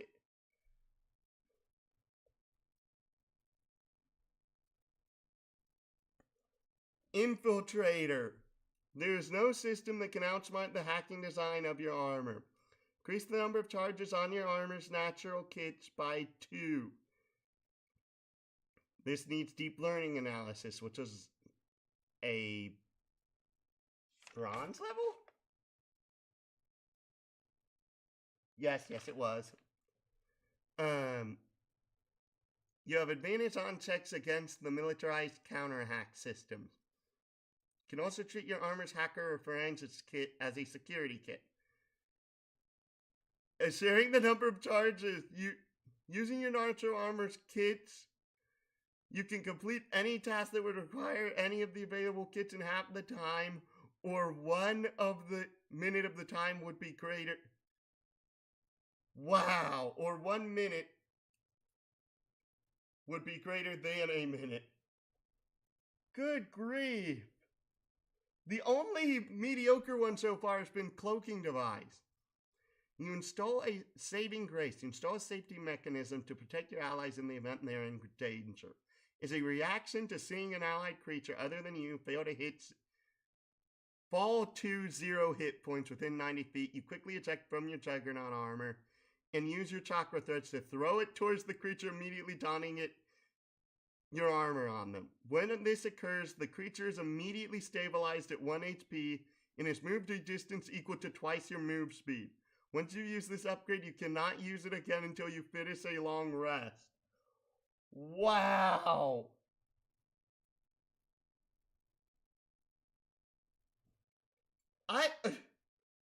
I don't know how to rate these because they're so good.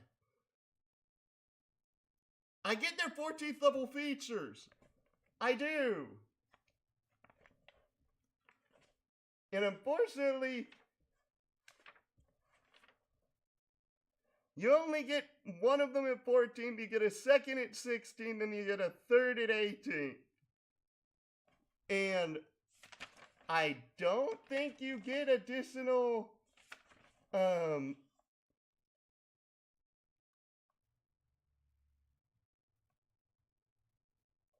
yeah, the 17th level feature gives you 2 upgrades of silver tier or lower for free.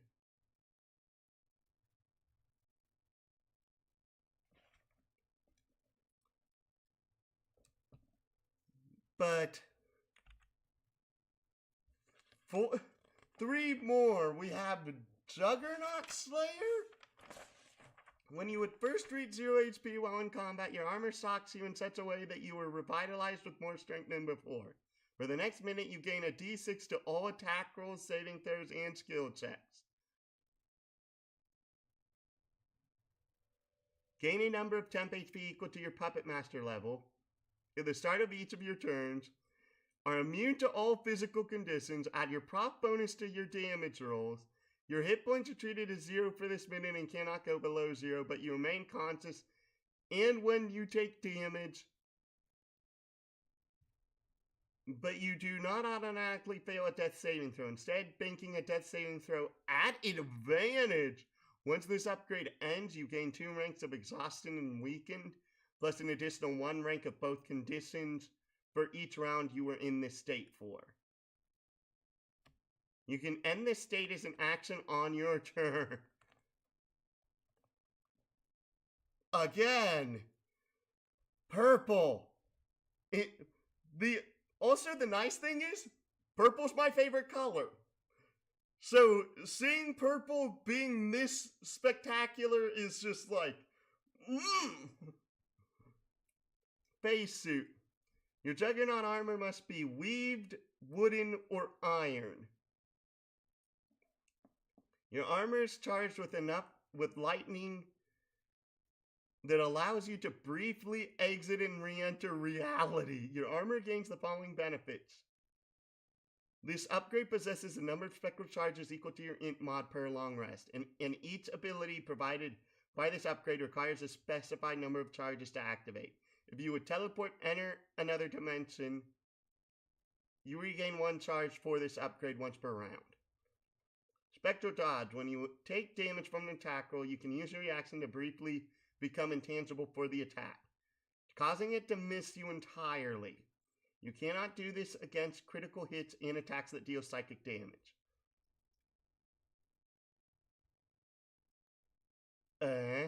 Spectral warp. Well, no, that's a free miss. Gain the ability to cast the ninjutsu Lightning Release, Lightning Step at no cost.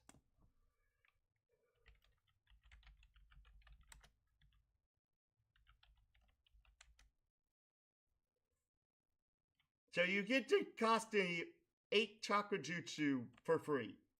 You teleport yourself to an unoccupied space you see within range. Immediately after you disappear, a thunderous boom sounds. Each creature within 10 feet of the space you left and the space you appeared must make a con save or take 3d10 lightning damage or on a failed save or half as much on a successful one. Thunder can be heard up to 300 feet away. You can bring along objects as you're carrying. You can also teleport one willing creature.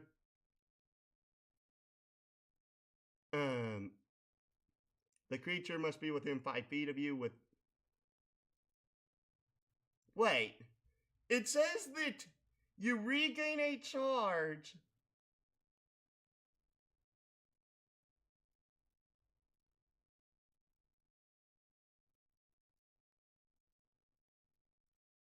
Oh, using this upgrade to cast Lightning Step does not give you a charge for this upgrade. They thought of that.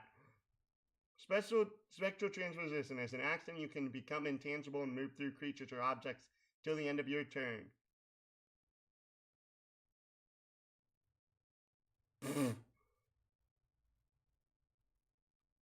If you end your turn inside a creature or object, you are forced to the nearest unoccupied location, taking 10 force damage for each feet you move. That's okay. Literally, the Spectral Dodge is the best thing here, but it isn't being... This is not what I'm used to seeing purple do. Mech Pilot. You've created something truly special. As an action, you can activate an enlargement mechanism in your armor, turning it into a huge mechanical powerhouse. You pilot this machine from the inside. You can maintain this mech for 1 minute. If you go beyond this minute, you can spend 1 hit and chakra die at the start of each of your turns to maintain it for an additional round. You gain the following benefits when this mech is active.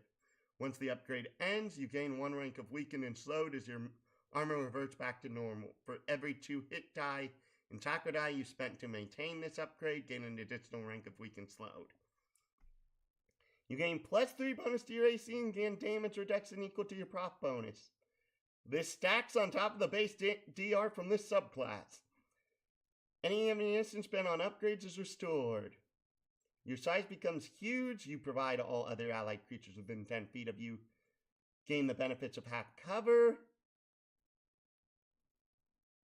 You can also house up to 2 allied creatures inside your armor. Any effects that target those creatures must target you first. You deal an extra die of damage with Chakra Fist, Power Fist, or Integrated Weapon. Any armory upgrades you may have their damage die increased by 1 step. Your movement speed is doubled. You ignore difficult terrain. You have advantage on saving throws to resist Genju. The maximum weight you can lift is multiplied by 100. You have advantage on checks made to grapple or throw creatures that are smaller than you. Against aberrations, beasts, constructs, demons, monstrosities, mutants, and plants, you ignore resistance and treat immunity as resistance with damage rolls that include any armor upgrade or upgrade with armory in the name. Okay. Sorry. Welcome, Kiryu. Yep, I'm just trying to get my business stuff done. I know. We know. They all know. I have only gotten through 4 of the 6 Puppetmaster subclasses. Let me guess, Puppetmaster is way better than the freaking weapon specialist. The funny thing is, the 4th one I've done is something that, due to how it's worded, is like, why is this so, why couldn't they give a feature like this to the weapon specialist? Because there's literally there are 2 features it can have. Both of them, due to the wording of the feature, makes it better than nearly anything the weapon specialist can do. And it's because it uses the word "and" instead of "or" in a sentence. Oh, great. So weapons character is gonna be outshining this whole time. No, it's specifically this is the purple Puppetmaster. I don't know what type of Puppetmaster Lapin is.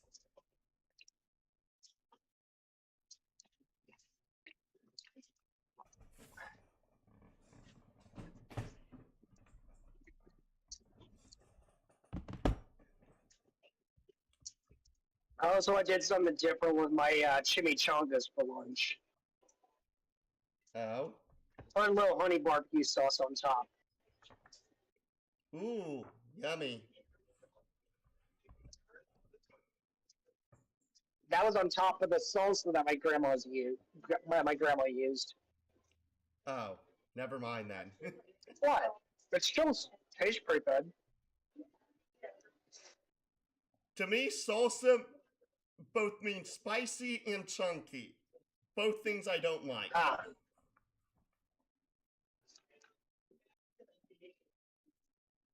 Anyways, we were busy trying to make your alternate attacks right. and going over the different types of enhancements you can put on for different alternate attacks. Well, at least I can mimic my enemy's powers and enhancements anyway. Fair. Though, we put the limitations on just so that way it made a little more thematic sense. Right. The next enhancement we would probably go over would be flare. If the target is hit and looking in the direction of the attack, they may be blinded. The target may resist by rolling an average body roll, target 12, with no modifier with 1, a minor obstacle with 2, or a major obstacle with 3 assignments on the roll. The target may also add their immutable attribute is appropriate. If the target creature fails the roll, they are blinded for a number of rounds equal to the amount by which the roll failed. To design an attack that blinds without inflicting other types of damage, create an effective level -1 weapon. Flare can also be generalized to cover other sense overloading attacks. For example, an acoustic attack that causes deafness. A separate flare enhancement must be assigned, maximum 3 assignments total each, for each sense, usually sight or hearing. That sounds like more like a banshee thing. Well, you weren't paying attention to the first half, were you?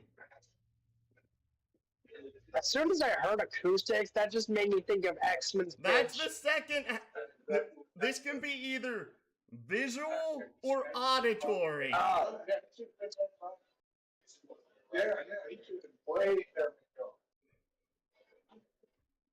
I'm like, that's why I said you weren't paying attention. Oh.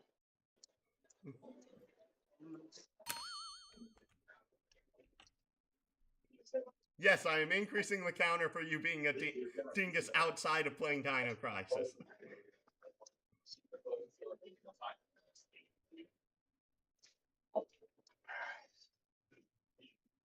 Are you talking to someone or are you typing?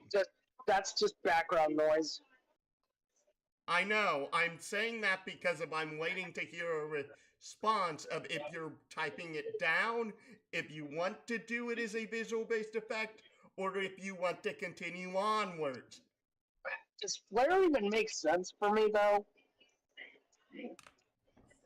Dear, most of Cyclops I-beams had a visual component to them in some form or another.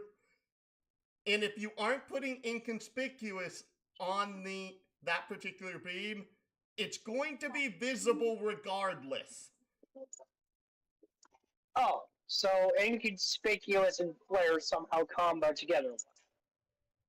No, I'm saying if it doesn't have if the alternate attack does not have inconspicuous on it, the attack will be visible in some nature.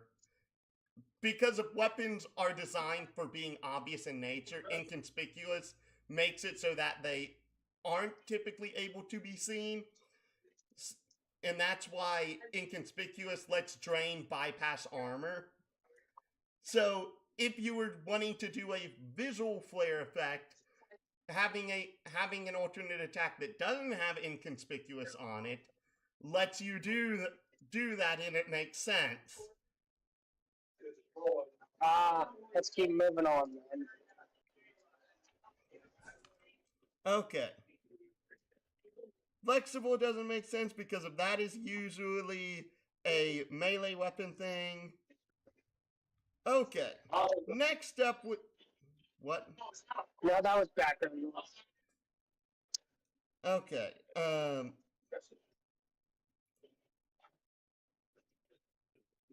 Okay, the next one is homing.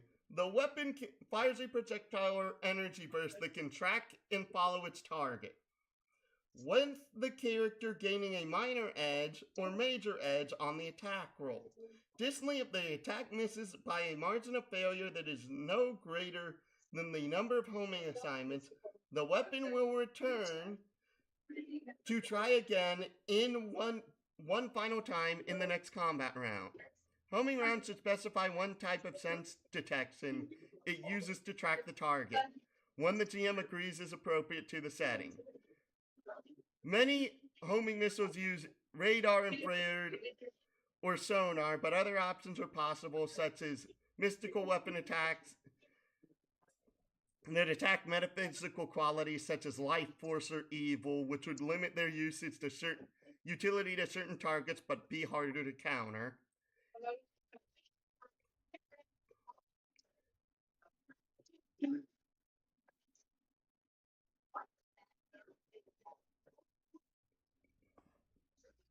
I'm like, that's pretty much all of it that is relevant to this particular situation.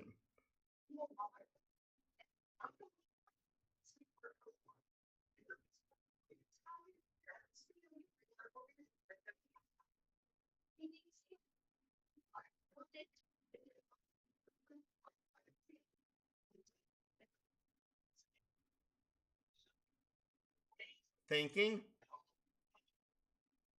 You mean the homing?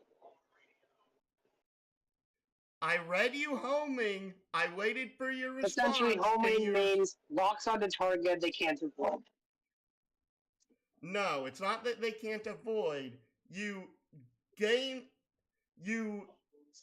For homing, it means that if you have one assignment of homing, you roll with a minor edge, and if you have two assignments of it, you roll with a major edge.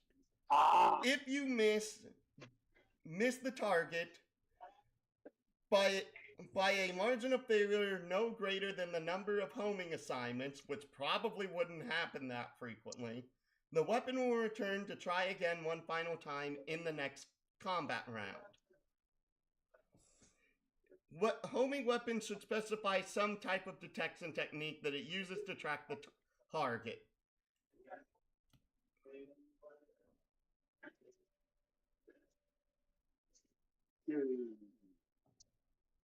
Okay, at least I heard that. The previous one didn't pick up on your mic.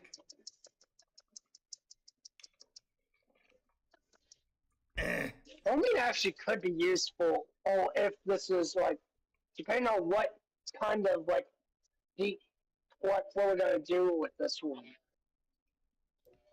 Yes. So yeah, let's put homing on. Question is, are we doing homing 1 or 2? Homing costs 2 each. Oh. Oh no, wait. Homing only does cost 1 each. I'm looking at the next one. Durr. So I'm guessing. Remember that you want to make multiple of these, and for ones that you want to do that deal damage, you do not want to make the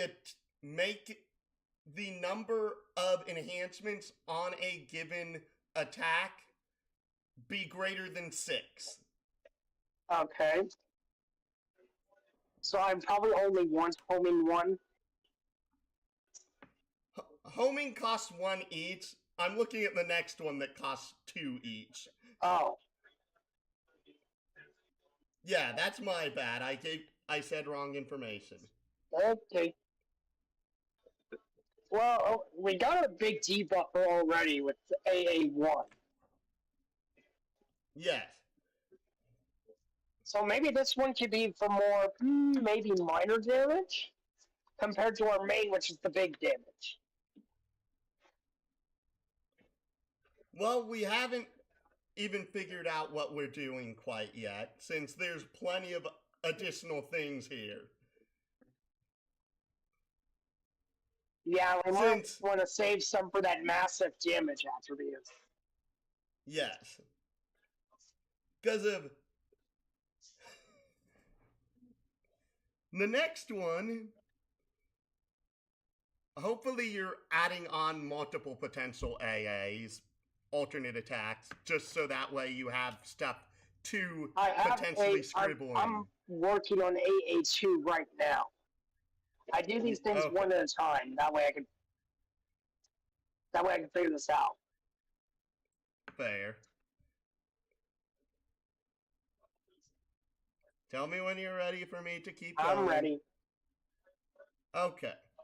The next one, and this one is interesting because of basically, if you have this on it, unless you are specifically putting inconspicuous on it, this particular alternate attack doesn't need to deal damage if you don't want it to, which is incapacitating. Counts is 2 or 4 enhancements. Attribute effectiveness reduced by 2 or 4 levels. Incapacitating represents any form of attack that can instantly immobilize a target regardless of the amount of damage inflicted, such as putting an opponent to sleep or turning them to stone. The target must make an average body or stat roll, whichever is higher, body or soul stat roll, whichever is higher, to resist, with a minor obstacle with 1 assignment and a major obstacle with 2 on the stat roll. The immutable attribute can provide a bonus to resist. When designing the attack, specify the form of incapacitating weapon. Asleep, awake but paralyzed, turned to stone, transformed into an inert doll, etc.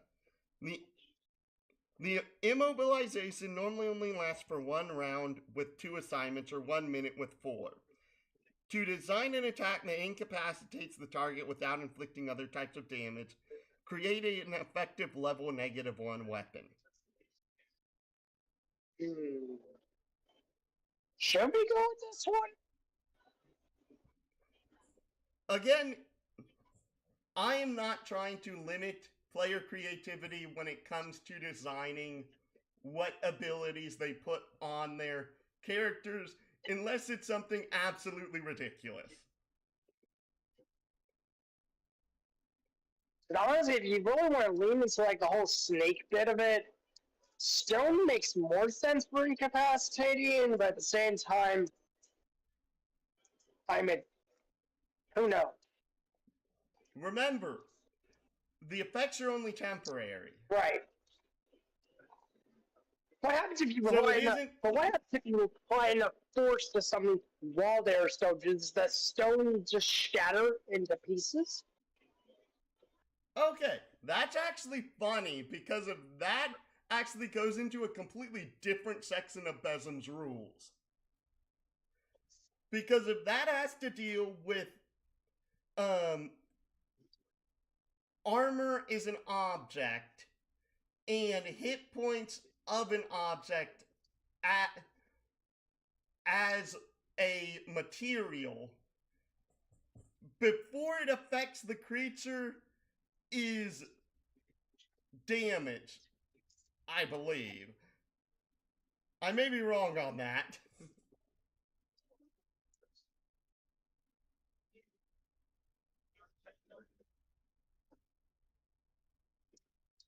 So basically, you would have to get through not just the natural armor of the stone that you've petrified them in, but you have to do enough damage to the actual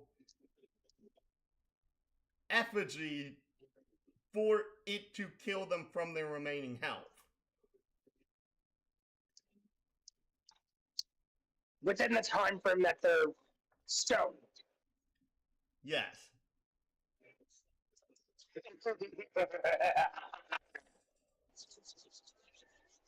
Let me cook.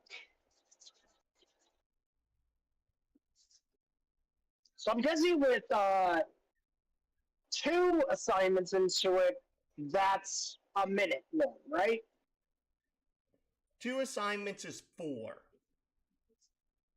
Okay, and then I'd still have 1 more before I start going into the negatives.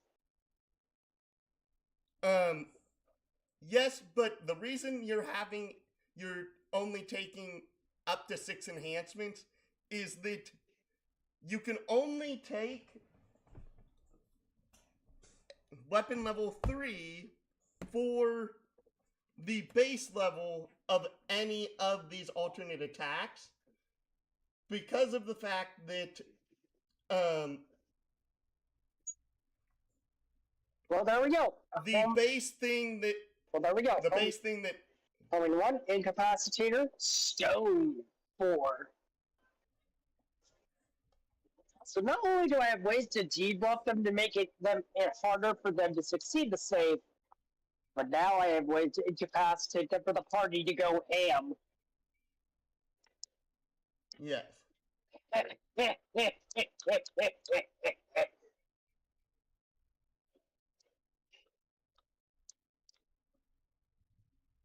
So yeah, basically that's like my brutality move right there.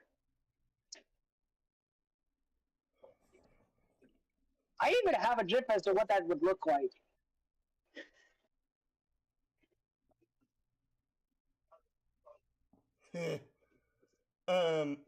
Okay.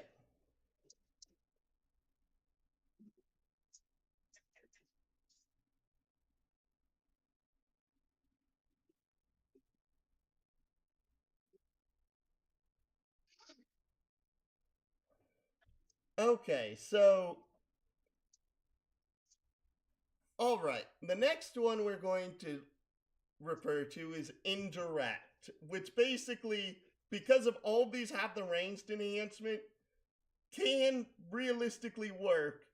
Basically, meaning that any alternate attacks you put this one on, so long as it's within the range of your being. In this case, 100 meters. Hundreds of meters. So long as the line doesn't exceed the range, it can hit people that aren't in your direct line of sight. Oh.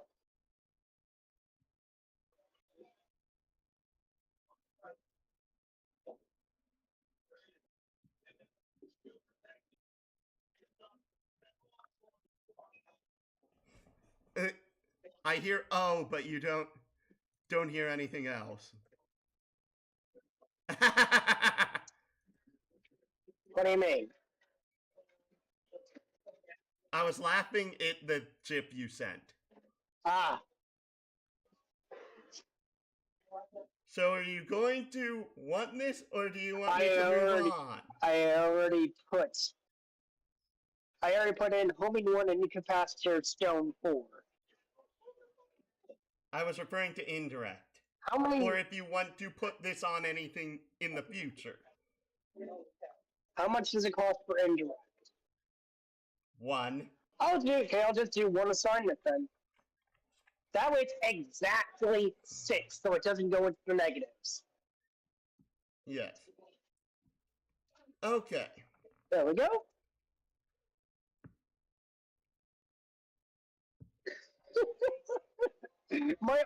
my alternate attacks are just straight evil at this point. All right. Next up, you probably want to make another line just in case. AA3, Jane. Okay. We have irritant, yet I don't think that really fits for anything you would potentially make. Give me a moment. Basically, I need to blow my nose. I've had to deal with worse. But hey, at least it was just my allergies acted up when I was at my grandma's instead of something else.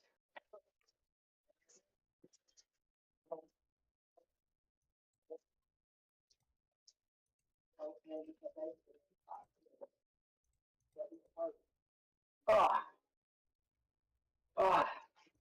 that feels much better.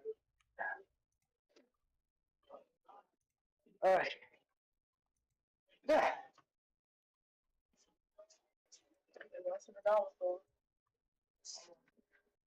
There we go.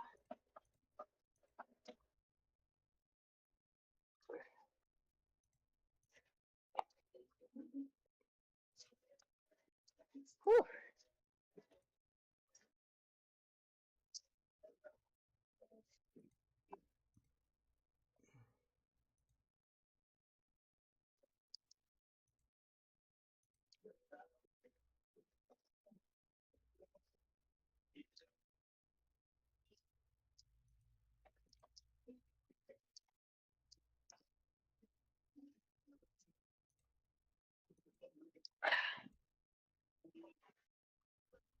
There we go.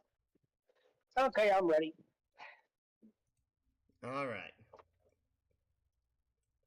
Since I kind of doubt that irritant would really fit anything that you'd want to potentially do, since, like,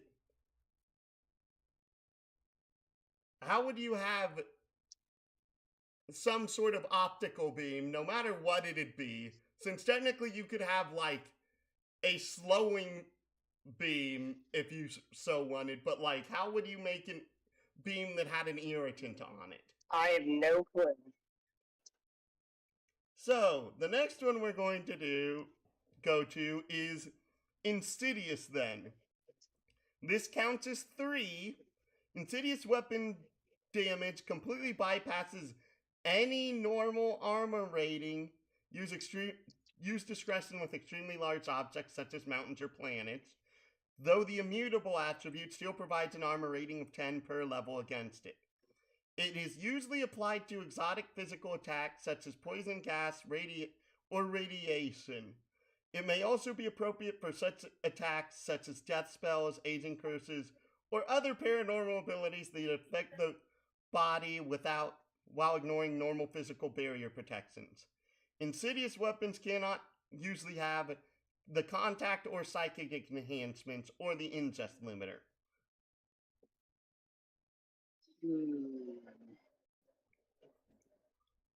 I have no idea on this one. What would you think? Okay, so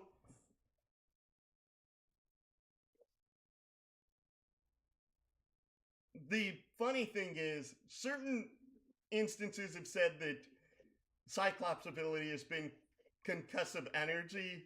There are some things that have said that, like, it produces a form of radiation.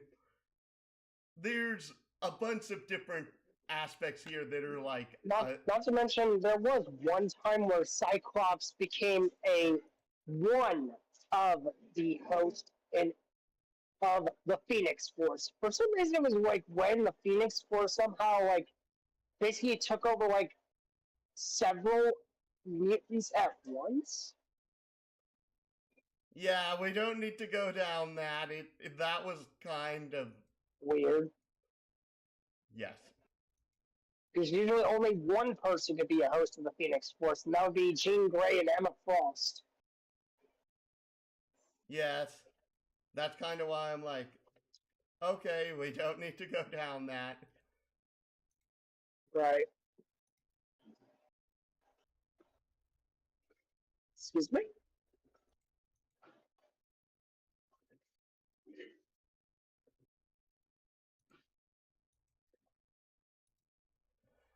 So, because of note that it's a lot easier to put on Insidious than to put on multiple levels of penetrating or piercing. Because of, if you put 3 ranks of penetrating on, it only bypasses 30 damage for armor. Insidious bypasses it regardless. Okay. That's why I say that. Okay.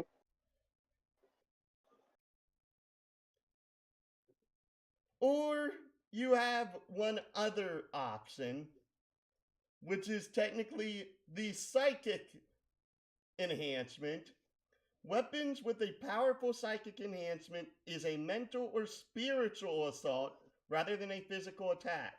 The attack ignores the armor ratings of armor and force fields, and it affects individuals as normal who are in an incorporeal or energy state.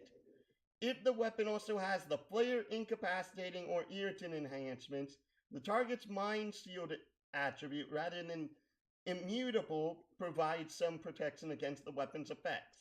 5 points of mental armor for each level of mind shield. So I'm guessing Insidious could work, maybe. Insidious can work. That's why I read Psychic, because of Psychic.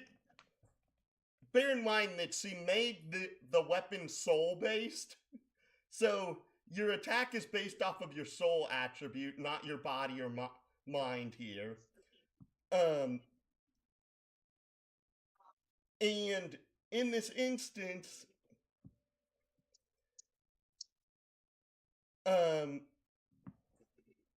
if you put psychic on it, it would be against a target's mind sealed instead of immutable. Don't know if you really care about that or if you think it'll ever come up. Who knows?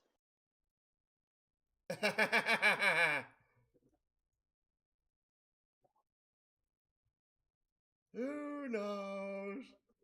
So you're saying like Insidious plus Psychic could work? No, you only one or the other.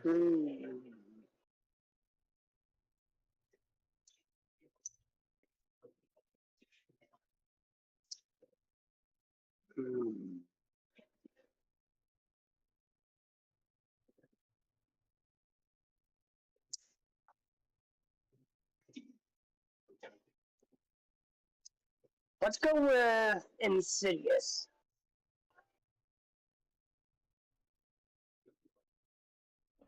All right then. That costs 3.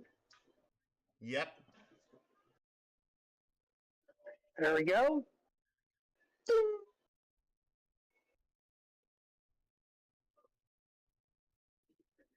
Anything else we want to put on AA3?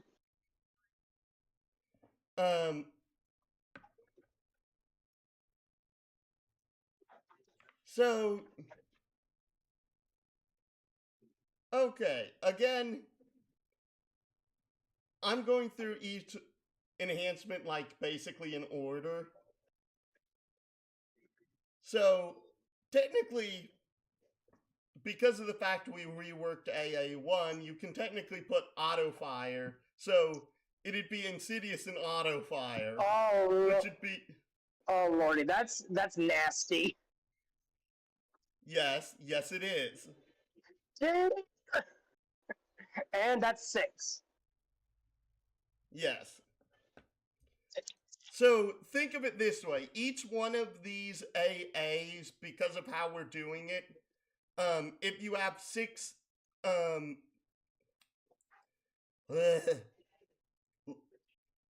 enhancements on it, you're basically spending 3 character points for each of them. Well, 6 or above. If you have less than that, spending 3 points will end up going ahead and making them the same power. It's just, it changes their effective level. The less enhancements you have on there, the higher its effective level will end up being.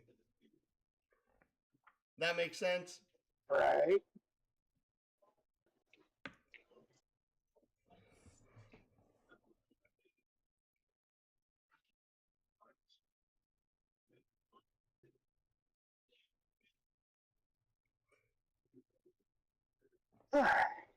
I want to suggest something, but it's from my twisted mind as a DM.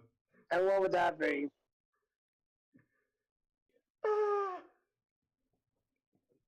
One of the enhancements is called Trap, which literally basically lets you use a weapon is like a mine, a booby trap, or some other similar device where it sits and waits until something triggers it. The thing cannot be reused until it has been triggered. If someone blunders into the trap, no attack roll is needed, but a successfully difficult mind stat roll will reveal the trap's presence to the target before it activates and give the target time to avoid it.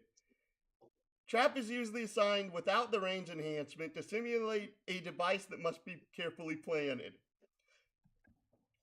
If a range was added as well, the Weapon can be deployed to attack anyone nearby. With a successful attack roll indicating that the trap was fired or tossed into the correct area, the area enhancement is commonly added to enable a trap to affect multiple foes. Think of it this way.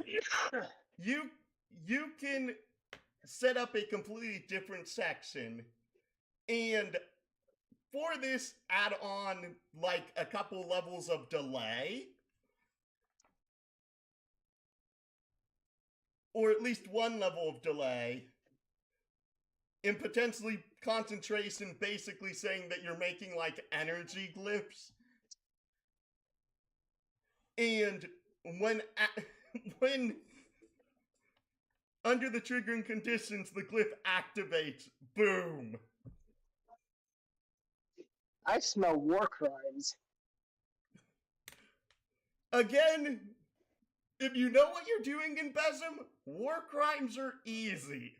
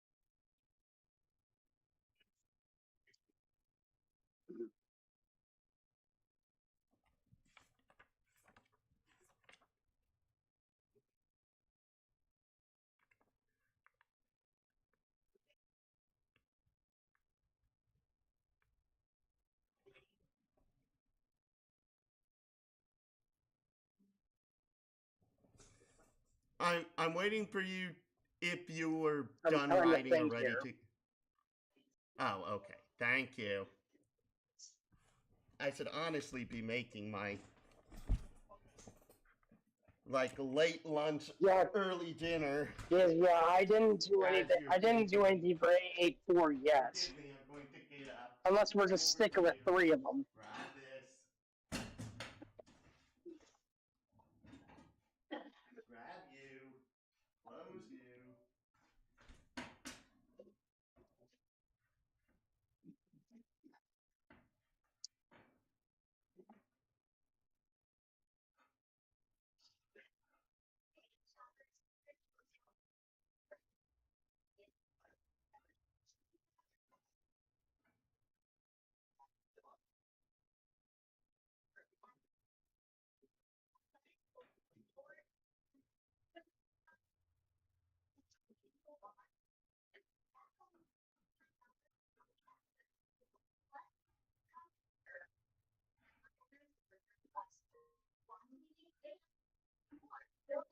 Put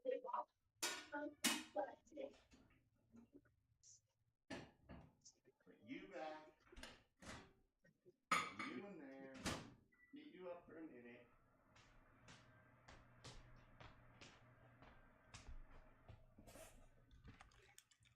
You decided?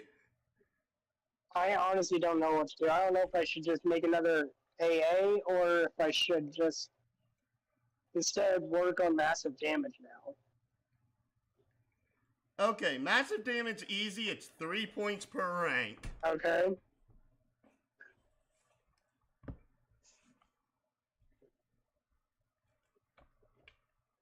How many ranks should we go with then? Well, if I can find the correct section, this is on like one of the first pages.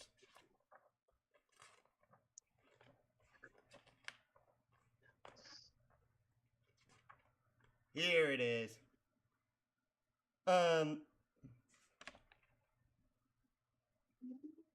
You're going to end up with a 60-point character, which is an adventure level.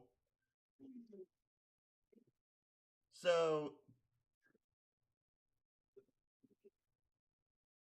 that means that it suggests that you don't have a max damage multiplier higher than 8, meaning 3. So I should take 3 ranks. That'd be the maximum that you should realistically take, mainly That's just because 9 points. Yes, take them. Why are you calling now? I actually do need to take this.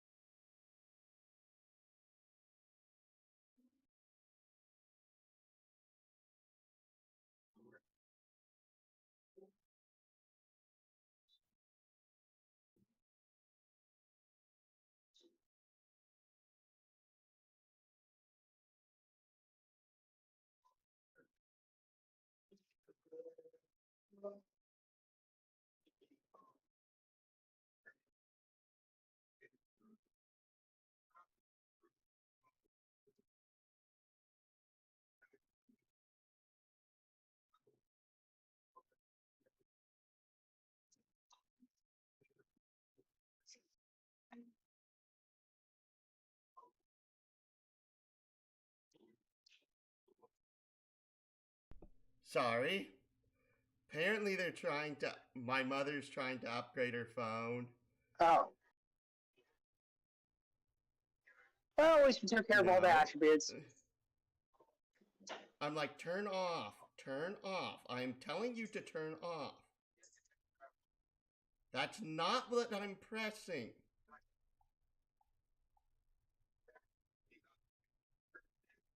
That is not the camera button.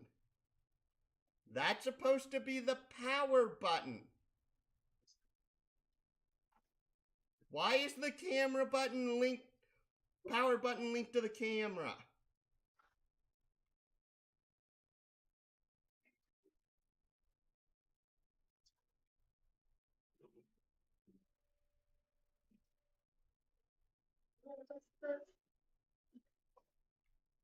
Turn off, you stupid freaking piece of software.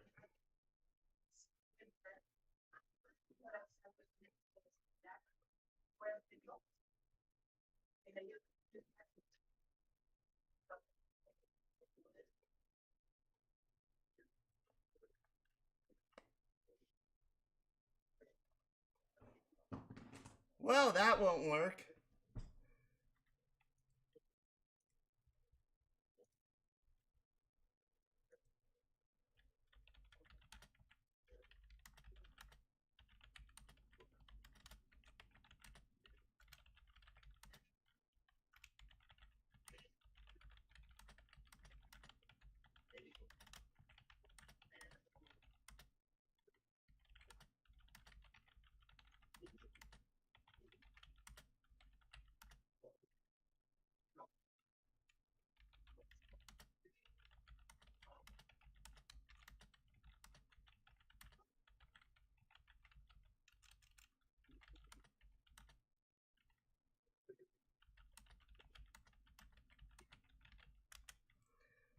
Alright, sorry. It's fine.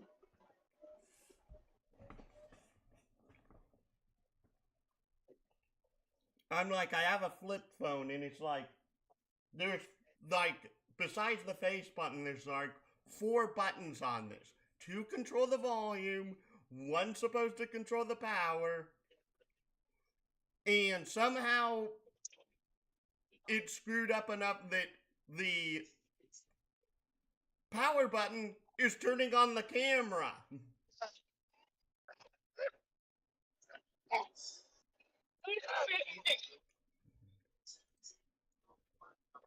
Sorry.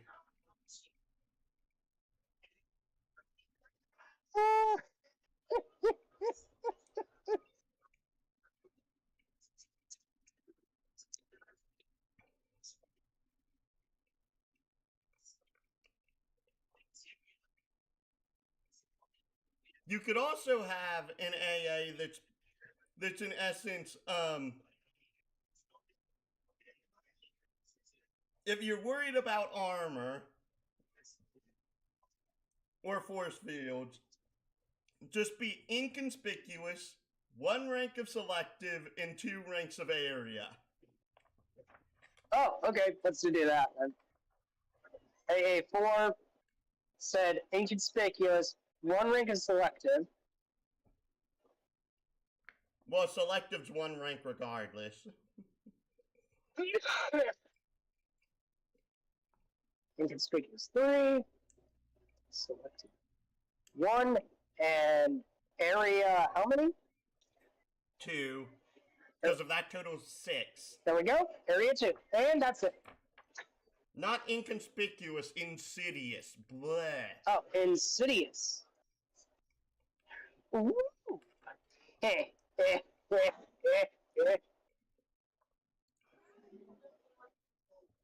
Okay, then that's everything, I think. We'll have to see how many points you've actually tallied up because of. I know you said you were trying to do this in Google Drive, but Actually, I was writing all this down on my notebook app this entire time. I know. I meant for the actual character sheet. Oh, okay.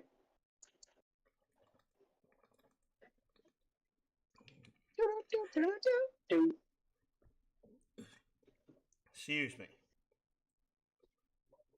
Because of, I know you can access and mess with the daggum thing from your phone and edit it.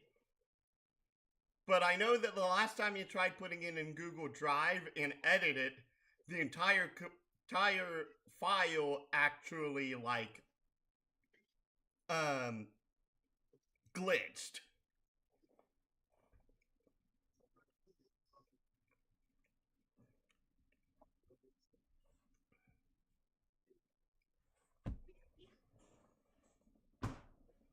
Actually, I'm starting to fill it out myself. Ah, okay. Dadgummit. Wait, am I supposed to make a copy of this? What do you mean make a copy? Of the If you've already downloaded it onto your phone, it's already a copy. Oh, okay. Now I gotta think of the name for this darn thing, because I got 4 in everything at the moment. Technically, you would either have 4 in everything, or you would have 4 in body and mind and 5 in soul, and 10 points to spend on, not 10 points, but 10 skill points to spend on skills. And if it's 4 in everything, you have 60 points to spend on skills.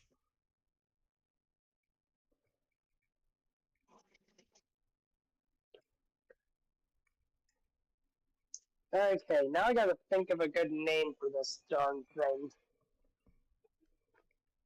And I want to double check here. I want to check to see if Lapin's character is in here. Lapin's character in Besm? Or in Naruto? No,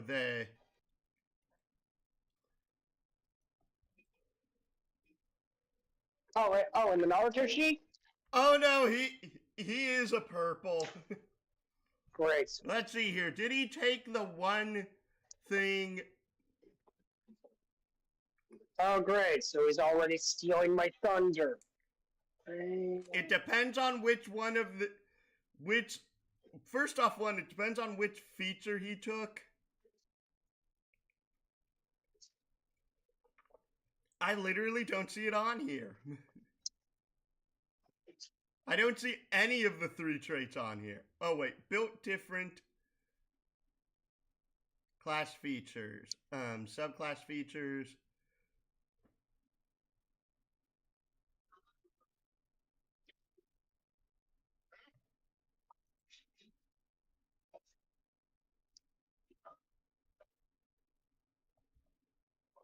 I see the features on here, but I do not see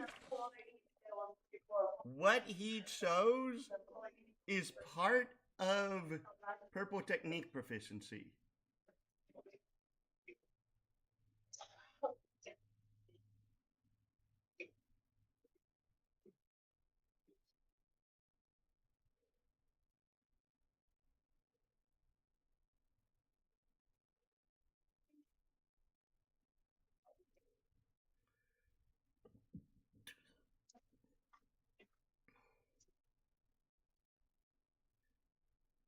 Huh?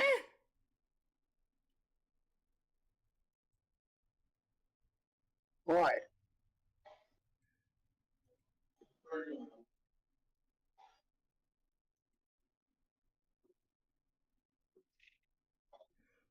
I'm just like questioning what he did here because of like um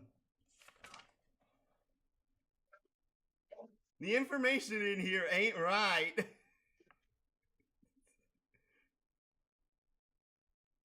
It's like the proficiency thing says you get proficiency in martial arts and medicine. That is not what purple gains at level 2.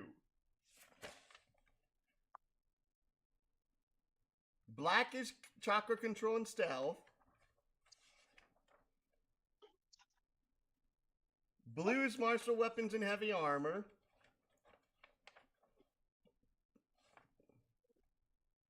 Green is chakra control, ninjutsu, or illusions. Purple is heavy armor or the disguise kit. And disguise kit, I should say.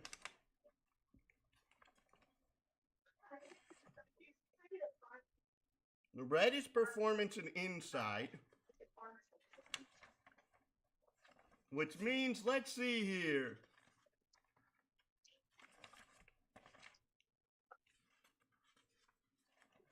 Daggum it, I skipped right over it. White. Yes! Huh? Okay.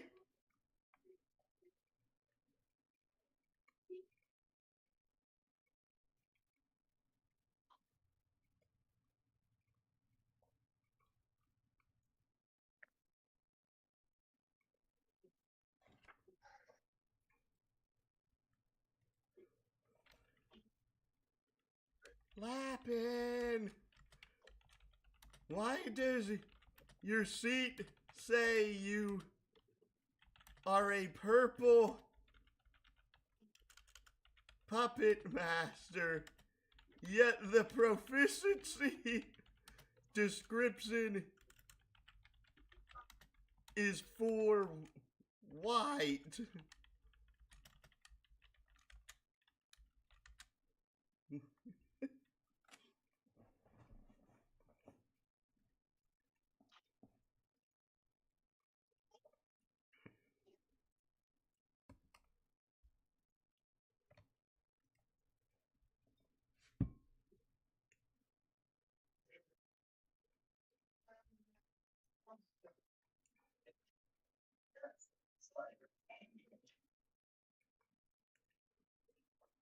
Sorry.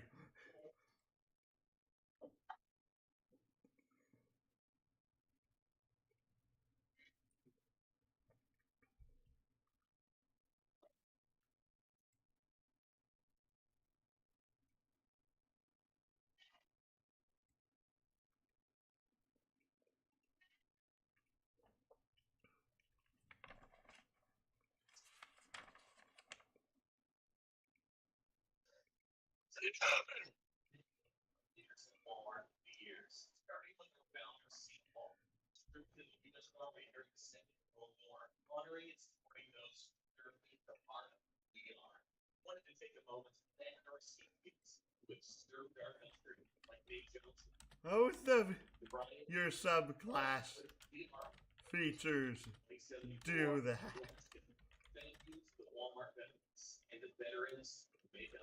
That and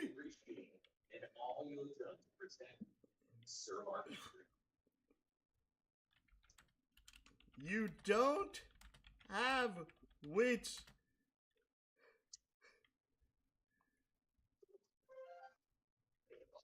tactic of the craft you actually chose.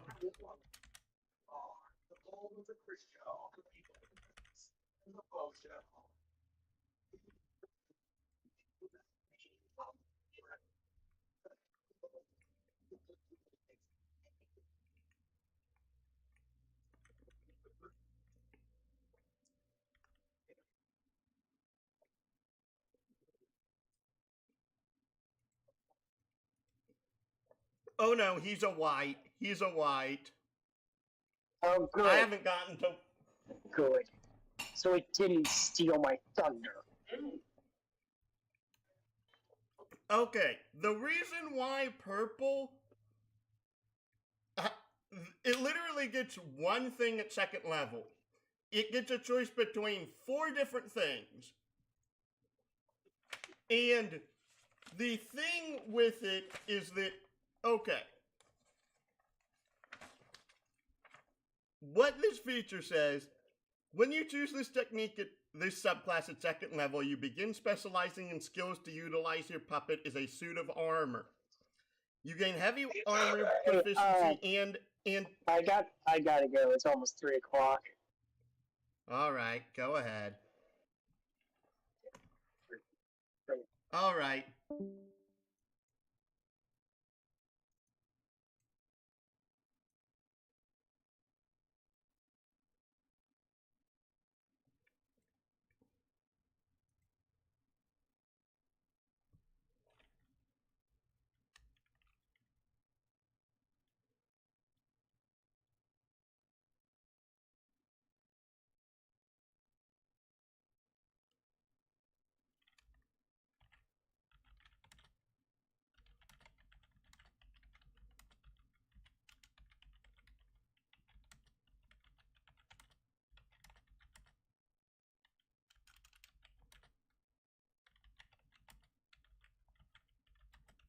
The second one doesn't.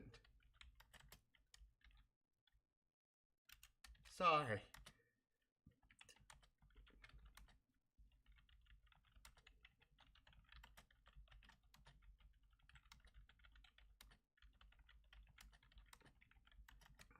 Far. Kiryu just left for end of his lunch break. Alright. Red. We're finally to red technique after that hour-long interlude. Red technique proficiency. You gain proficiency in performance and insight. Honestly, I love how a lot of these classes and subclasses give additional proficiencies when you gain your subclass. You've decided in investing in commanding multiple puppets, you gain a second puppet. However, both tools' range is reduced to 250 feet. Both puppets have their hit points halved. When you command one puppet, you command one other puppet as well. You can only command your puppets once per turn. Your puppets draw from the same upgrade pool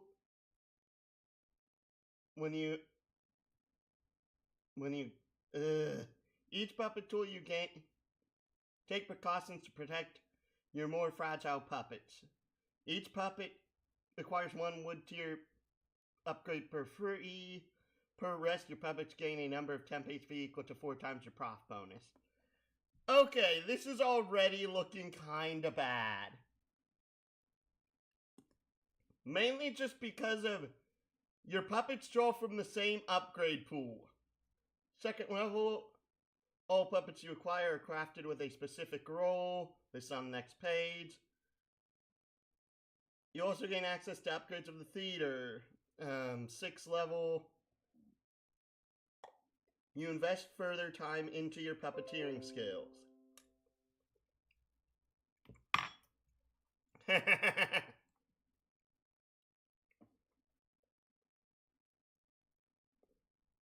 Allow as a reaction when you would see a creature cast a jutsu on one of your puppets, has the ability to cast a performance check against the DC of the jutsu. You may use int or charisma for this check. On a success, your puppet learns that jutsu until your next rest. Additionally, your knowledge of your puppets has allowed you to emulate your fighting styles with frightening accuracy. As bonus action, you may change the puppet role of one of your puppets into a different role you have access to that your puppets are not currently using.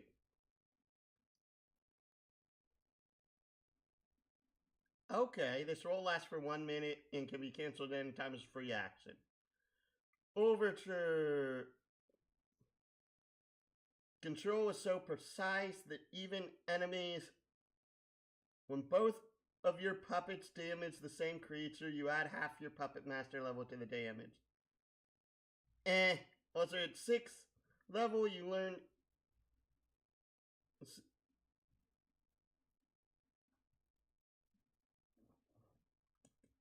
Oy vey.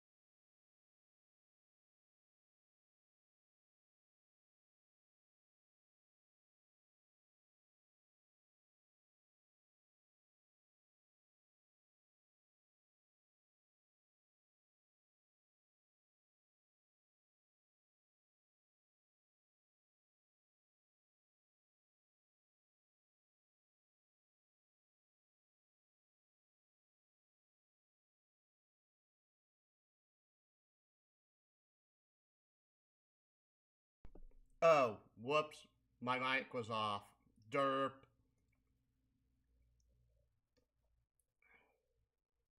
Um, Performance of 10 puppets at 10th level, who, through her white technique, the former name of the red technique, was able to command up to 10 puppets at once. You gain a special scroll known as your performance scroll. The scroll can be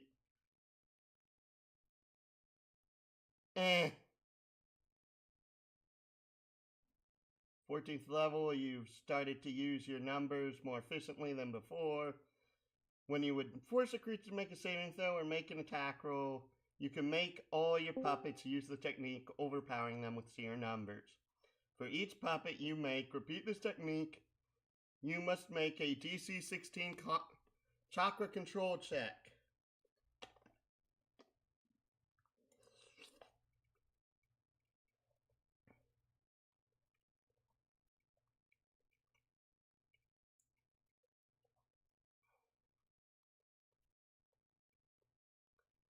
Increasing the DC by 2 for each puppet after the first to a maximum of 5 for each puppet you after first you increase. 17th level, you've nearly reached gain the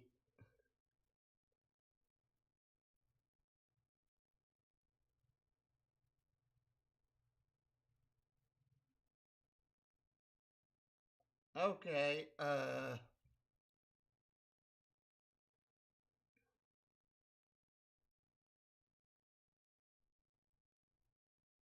Hey, James. Hello, fanfic. I was about to message you saying I've been streaming for like the last 5 hours. I'm surprised you haven't popped in. I was at work. Fair enough. Yep.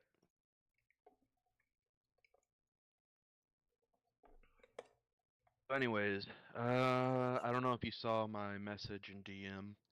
I did. That's why I said that. Okay. Yeah, I had a concept for a character that kind of has like a semi-in-depth backstory, and wanted to talk with you. Okay. I'm like, shoot. I'm like, forgive me. Mine's going multiple places right now because of my mother apparently went to go upgrade her phone. My phone is under my grandparents' plan because of the fact of a whole bunch of stuff that happened like 6 years ago. And she was like, well, turn it off and turn it back on again so she can upgrade it. And I'm just like, I tried to turn it off. It wouldn't turn off. Anyways, yes, do tell me. So I was thinking of having my character being from like a clan of elemental users. Clan of people who studied the way of using the elements. And in doing so, he was the oldest son set to become like the clan leader and such. But his younger brother, who was exceptionally more talented than him, wanted it for himself and didn't like that tradition was stopping him. So okay. And so, they've always had like a bit of a rough relationship with each other due to just the differences in their responsibilities and their abilities overall, which eventually leads to the younger brother tricking the older brother, my character, and basically attempting to kill him out in the woods one night. And he badly injures my character to the point where he becomes completely mute. He's blind in one eye. He's lost an arm and his tail, so he only has one arm available to him. A bunch of different things. But my character is able to escape. So while he is able to take over the clan, he now continues to look for my character to finish the job so that my character can't come back and out him for the truth of what happened. All right. I already love the concept. For me, it's more so a thing of, okay, the entire group is meant to be in New Hampshire. Is this the clan in the city? Is it close outside the city? Nope. Or did you... The clan would be somewhere else. I would leave that up to you. They could be in a completely different country. They could be in the same country, but on like the other side of it. The clan could be the rulers of the country, for all I know. I was just giving you a basic concept, and like, I figured I'd let you run with what you would want to do most with it. Fair enough. That gives me a lot to potentially work with. I will say that ending up tonight, probably one of the main things, since literally the only character sheet I have right now is Poros, of all people.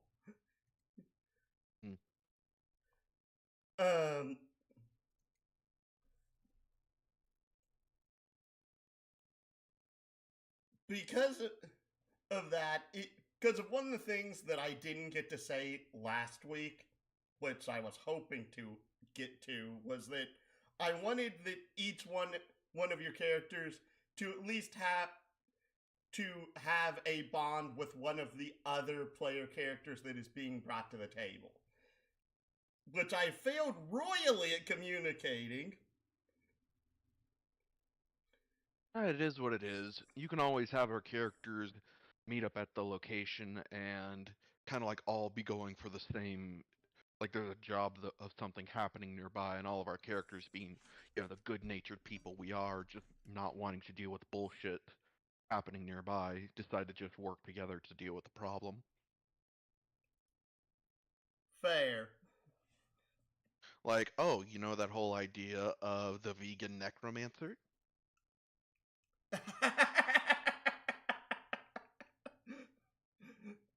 I will never not laugh whenever I hear you say that. Vegan necromancer.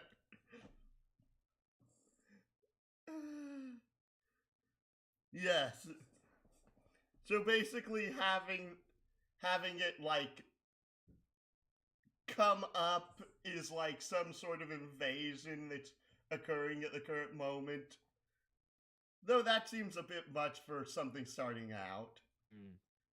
Well, it doesn't have to be the necromancer. It could be like a small fraction of their forces from the past that have just continued to persist, but with no actual, but with their original creator long gone. Like like a couple of skeletons that are still living, or still existing with the prior commands of destroying Hamsburg, but with their creator now gone, they can't receive any new commands and only act in a semi-animalistic way of just, attacking the village as best they can. But, still having a bit Fair of sense enough. to them. Enough to, like plan and strategize, but not enough to be like their own people. Fair. Though you saying that makes me want to bring back an NPC I used before. Mm. And I don't want to say any more. Mm. Oh, so anyways, back to this whole concept of my character. So, like I said, it would be they would have a problem with only having one arm. So that would give them the what was it? The impaired manipulation defect. I was gonna make them Correct. mute, so give them the impaired speech defect. And I was also thinking of making them blind in one eye. So I'm trying to figure out where that thing is. Uh, Not physical impairment. Oh no, Sensory. that'd just be like inept attack for ranged attacks. Nah, no, no, no, no. I want to give them the rank 1 sensory impairment. So this is something that affects them in like their daily life because they're literally blind in one eye. It's not just something that only affects uh their ability to attack. Alright. And then finally, I wanted to give them the marked uh defect. The mark itself being over their blinded eye of just a massive burn scar in the shape of a hand that was created by their brother. And now I'm picturing the scar from alternate Doofenshmirtz. Oh, I was going more for like Zuko from Avatar. I also think of that. Yeah. Sorry, those are the first two things I think of when I hear scar across the eye. Yeah, well this one's in the shape of an actual, like somebody took their hand and pressed it into like snow or mud or something, but taking place on the character's flesh. Fair. So, The out of all of the things you stated, the thing that I would actually say is probably the thing that to me is the hardest one to actually run properly is the impaired speech more than anything. I mean, I can run a mute character. I've played characters in the past where they don't talk much, so it just relies a lot on my character focusing more on like describing their facial expressions and actions over words. Fair enough. It's just that a lot of people I've seen have had a lot of trouble doing that. And that's no offense to you. That is an offense to the human race.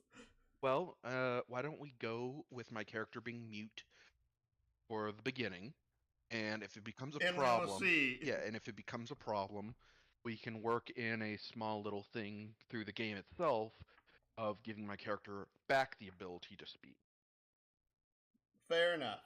Because of like one armed, in my honest opinion, just having impaired manipulation isn't that big of a deal. You can easily find ways to work through or around that. Mm-hmm. Having no depth perception, people can work around that sort of thing. I'm like, those things, in my opinion, aren't really that big of a concern. Okay, when you were referring to the elemental control, part of it's due to how dynamic powers works. So what were you what I was thinking was basically it would be kind of like Avatar, to where like they could generally control the elements. You know, like, oh, they could create some fire. Oh, they could levitate some stone. They can control some water and harden it into ice. They can make the air whip around themselves, etc., etc., and just like giving them special abilities through the use of the elements. Like, say I want to have my character be able to fly. Well, in character, I would say they're using the power of the wind to make themselves fly. But out of character, they would have the flight attribute, and I would just say the dynamic power is what allows it. Okay, that is more because of the. Okay, I'll be very honest with you. Part of the reason that I brought those two up is specifically because of power flux versus dynamic powers work really similarly, but work very differently, and as much as the game tries to describe these two, one is basically like, hey, we're gonna be loosey goosey and allow you to do whatever, but you have to like make the attacks and the special abilities and stuff as you go, while the other one is more like, hey, we're gonna give you a pool of points and you can create some ideas of what you can do at a single time from that pool of points. Yeah, I get what you're meaning. So you're thinking maybe I should go yeah, with power flux instead? yes, and this is I can do that. I haven't put it. it's mainly just because of the fact that if you use dynamic powers, the thing with how dynamic powers work, this is an open-ended attribute. It is for advanced players and game masters only. Proper use of dynamic powers will not imbalance a game, but rather can provide many opportunities for character innovation. I kind of get that. In general, the effect can vary depending on the need of the story and emotional intensity of the situation. Should only be in campaigns where the GM is comfortable with a story-driven approach to the handling of powers. Game masters are free to prohibit it or to restrict it to a low level. It's more so also here because of like the control of elements is really weird in Besm as a whole, because of like if you're looking at just like water, wind, and ice and electricity, that's easy. You can just make it weather. But for some stupid reason, if you're adding fire in there, it becomes way more harder to codify. Yeah, I could believe that. That is the weirdest thing with how that is particularly structured in this system. If you're just looking at like elements related to the weather, boom, you make it a general category, you put on weather, boom, you get all of the powers that are related to that sphere, and you're all good. If you're making it like all of the elements, I don't even know if primal category works because of it's too broad. Because of, like, this is literally the examples they give for primal categories: time, war, death, life, earth, stars, thought, magic, force, math, self, law, chaos, heaven, hell, dimensions, and dreams. Yeah, you would think Those are elements the would, examples they give. you would think elements would fall under that, since you got stuff like time. I know. And I would agree, it was just one of those things of, like, the primal categories, in my honest opinion, are really weird to a degree that it's like, except for a few of these, like, literally, like, the ones for thought, the one for force, the one for, like, math and chaos, those I can realistically think of how those would fundamentally function, but, like, because of how time works in Besm, I have no clue how the time category would work for power flux or dynamic powers, is an example.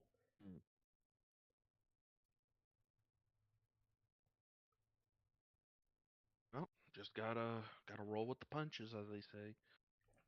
I know. I was just, this probably would be a primal category, meaning this would be 2 enhancements, meaning that the effective power level is reduced by 2 for whatever you're doing here.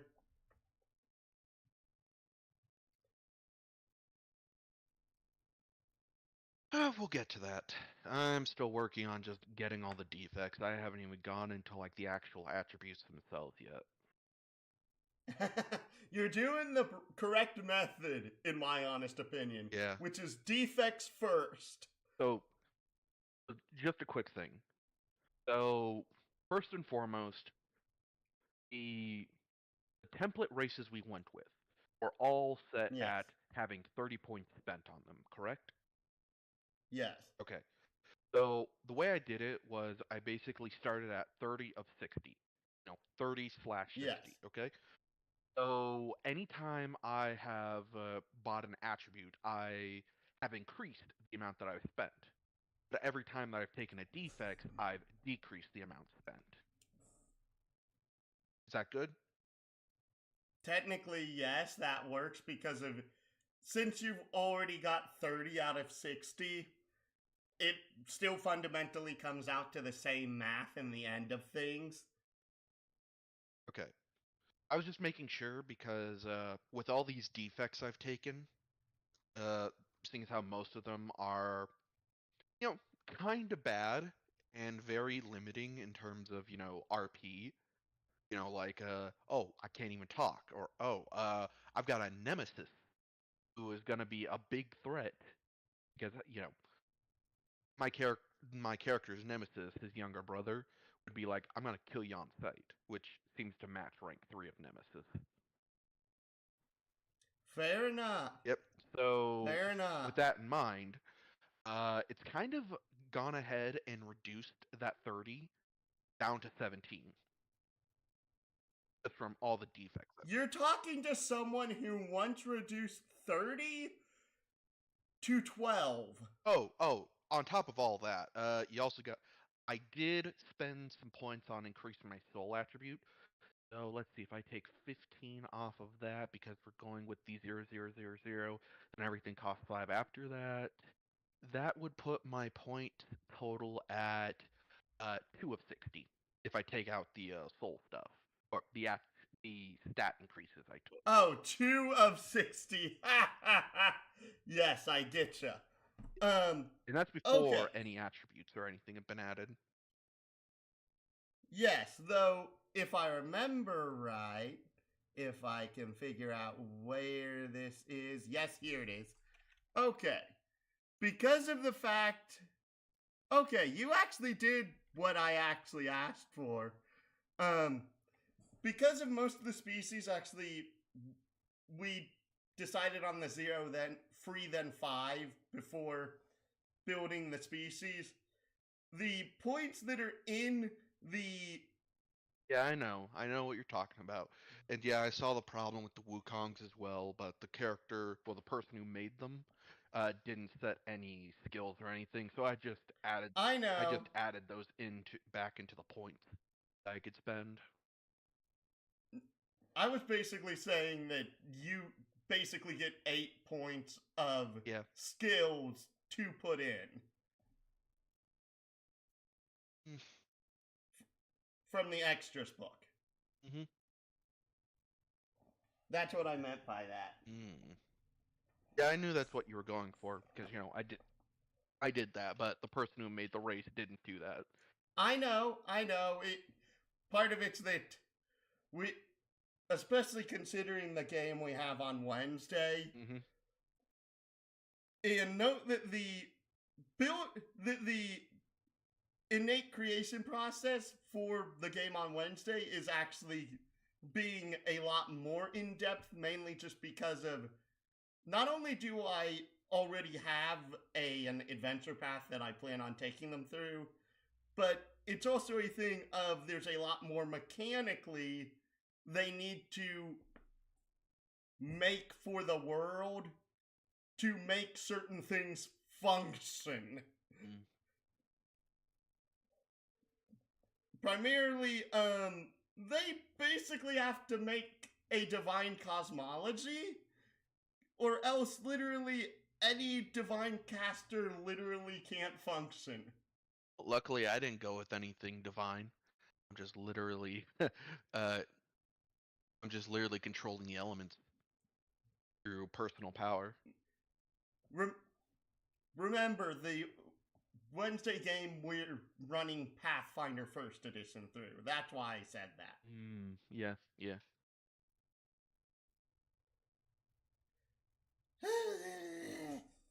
Anyways, what is the maximum thing I can do for soul at adventure level? Because I figure I might as well max that out I, uh, since my magical abilities will be my main thing. 9. Oh, I can bring it up to 9. Nice, nice, nice, nice. Should I spend the 10 extra points on maxing out my soul? Hmm. Yeah, might as well. It'll increase my energy and my health points. So that'll bring me up to 27. Bring this up by 2. And then these will increase by 10 each.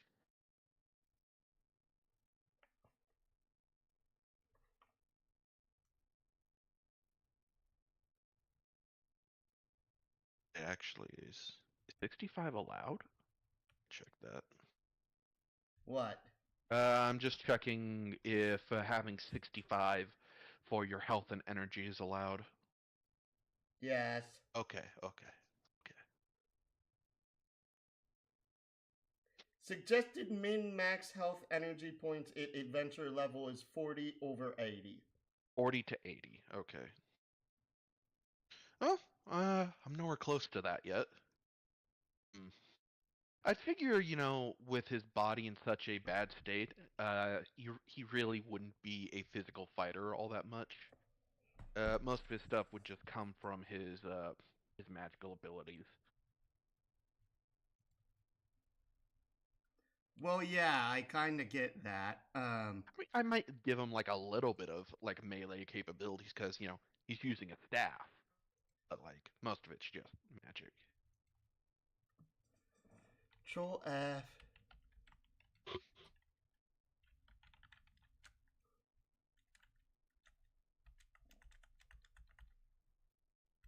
Anyways, with all my defects determined, time to figure out my attributes. And I know I want to spend a good bit of attributes on items instead of just straight up.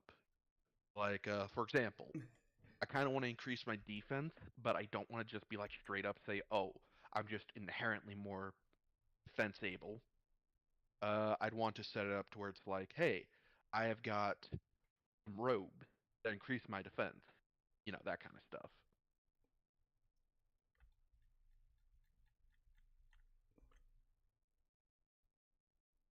If anything, it'd be a robe that increases your agility or fleetness of foot or something of that nature, because of that actually makes a slightly bit more sense. I mean, we can say, like, for flavor, that's what it does, but mechanically, it just increases my defense combat value. Okay, if that's what you're doing, sure, because of um increasing defense combat value is easy. I thought you were more so trying to get it to provide a lot of armor or something. Oh, no. For stuff like armor or stuff like that, maybe I'll make something for that. But most of my defensive stuff would be like for creating walls of ice or stone or something like that. Yes. I need to. Oh, question. Is it in the extras book or the core book? Dang freaking got it. So when I'm determining my combat values, and I have to like add all the stats together, then divide by 3, is it round up or round down? Round down. Okay, so 5.6 would be 5. Got it. Yes. I'm like, that I know off the top of my head. I figured that that's I something know. difficult to remember, so I figured I'd ask you that. Yep, it's always round down in this system. And that includes if I like make items with attributes as well. So like if it's a attribute that says like, why are you making an item with attribute levels? I have to ask this question. Because I want to spend less points on giving my character attributes. Okay, so you're giving it the what the heck just happened to in the background here? Sorry, something refreshed and I'm like, what happened? I'm wanting to basically make it to where like my character has these abilities like inherently, but due to just all the scarring and everything, they have to use these special items to use them again. Like before they were crippled essentially. They could naturally do like, spewing out balls of fire or like creating massive lakes of ice, etc., etc. But after getting crippled, now they have to use like a sage staff that has been tuned to their body to allow them to use their prior abilities. So I figured, instead of like spending the points on the inherent abilities and then giving like just a basic, he has to use an item to use it as a defect on it. Just make it to where like, everything is just in the staff. Because like without it he just can't do it, period. Okay. Sorry, I'm trying to find there's a section somewhere that deals with dynamic powers with the weapon attribute, and I'm trying to find this right now. Because of this I could always make it to where the staff just can't be used as a weapon. Like I can't go bonking people with it. No. What I mean by is that there's a section that details how to use dynamic powers. Offensive use of non-weapon attributes. Creative characters can use a number of seemingly inoffensive attributes in a very effective ways while engaged in battle. Weapon is obviously designed for offensive use against an opponent, but what about teleportation? Could a character not teleport an opponent in front of a moving truck or simply out of a fight entirely? For example, exorcism, dynamic powers, illusion, can be used against one person on their their possession, depending on the attribute. When a character wishes to use normally inoffensive attribute against an unwilling opponent, character must take an attack action and make a successful opposed stat roll using the relevant stat for the attribute. Otherwise, the target resists the attribute's effects entirely. Other attributes apply as normal. character wishes to offensively use a non. This is page 45 of the extras book, by the way. Yeah, I haven't really been paying much attention to the extras book because I've still been trying to learn from the normal book first and foremost. It's a little hard to learn between two. This is why I specifically always dance around dynamic powers, is that I always forget where this section is. And without this section in the extras book, technically you have to make a separate attribute that is dependent on your dynamic powers to use it as a weapon. No, I'm not joking. That is how it is. That's how it had to work. You know, like first you have to spend the points to get dynamic powers, then you spend points again to use your dynamic powers in like in the form of a weapon. Like, I'm pretty sure we talked about that.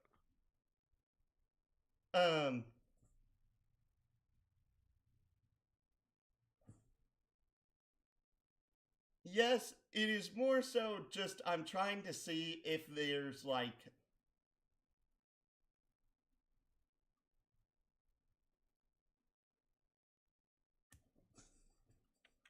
rules in regards to like, because of based off of what's written, you would normally only get dynamic powers versus normal attributes, page 48. Happens when a character with dynamic powers uses their abilities to counteract an opponent's attribute. For example, if a character with dynamic powers 4, powerful enough to prevent a character with super strength at level 6 from lifting a bulldozer. Since dynamic powers allows a character to create any attribute effect within the realm of influence, any character can counteract most attributes through a multitude of ways. If the bulldozer example, this could include using telekinesis to push down the bulldozer. Changing the molecular comp. When dynamic powers is used to generate an attribute's effectiveness, the GM compares the level of dynamic powers with the opposing attribute level as normal. See attribute versus attribute, page 45. Sounds like you gotta do a lot of back and forth. Yes, in the examples, part of it is that I'll be having all of the character sheets open so I can cross-reference them during the game at any given time. Mm-hmm. One exception to this guideline is if the character's realm of influence allows them to effectively negate the opponent's attribute through some dynamic power application of the nullify attribute. In this case, the character may simply reduce the opponent's attribute level to ensure that they are no longer capable of accomplishing the desired task.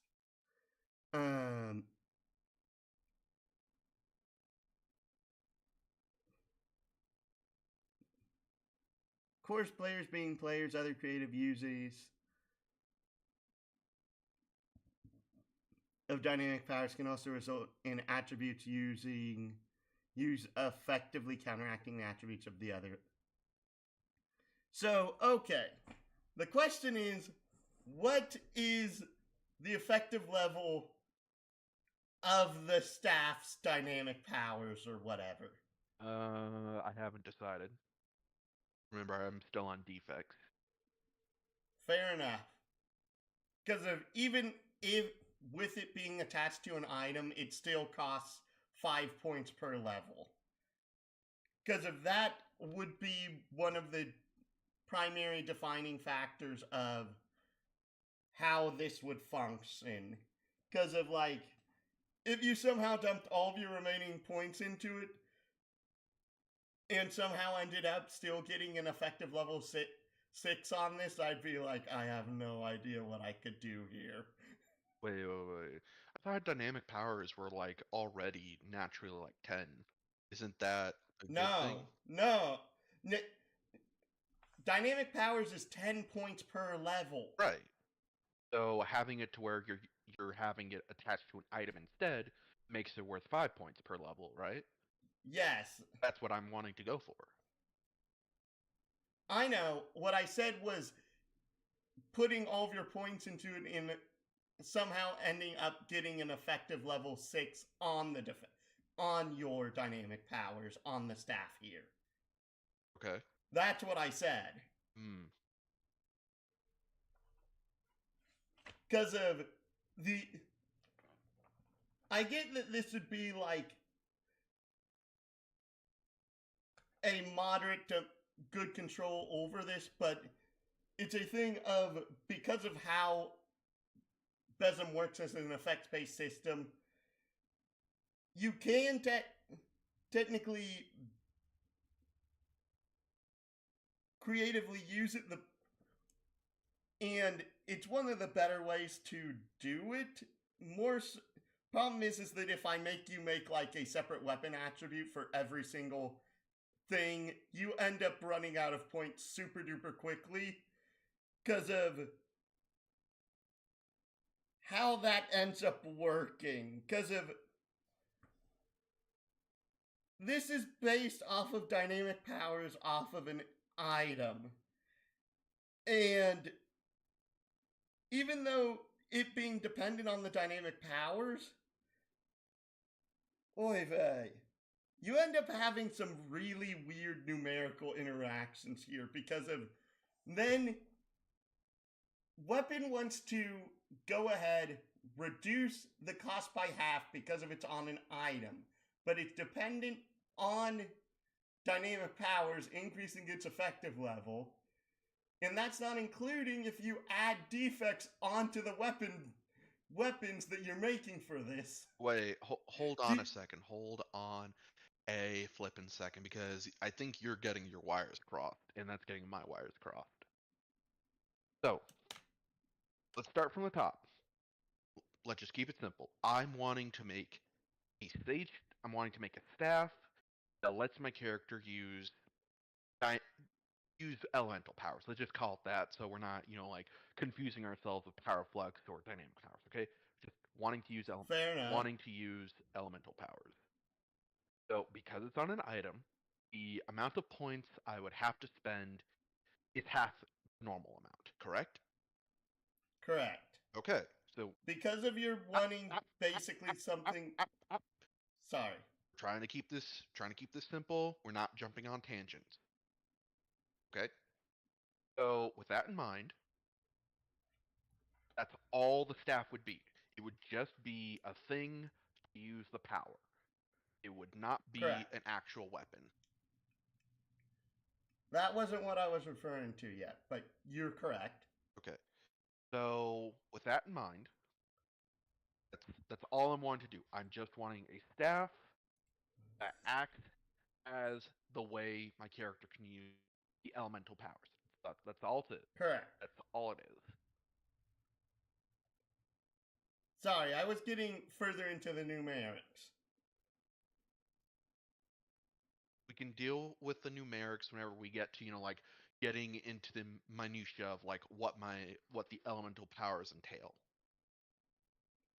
Fair. Like all I'm working on right now is just like, does the system allow me to do the general idea first and foremost? Fair. Yeah. In my you know what's incredibly funny in my honest opinion? What?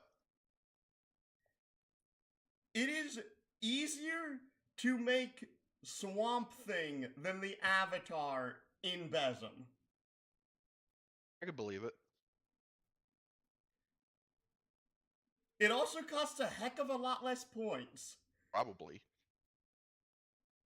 I mean, with the Avatar, you've got flight, you've got the ability to control all the different elements, you've got the different attacks and abilities you can do with said elements, you've got the sub-elements you have to account for, you've got energy bending you have to account for, a whole bunch of different things. And that's what. Meanwhile, Swamp Thing is literally just like, I can control plants, I regenerate, I'm super strong, and I'm super tough. And that's literally basically it. The thing with Swamp Thing that I was more so referring to is that in in the DC universe, he is the embodiment of a force known as the Green, which is basically the world's life energy. And the ability to control said life energy. Yeah. And it's just a fancy way of saying like, oh, the character has plant powers. I know, but on a very, very large scale. Yeah. Yeah, DC and Marvel have problems of trying to overcomplicate simple concepts.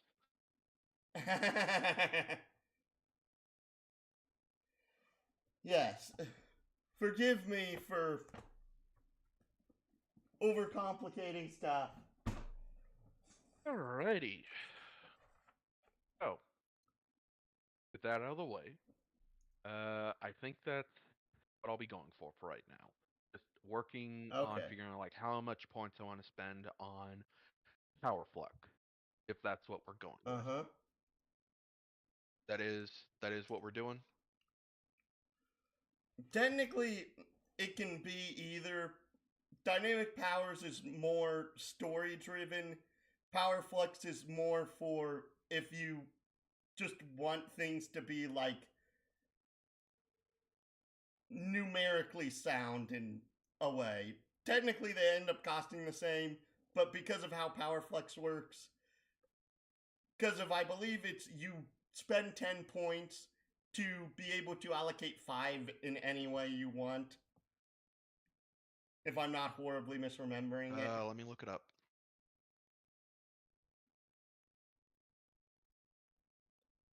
Which, due to an item, basically means you spend 5 to be able to use 5 in any way you want, which is a little bit of cheating the system, but I actually don't mind in this particular instance. Because my character is so crippled.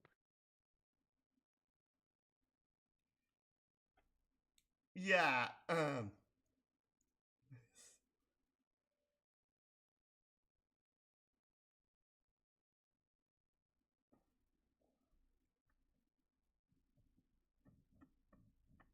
So, okay.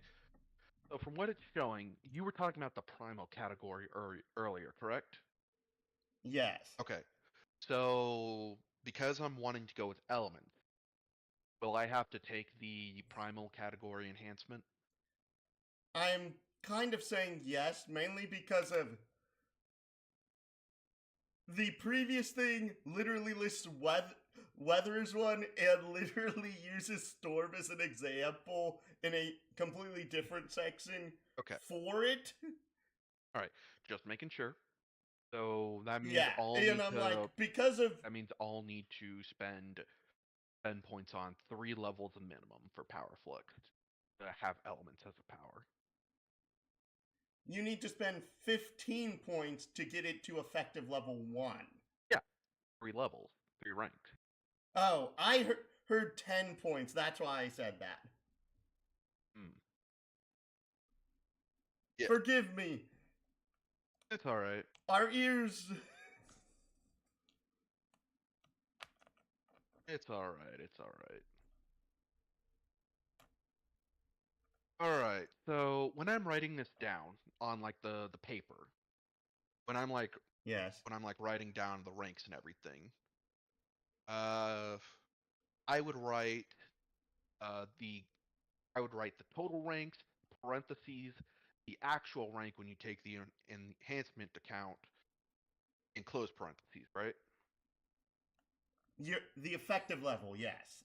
Okay, so The effective parentheses level is what's is in effective parentheses. level. Parentheses is effective rank, whatever. It's what it currently is when you take in defects and everything into account. Yes.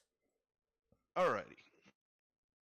Alright, so if I got 10, it would be, if I wanted 10 levels, and then the enhancement would be 10, parentheses 8. Got it, okay. You can't do that. I'm going to tell you right now, you can't do You that. know what I mean. You know what I freaking mean. I know. I know you can't go I up, remember. I just remembered you can't go up to 10, but you know what I mean whenever I said that. It's not that you can't go up to 10, it's that you can't go above effective level 6 without GM permission. Right. So Because if you can have an attribute whose base level is like 15, but its effective level is like 3. Yes, that is a thing you can do in Besm.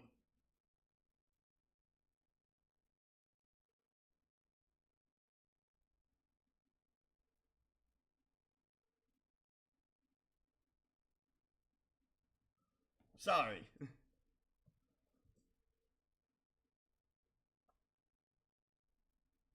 Anyways, I think I'll just max out Power Flux. Not gonna lie. Alright. Oh, no wait, can't do that. That's too many points. Okay, so I can't max it out. Yeah, I can't do that at all, really. So, Yeah, there's a reason why Power Flux or Dynamic Powers is so dang expensive. which is why I went with making it an item instead. Even then, it's still pretty expensive. It is, but it's half of it as expensive as making it a normal power. Yeah. Alright. Let's just make it like effective level 3 or something. 5, Yeah, which means it's 3. base level 5, effective level 3. Alright, that'll put me at 25. 25 plus 27, that is 52. Alright.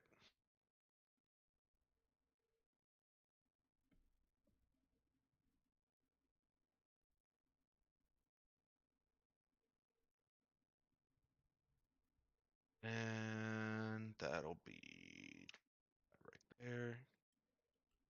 Alright. Going to put this in the fridge. Ah! Bad headphone cord. Oh, right, I haven't had one today.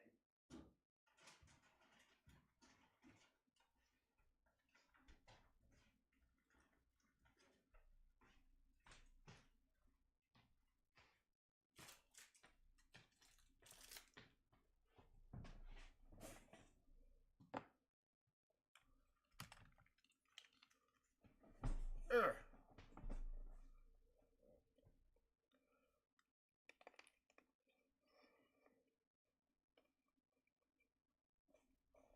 Alright, so that leaves me with 8 points to spend on other stuff.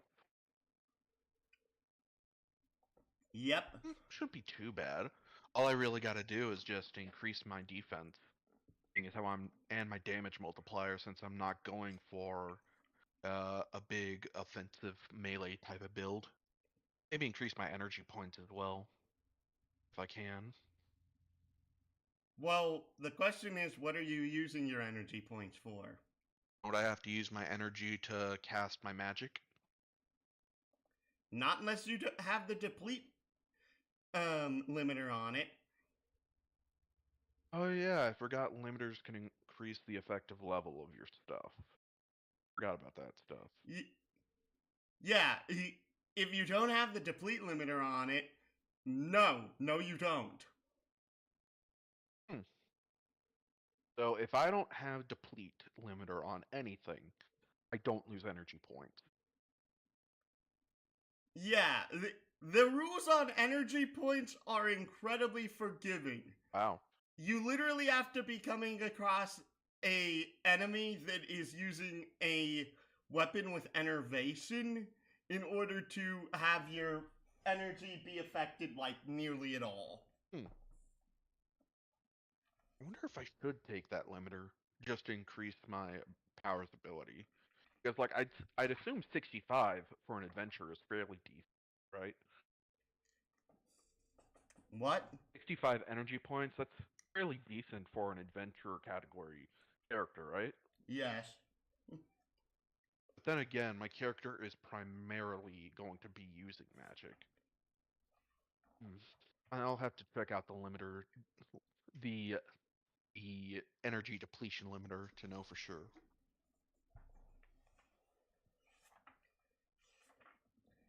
Deplete. The character's energy points are used to power this particular attribute. The energy points will either be reduced after the attribute's use for attributes for immediate effects such as teleported and weapon, or while the attribute is being used for attributes that are ongoing such as flight and undetectable.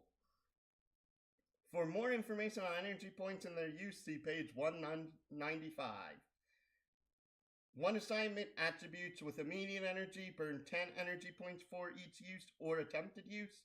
Ongoing burn 10 energy points each minute of use. 10 energy points is a lot. Yeah, this is why you almost only ever see deplete at one assignment. Yeah. It's like for a single effective level increase at 10 points. Jesus Christ, that's a little bit much. I could see it if it was like 5 points and then you get one assignment, but like 10 points? I'm losing like a sixth of my total energy pool. I'd have to The like at solely dedicate time and effort into just having a higher than average energy pool just to use it in a good manner. Yeah, I guess deplete would be for like something where you're like focusing more on a melee build with occasional magical stuff, but not if you're like going a full magical character. Yes, this is typically why if you actually have deplete, you usually get one rank of energy regen. Yeah.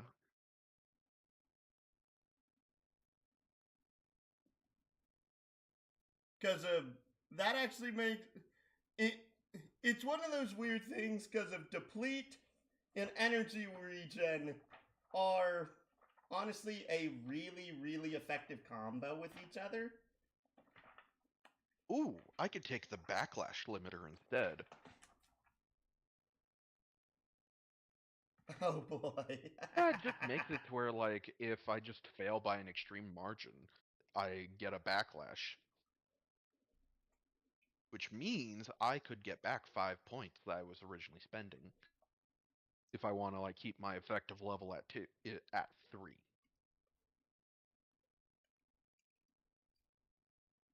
I wonder where I'm supposed to write my limiters and everything on this character sheet.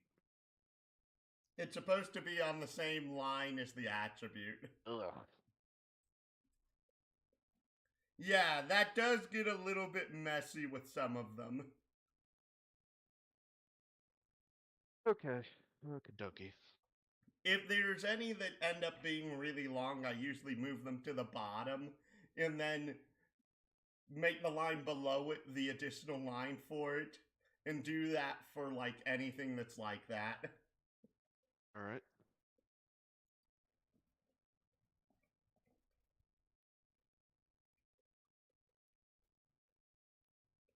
Right, so reduce the total level. I've already got the primal enhancement listed. I've got the item listed. Now, I guess I'll just have to decrease the size again and go with limiter backlash 1.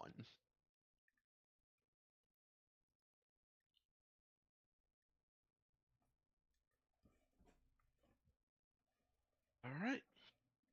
That leaves me with 5 extra points and puts me back down to 47. All right. All right.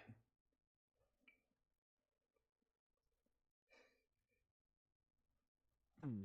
Do, What? do Oh, you need anything else, or can I stop lifting up and setting the book back down on the floor? oh, dang! You should use the digital version instead.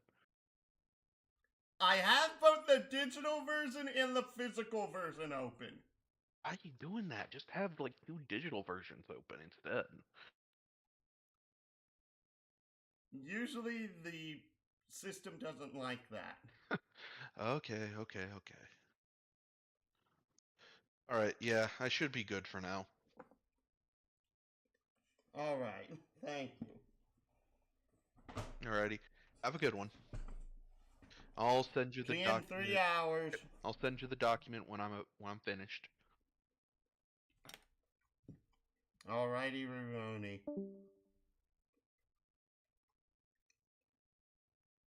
Okay, we have puppet roll controller increases its save DC by 1/3 your prof bonus rounded up. Eh. Defender. Puppet adds 3 to con skill checks and saving throws. Eh. All of these are eh.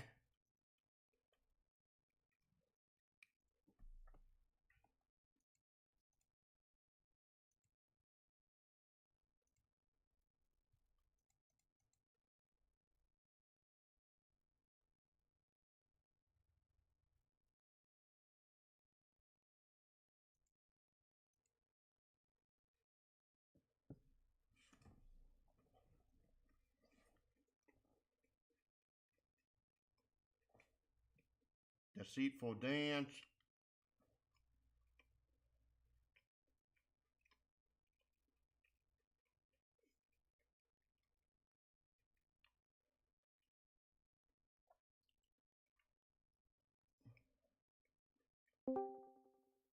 I am back. Sorry.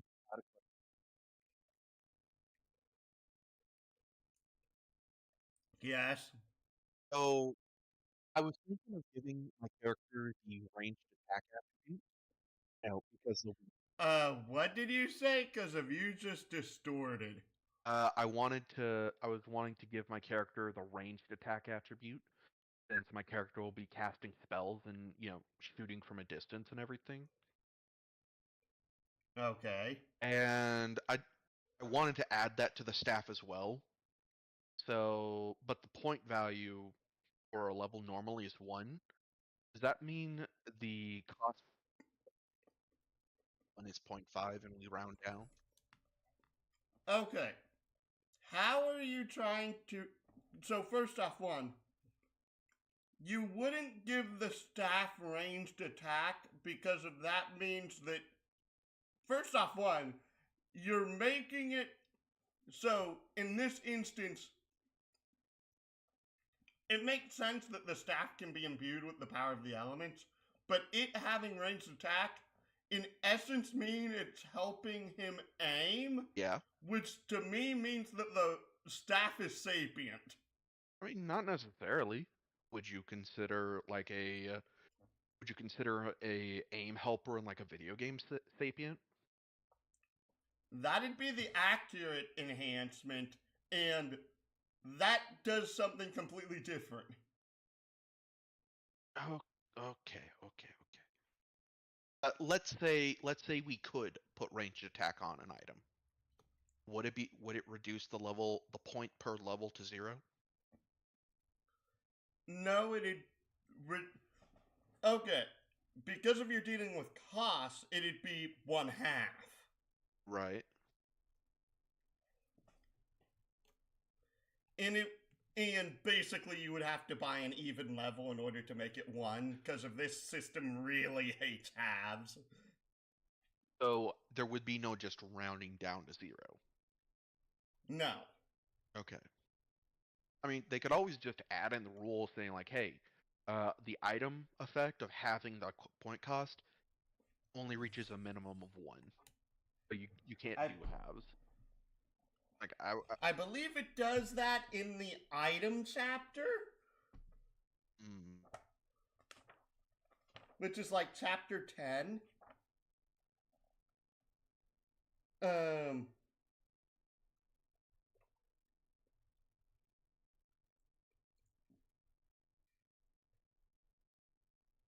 Somewhat obvious. As a result, items cost half as many character points.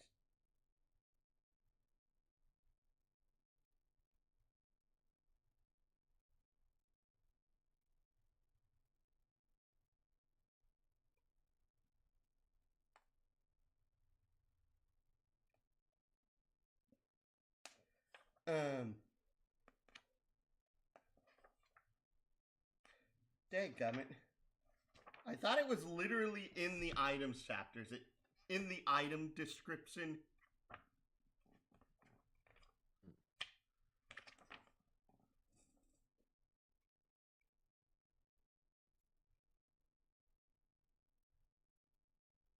Also, attributes that an item has do not usually stack with those of a character. If a vehicle has flight level 1, and so does its operator, this does not give the vehicle flight level 2. I know. You mentioned that before. That's why I'm just, clarifying some stuff and like giving it all to the weapon itself, all to the staff itself. Because I'm not trying to do like, oh, the character themselves has a little bit and then the staff has a little. No, I'm just all or nothing, one way or the other. Okay.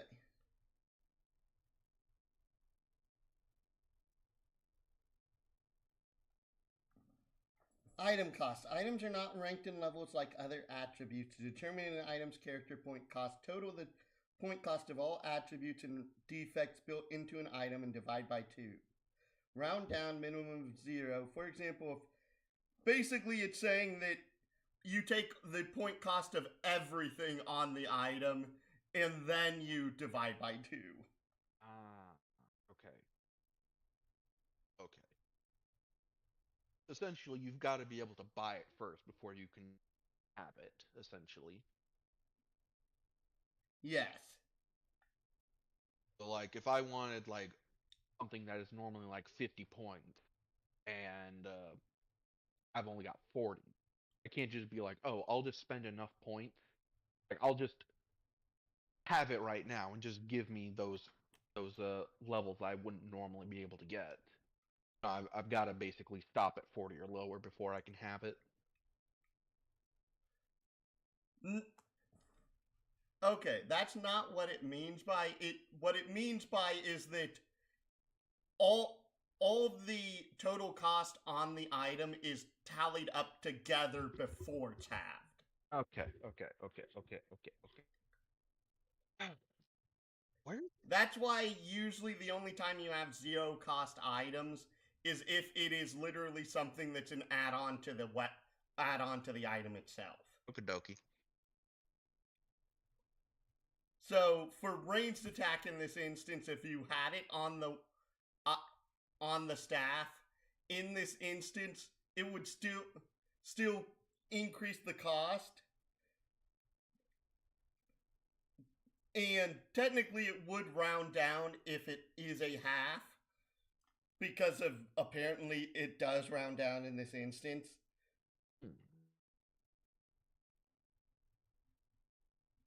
So if it ends up being 27 and a half points, it rounds down to 27 for some reason. Okay, well, glad that's been cleared up. And another question: isn't there like a shield attribute or something, or yeah, like just a shield where you can reduce certain types of damage? Like I see there's like a Well, melee and ranged defense, but I could have swore you once talked about like, oh, they'll take people have taken force like field? yeah, force field. That's what it is. God, I forgot the word.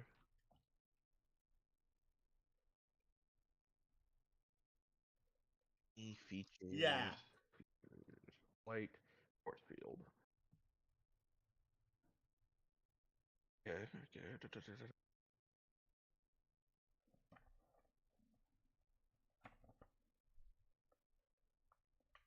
But it's also a question of, this is one of those things that's a little bit weird because of, why would you want to be taking force field if you have dynamic powers over such a large sphere? I don't know. In case they get past the powers and just 2 levels of protection.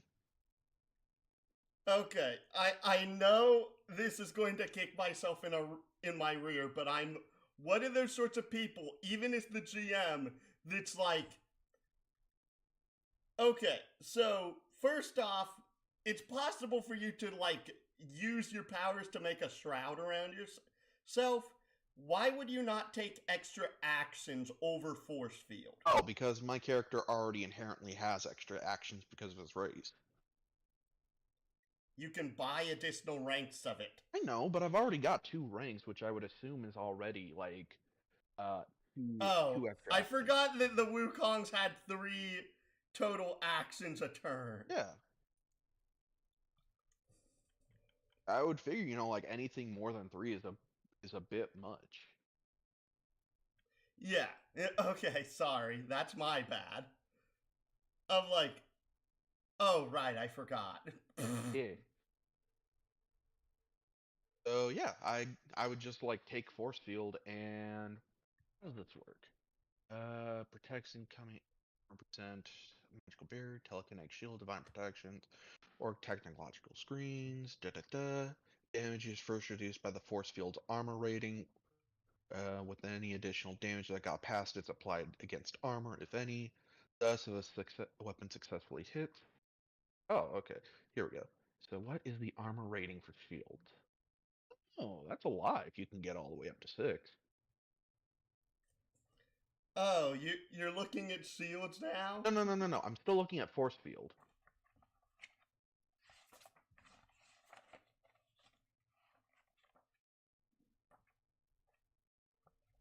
Yeah, I'm just looking at this thing and, just trying to read all the different types of limiters and enhancements it could get.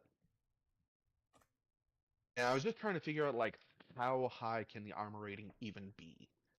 And it looks like for the maximum effective level is level 6, so that's 60 armor rating.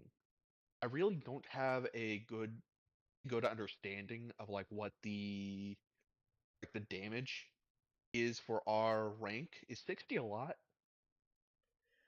Um, unless you're pissing off a Titan, it's very hard to get that high of damage. Hmm. Hmm. Oh, all right. In that case, you know how I Or mentioned unless having you're going up against someone that has a weapon with the insidious enhancement on it. hideous enhancement. I haven't heard of that enhancement. Granted, I don't look at the enhancements all that much. Um, it it ignores armor and force fields. Oh, okay. I mean, but by that point, you just gotta keep your distance, you know? You can have insidious weapons that are ranged. Cool. Well, what if you put up like, what if you, what if you have like your normal armor and like a force field? Like, say you have both of those, but then on top of that, you like put up a giant rock wall or something like that between you and the person with the insidious weapon.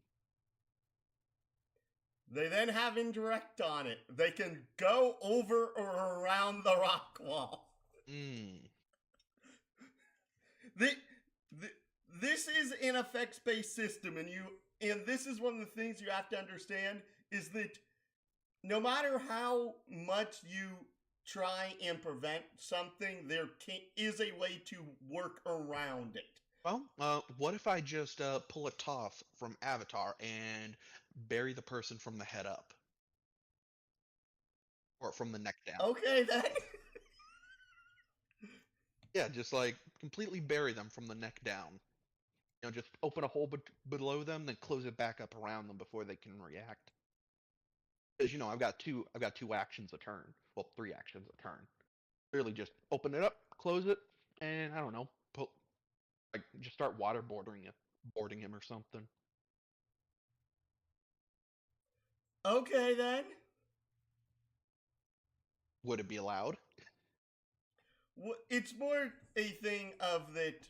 Also, technically, if you're maxing out your soul attribute, you kind of need to have more than one level of backblast, specifically because of the fact that you can't actually fail that roll by a margin of 6 or more. You have to have more than one rank of backblast. Wait, why? What?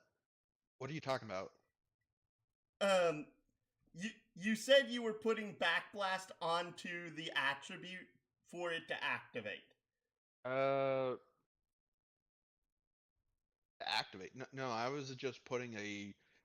I was putting a limiter on the on dynamic power just so that way I can increase its effective level, but decrease its I know, action. I know. No, that's what. Sorry, wording. Words are hard. You have effect. Your soul stat is 9, correct? Yeah. So let me go back here. Let me find the correct freaking page. Um, your soul stat's 9. You're taking ranged attack. I'd probably take ranged attack, yeah. Um,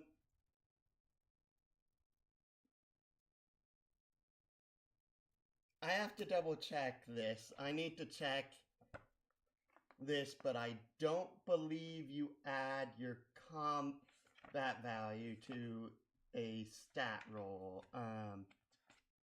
Is being tested. See the stat descriptions. For stat rolls that relate to an attribute, if the GM suggests. Success of the stat roll is determined by rolling 2 dice and adding the relevant stat in any situational modifiers. The result is the total roll. This is compared to either the target number or to an opposed roll. So you said you're looking at Backlash 1 on your dynamic powers. On Power You- Flux, yeah. Backlash Yeah. 1, so I would have to fail the roll by 6 or less. 6 or No, more, it's sorry. 6 or more. Right, yeah. And that's why I said you actually need to take more levels of backlash for that to be effective. Because of one of the rules in this system is that if you have a stat for a roll that you would effectively pass 100% of the time based off the current level of the limiter you have it at, you must take it up to the level where you have the bare minimum of failing it. Oh, so I can increase my effective level even higher. Yeah, because of your current level, current soul stat literally makes it virtually impossible for you to fail an average soul stat roll. Really? That's a little funny, I'm not gonna lie.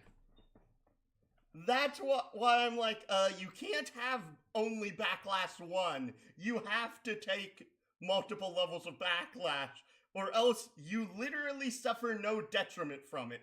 And the system is kind of explicit about if you have a limiter, you must be able to feel the detriment from it at some point, or else the detriment does nothing. Wow.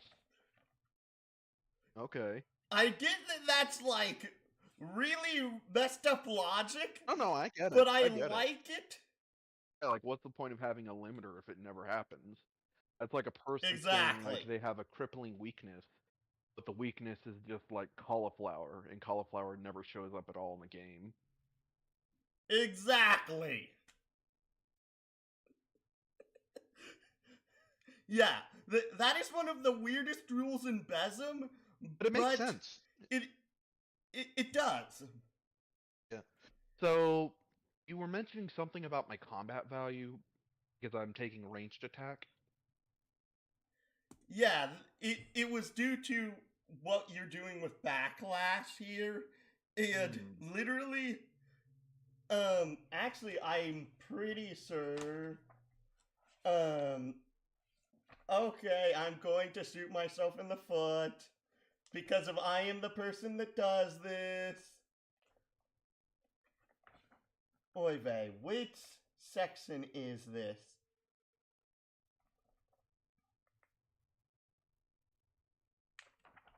Because of immutables for body. Wait. Resistance. So, got another question. Yes. For our current for our current level, I guess you could call it, is 8 a high combat value? How the cluck do you have an 8 as a combat value? Oh, that's including the ranged attack thing, which affects your combat value. That only affects your ranged combat value, not your attack combat value. But wouldn't range be a type of attack? It is, but I'm only saying it in that fashion because of the fact that this system actually doesn't care what specific things are. It only cares about what the overall value is. Right. Sorry, I was meaning like whenever I'm using a spell and attacking with my range stuff, would that value of 8 be considered high? Character benchmarks, adventure level, min-max combat values, modified values, 3 over 8. Oh, so 8 is literally the maximum. It is the suggested maximum for that power level, yes. Wow, okay. I wasn't even trying for that, I'm not gonna lie. Also, this is on page 24 of the core book if you're interested. Oh, okay. Okie dokie. I admit this is the weirdest place to put this, but it It is. is, yeah. Sounds like it at least. Anyways, I should probably see. That's 3 points. That'll put me at 50. There. All right. That gives me 10 points left. Because of this is the. I'm going to continue shooting myself in the foot, but this is also because of, remember, I'm a concept optimizer. Please forgive me. Whenever. Because of usually, whenever you take backlash, there's also another limiter you also kind of almost always take in regards to this, which is unpredictable.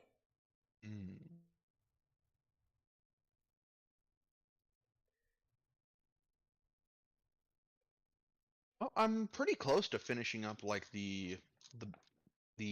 my character, because like all I need is just my force field and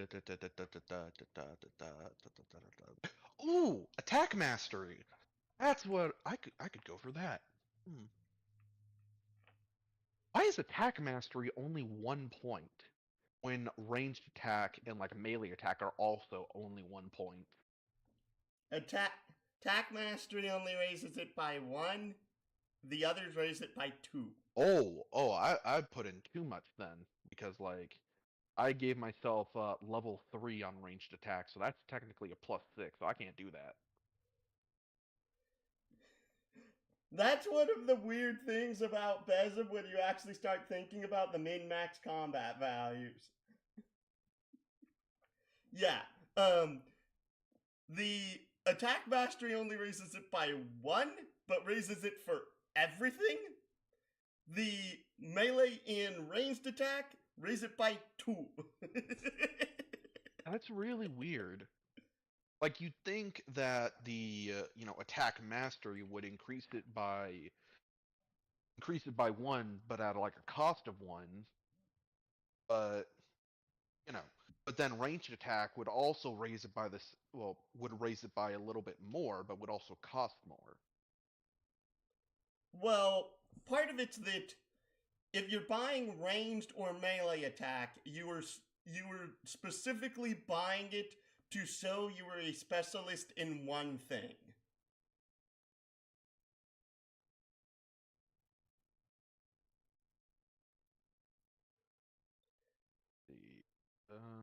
Okay, so not. It literally says, for example, on ranged attack, for each level, the character gains a +2 bonus to ACV whenever they are using the specified group of ranged weapons. Bonus actually increases the ACV when using the specified weapon, and thus relevant damage inflicted is increased as well. Though your ACV does not increase your damage that much. Your damage multiplier does. I know. The character selects the group of ranged weaponry when this attribute is assigned. Examples include archery bows, artillery, large caliber indirect fire guns such as howitzers and mortars, blowguns, cannons, large caliber direct fire guns such as tank guns and naval guns, handguns, pistols, machine pistols, revolvers, crossbow launchers, long guns, carbines, rifles, submachine guns and shotguns, machine guns, bipod, tripod, or vehicle-mounted submachine guns, and automatic cannons, mechanical artillery, slings, special attacks with a particular psychic ability or superpower, spells, throwing, or a group of ranged weapons built into an item type, such as tank weaponry, starship weaponry, or giant robot weaponry. Where is the thing that increases your damage multiplier? Like, I know that exists. Massive damage. Oh, the M's, okay.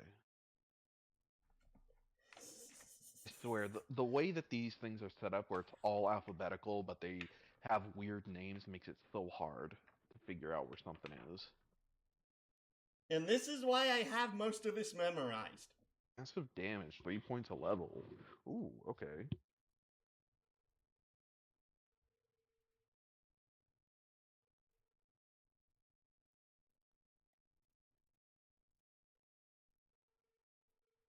All right, so it's 3 points to increase the massive damage.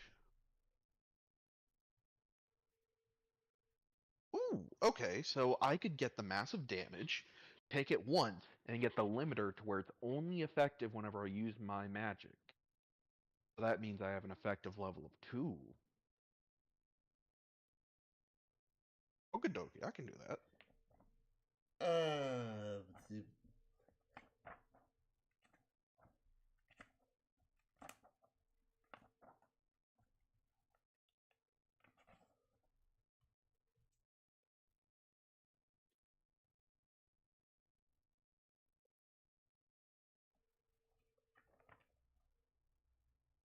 this one have to double check. I'm actually pretty sure there's a rule on this specific attribute that this normally you do not put defects on, not defects, limiters on.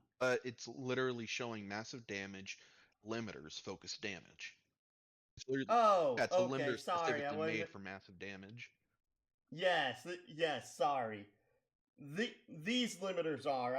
Thought you meant the generalized limiters. Oh, no. No, I haven't even really been looking at generalized limiters. Alright, so that'll be effectively 2 levels at the cost of only 3 points. Yes. Which brings me up to a damage multiplier technically of 7. Yes. That's a lot, I'm assuming.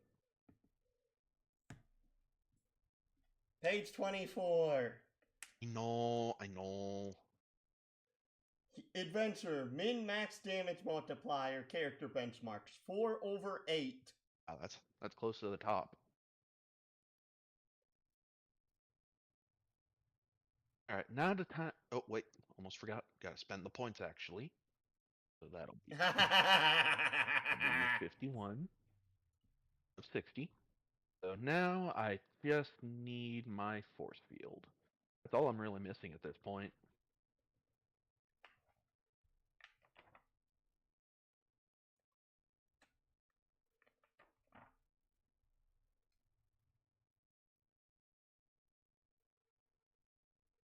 Force field, I'm gonna make it to where the item, it's based around like a cloak that I'm wearing, or yeah, cloak.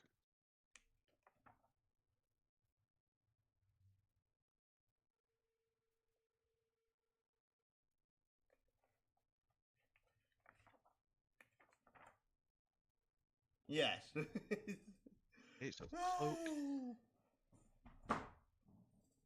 force field, makes it to where should I take the blocks in corporeal? I mean, I would assume we're not going to be fighting ghosts or like things with like the ability to be intangible, but now that I'm talking about it, you're probably already thinking of doing that. Also, you have to think of this when dealing with force fields. It doesn't protect you against things that can literally bury beneath it or go above it, mind you. Hmm.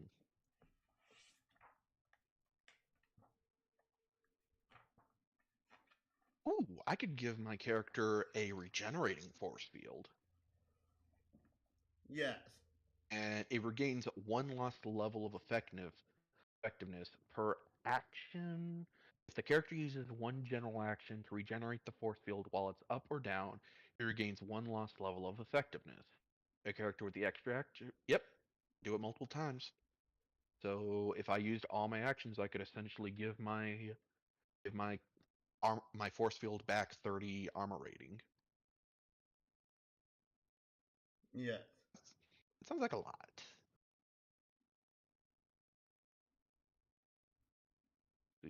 I wonder if I should take the offensive perk as well. Enhancement.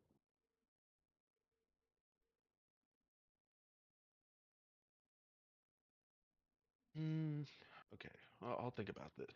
So I have 9 points left. Probably take 2, 4, 3 levels. 2, 4, 6. So that'll be 6 points spent. So that's 3 levels right there. Oh, no, wait, I actually need... Okay, so I can't do that. I'll just... You need what? I was just thinking, I just realized, oh, I actually need to be above it before I can start putting on enhancements. Alright, so I just want regenerating, which is a single level.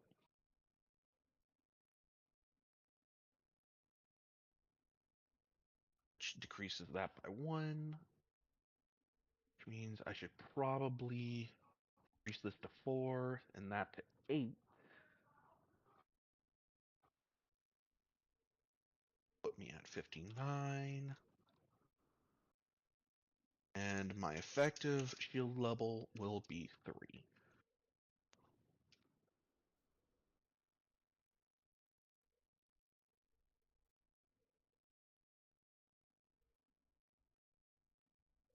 Alright, I think that's everything. I just have that 1 point I haven't spent.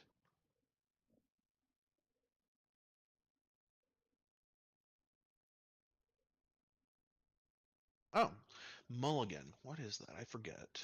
I gotta look that up. Allows you to re-roll rolls. It's like a set amount of times per rest or something, right? It's per session. Oh. It is literally written as per session. Okay. So let's see. And it. Oh, it's the 6 times if I get it up to 3.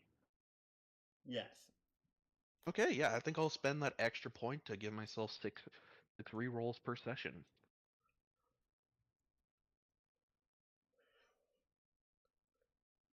Yeah. Beans. All right.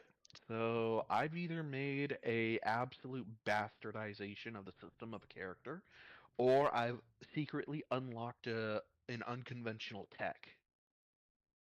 Either way, it seems like it'll be fun. Fanfic. I want to emphasize this to you. Unless you are building characters that are under 40 points or using the baseline stat system,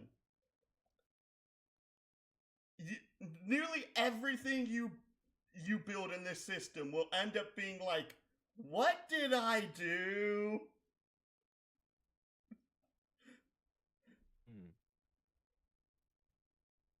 I literally built a I cannot say this with a straight face. I built a flying centaur out of like, I think it was either 60 or 70 points that had like 1 good attack, and due to how she was built, she was both really hard to hit, and she just clobbered anything she came across.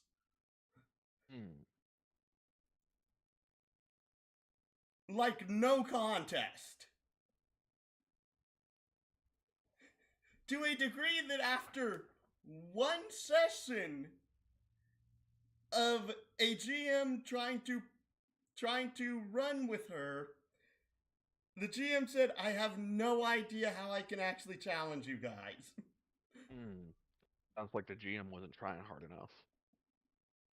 Well, part of it's that Besem is a GM, is an absolute nightmare.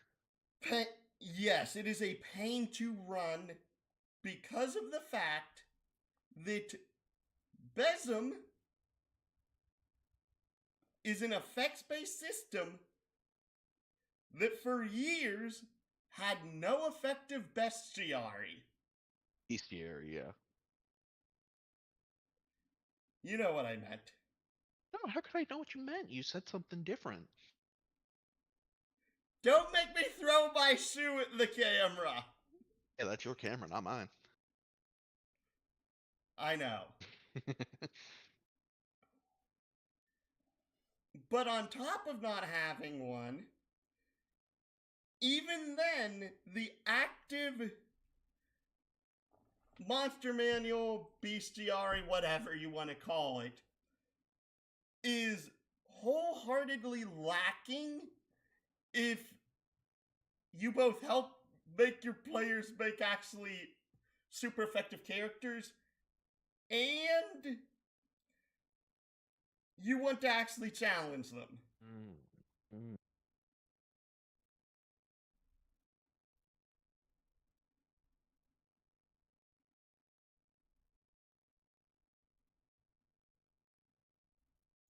You know what I mean? Yeah. Alright. So, see you in 2 hours, 20 minutes. Hold on, let me just copy and paste my creation, my abomination, and send it to you. Why are you copy and pasting it since don't you have it as a file? No, I'm using it at I'm using a website called DocHub to do this. I suppose I could save it. I've never heard of DocHub. It's pretty good.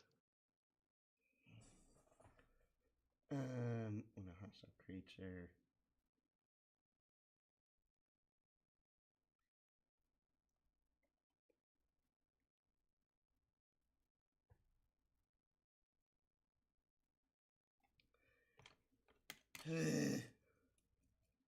Download. Download. Sending to you now.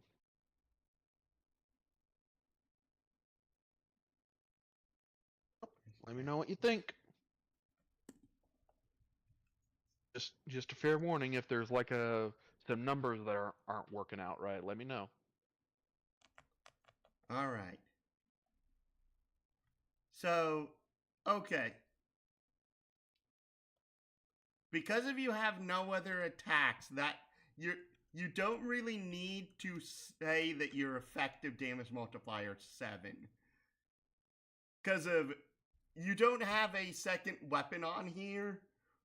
Yeah, but I've got to keep that listed in case, like, what if my character picks up a throwing knife?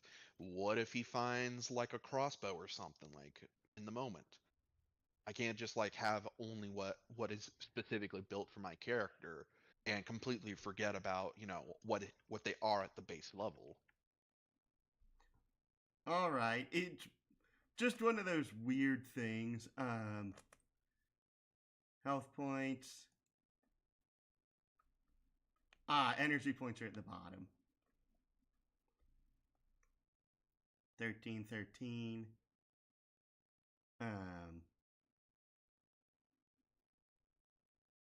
Arm swinging, balance, light-footed. Wall bouncing, wall crawling, super strength. Wait.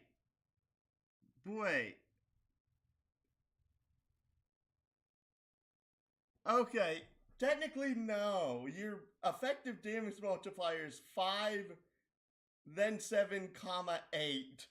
What? Why is that? You have 3 levels of super strength. Oh, that affects your damage multiplier? Super strength affects your damage multiplier for any melee attack or any weapon that has the muscle enhancement on it. Ah. Okay, so I'll just go S7, and then why would it be 8 though? Like, because I would have to be because if it increases it by 3. Oh, okay. 1 level of super strength increases your damage multiplier by 1 on any physically based weapon roll or any weapon that has the muscle enhancement on it. Okay. So I would be going like 5 base, spell 7, muscle/melee 8. Yes, and technically if you have a way to Make like which this muscle. would primarily be something if you use I can think of a ton of ways you can use earth-based techniques that this would work, but I cannot think of anything much, especially for wind or fire, that you could realistically have both apply, and if both applied, it'd be 10. I could make like an earth spear. I could make like a massive just amalgamation of elements, make just like a big old hammer. I Yes. could make a lava lamp.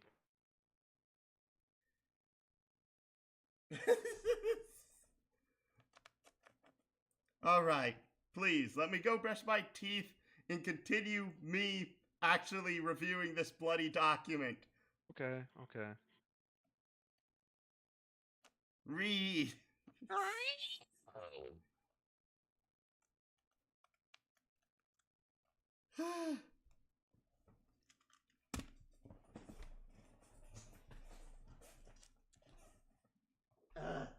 Get up. Go brush my teeth.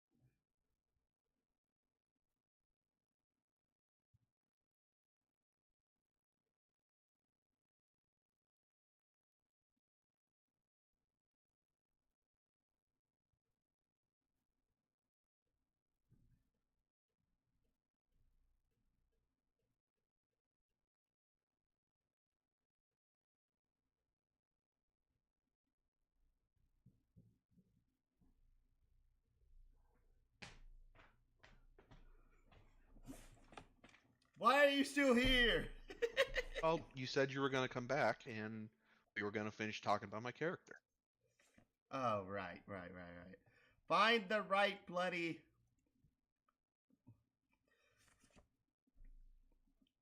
The super speed, that's fine. Mulligan's fine. Extra action. Um, Flower Funk's Highball Elements, Item Staff, Backlash 2. So, 5.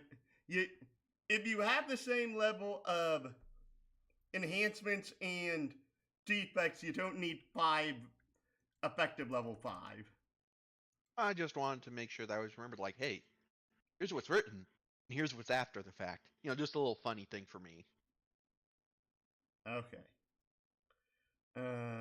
Impaired manipulation, missing arm and tail, impaired speech, nemesis of the younger brother, sensory impairment, blind in one eye, marked handprint over blind eye. Excuse me.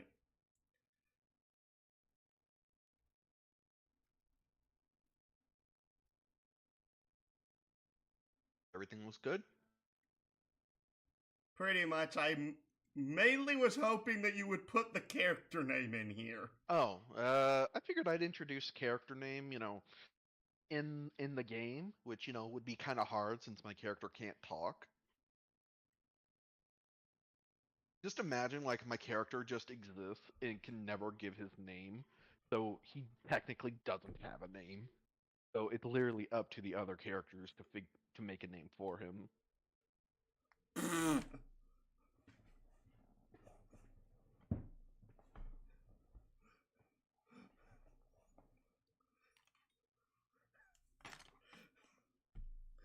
uh, I can imagine the sheer nuttiness from that.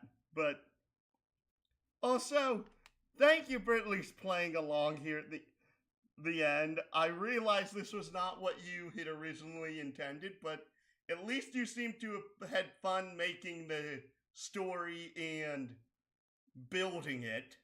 Oh yeah, all it took, I just needed like a week to stop being mad about the fact I couldn't play as what I created. Thank you. And after about that, I finally just decided, you know what, screw it. I'm just gonna make a guy who can sling around elements.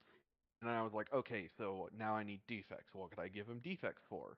And I was like, okay, he's got to have a story to justify these defects. And that's where I made all the younger brother clan almost dying, hunted down by his brother, hiding the secret of attempting to kill him, all that stuff. Plus, no, you can Yes. use my character as sort of a baseline, or if you want to make any characters you want to come after my character. Because like the people who would most I'm likely fine with that. The reason I wanted a name was specifically so that way I had like your clan name. okay. Let me look up like a overly edgy Chinese name. Yeah, I'm like that was the main reason I wanted the character's name is that if I don't have their actual clan name, I'm like since I since it'd be like if the rest of the party determines your name, I don't know what your actual name was, meaning I don't know what to name your brother. Okay. And that is something that would drive me insane. So for the last name, I'll go with Liu. Liu. I sent it to your. L-I.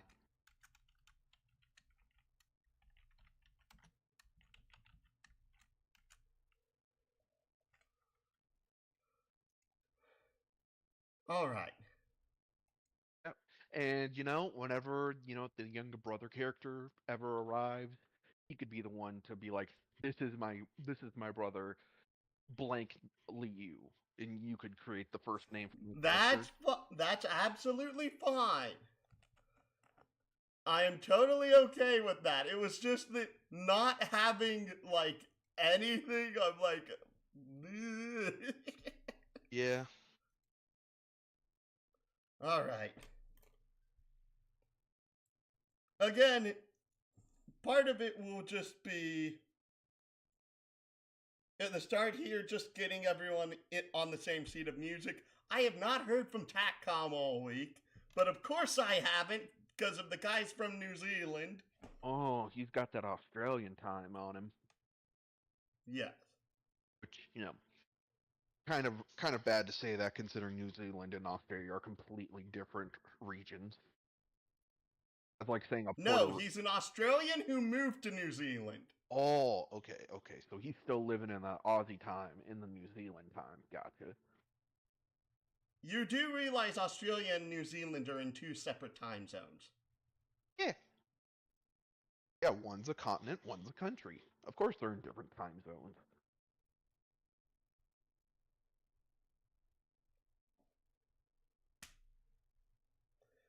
All right. Please, I'll see you in 2 hours. Just to be clear, my character is perfectly fine. There's no problems or anything. I don't see any active problems here. Again, it'll be something we'll have to figure out once we actually get into things because of again, I only have 2 of the 4 character sheets. Mm-hmm. They're probably thinking they can make the character mid-game or something like that. Well, Kiryu I've helped make the character, he just hasn't sent me the character sheet. Oh.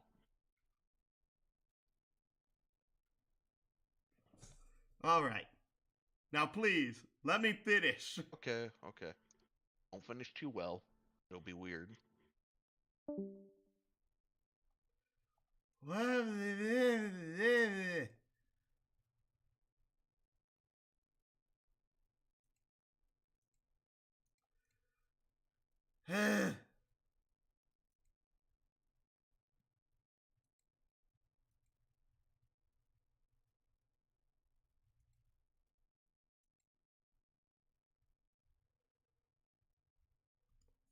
So, deceitful dance, I have no clue how to analyze this because if I have to check what the other dances are, this is pretty dang bad. Preemptive tuning.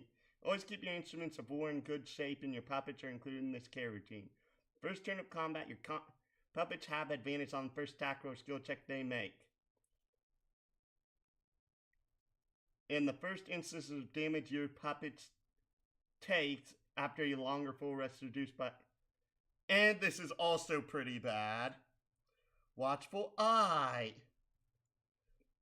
You modify your puppets to instinctively follow your lead when you aid your allies. When you take the help action, all of your puppets take the help action simultaneously. Additionally, your puppets may take the help action... Excuse me, what? This is amazing? This is amazing for this subclass.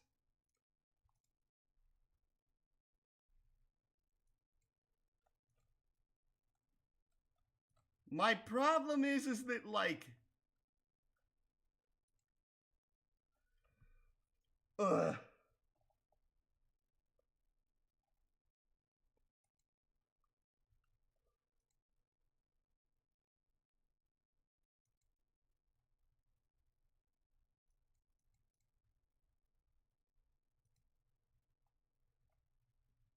The rest of this subclass has not been that interesting. Evasive dance. On your turn, you can make your puppets dance, spending their reactions. All attacks made against your puppets have disadvantage.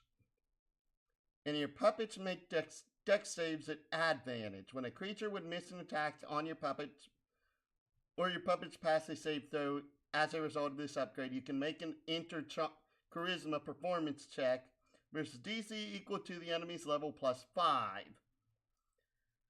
If you succeed, the creature gains 1 rank of charm for 1 minute. Creatures who fail their charisma save against your ninja or genju at the end of their turns, ending the charm condition on a success. A creature can... Nope, this is also terrible. Have an attack.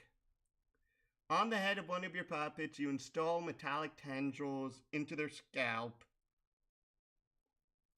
When you would command your puppets, when you do, the target must succeed a dex save. You command your puppets using your action. You can, using the puppetry action,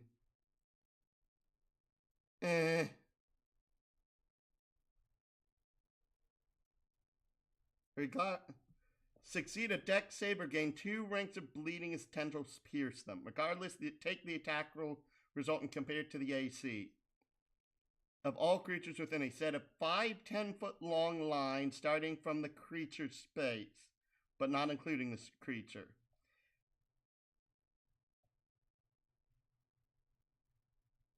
If the attack roll matches or exceeds their AC, they take the damage of the puppet's attack. These lines cannot overlap except their origin point and must have 5 feet of space between each other. Huh? Piano wire is an action while the puppet with this upgrade is within 5 feet of another puppet. Command both puppets connect to each other using a special star purpose and chakra threads. And travel up to their...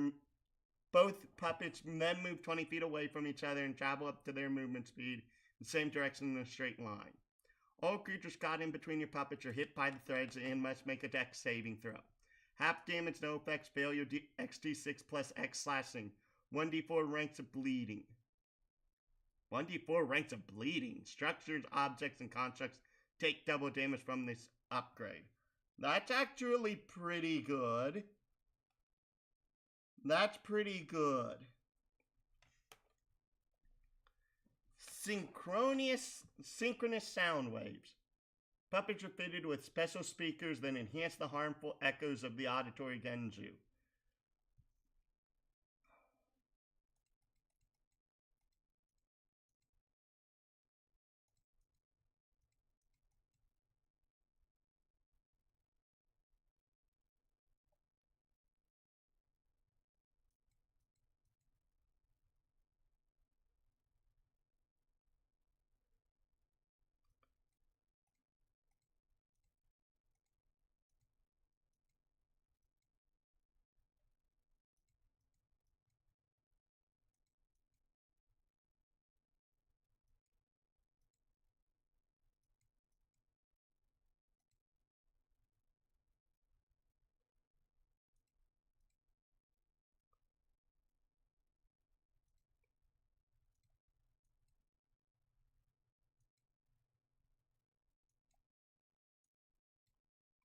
Not you.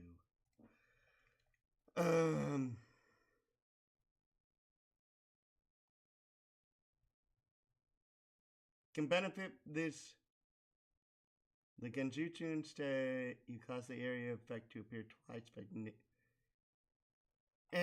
That's not great. Guardian Angels. I honestly feel like I could just skip over the rest of these. While protecting a creature, a puppet gains an additional reaction per round that they can only use to reaction that would protect the creature. Any attacks, damage rolls, saving throws, or any effects that would target the creature being protected enable your puppet to use its reactions to attempt to negate the effects, even if a reaction would normally only protect themselves. Oh. Nope. Nope. That's also pretty bad.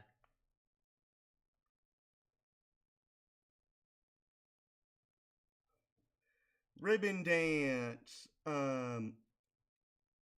You can command them to enwrap creatures in your chakra threads. The creature must succeed a strength saving throw against your ninja save DC or be grappled and restrained.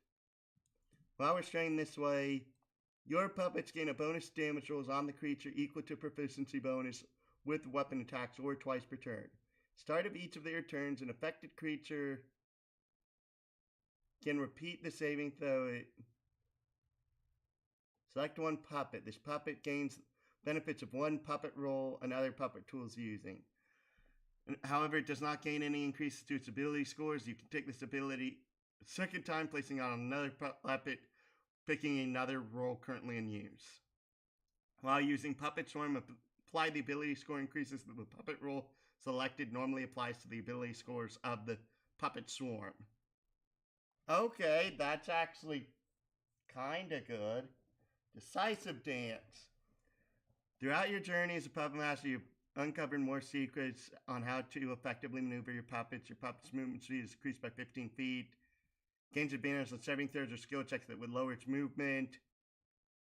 Your puppet can now take the dash, dodge, or disengage as a bonus action if your puppet doesn't make a melee attack against a creature.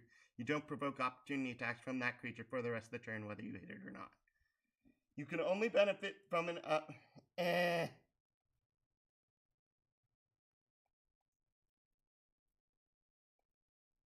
That's okay, because if you get to do dodge as a bonus action, but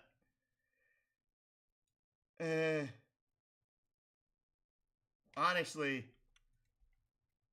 all of these have been pretty bad. So I'm going to skip directly to the white technique. Second level, you gain martial arts and medicine. You gain the ability to more strongly manipulate Puppetmaster's signature ability chakra threads. The distance of your chakra threads is doubled, and these threads now last until they're dispelled. You can attach your threads to an ally within range of your chakra threads as a bonus action. You can detach your threads at any time. While connected to a creature with your threads, you can use your action or bonus action to puppeteer your ally and make them take any type of action that they themselves are able to make using the same action economy. You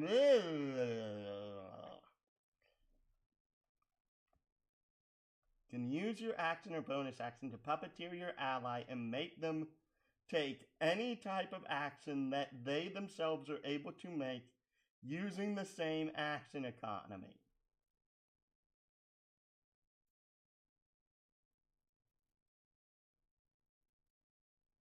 Can also move them as a free action using their movement speed. I'm very confused by this.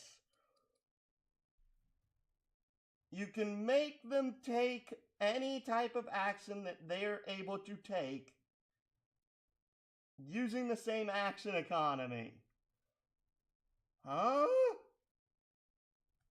I'm giving this 3 question marks because of this description is so weird. Chakra string augments. So you've decided that you have little use for your puppet, so you decide to save off what you don't need. You lose the puppet tool class feature, gain a set of weaver gloves. You are always adorned with these gloves as they enhance the potency of your chakra threads. Through these gloves, you are able to access the various upgrades of this class. Select one of the following upgrades between Better Bonds, Chakra Pathway, Defensive Manipulation, and Thread Weapon. Holy cow!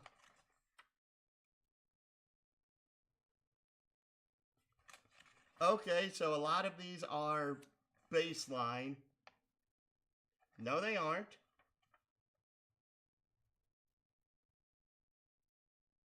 Better Bonds. What the heck is Better Bonds? I don't see Better Bonds anywhere. The cluck are you talking about?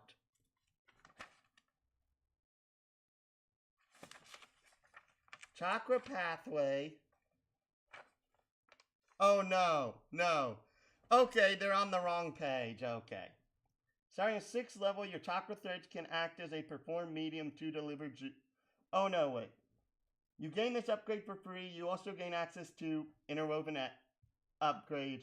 You gain 2 additional jutsu of a rank you qualify for, not counting against your known. You gain 1 more jutsu at 6th, 10th, and 14th. Okay. Direct connection. At 6th level, your chakra threads can act as a perfect medium to deliver jutsu.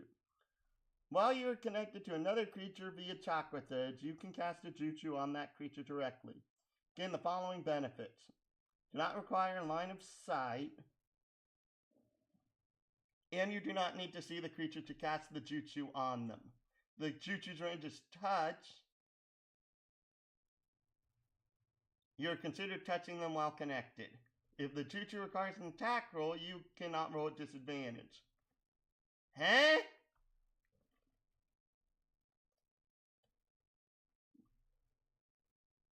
If the jutsu forces the target to make a saving throw, they cannot gain advantage.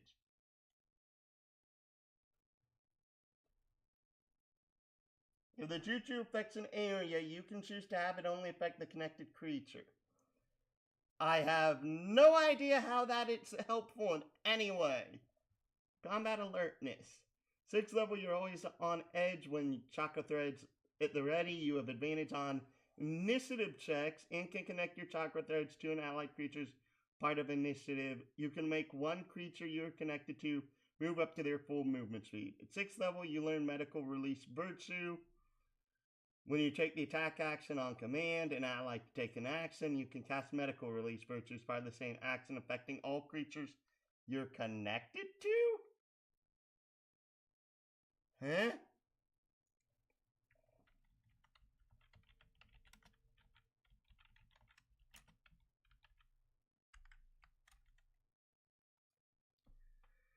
Ninjutsu, 1 action, 1 round, 1 chakra.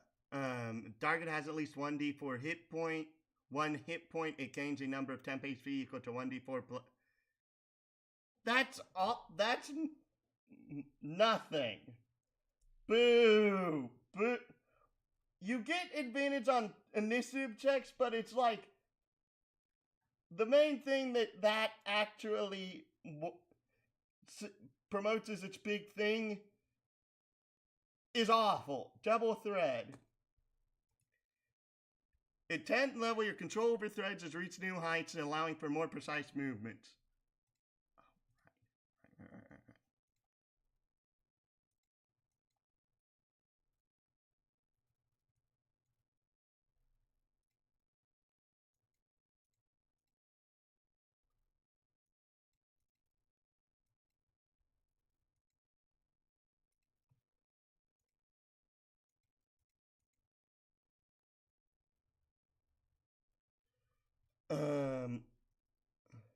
10th level, your control over threads has reached new heights, allowing you more precise movements. The range of your chakra thread is doubled, and you can take the help action as bonus action to a creature you attach to your threads. You can now connect yourself to 2 creatures at once, including as part of Ruling Initiative if you use your White Technique Proficiency feature. You can make all of the creatures you are connected to take the same general action. Dash, dodge, attack, cast a jutsu, etc. How is this useful?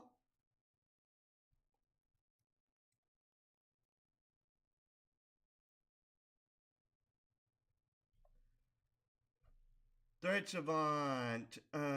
Select one jutsu that you know, including jutsu gained through an upgrade that does not deal damage, does not inflict a condition, and has a cast time of 1 action or bonus action.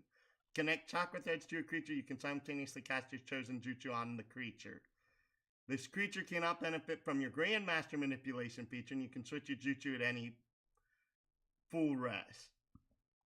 17 level, your ability with chakra threads is stronger the most. While you connect your chakra threads to another creature, you can connect your threads to a number of creatures equal to half your proficiency bonus as part of the same action as your bonus action.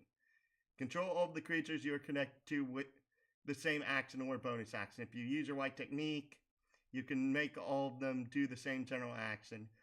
Upgrades that affect one creature now apply to any number of creatures of your choice that you are connected to, as long as they can be affected by that upgrade. Hey?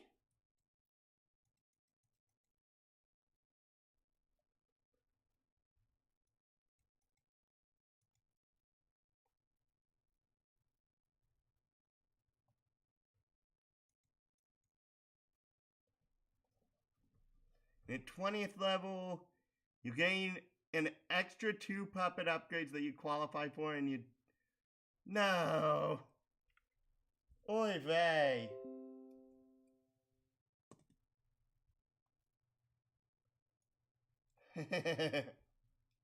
This is also like one of the least interesting Puppetmaster subclasses.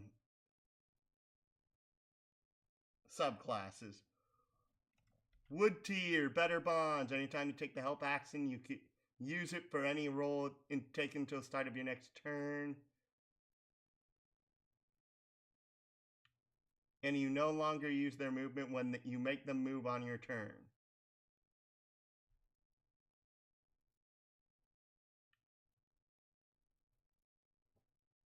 Okay. That's okay. Better bonds, chakra pathway, defensive manipulation, or thread weapon. Chakra pathway.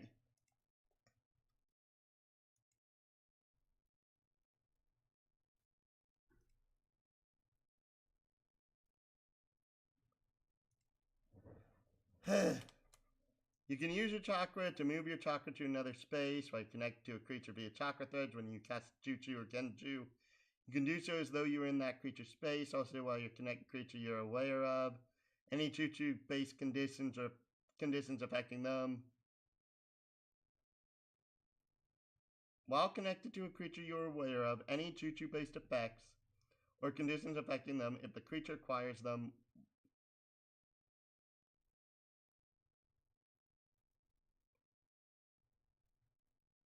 huh?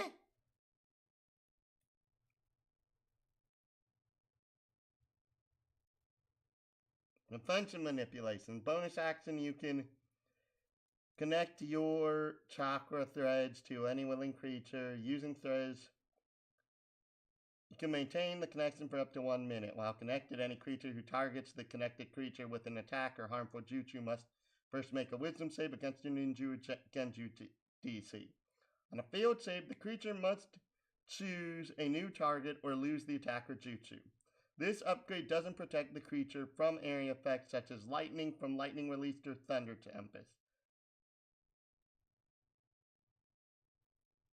Makes an attack. You entangling threads.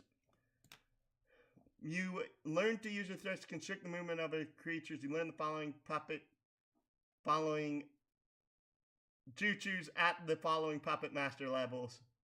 As long as you have this upgrade, you ignore keyword prerequisites for these jutsus. Okay, that's actually pretty good. Always getting additional jutsus is good. Grappling threads. As an attacker action, you may target a surface, object, or creature within 30 feet. The target is large or smaller. You can use grapple the creature using an intelligence, athletics, or wisdom athletics check, pulling it to you and grappling creature on a success. Creature's huge or larger. You can choose to be pulled to it. This does not grapple the target. You are automatically pulled towards a structure that is larger than you. Heightened senses. Your ability to master text of the craft is unclouded. The techniques befit you greatly. While you have this upgrade, you may learn an additional tactic from the aforementioned feature. While connected to an allied creature at the start of your turn, select one tactic you know. This creature gains benefits of the chosen tactic until the start of your turn. If this is bronze or silver, if bronze or higher, all creatures that you are connected to may benefit from the chosen tactic. It's silver, you can learn another tactic. Okay, that's actually really good. Medical strings. To better assist you in battle, you begin to specify as a medical release. You begin to jutsu, gain access to jutsu with medical keyword. That restore HP, grant temp HP, reduce damage, or provide a boost or boon allied creature in some way of D rank or lower. While you have this upgrade, any medical jutsu, if you ever remove this upgrade, you do not lose any jutsu you've learned, but become unable to cast them unless you have access to the medical keyword from another source.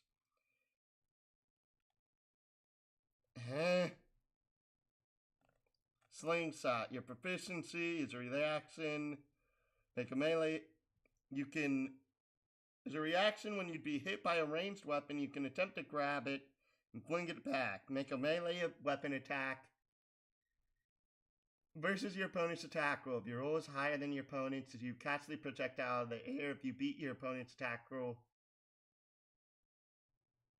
you can use that attack roll to attempt the creature who attempted to hit you. It's a bonus action. You can form chakra threads. The weapon gains a special version of the finesse property. That allows you to use your ninjutsu ability modifier for weapon attacks. You cannot be disarmed with this weapon. This weapon can be used as a component in jutsu. This weapon can benefit from your chakra enhanced retrofit. Additionally, thrown weapons you wield gain the returning property and ignore half cover.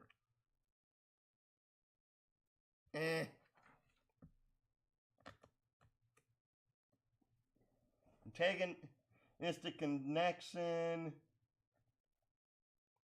When you attempt to connect to an unwilling or hostile creature, the creature must make a saving dex save.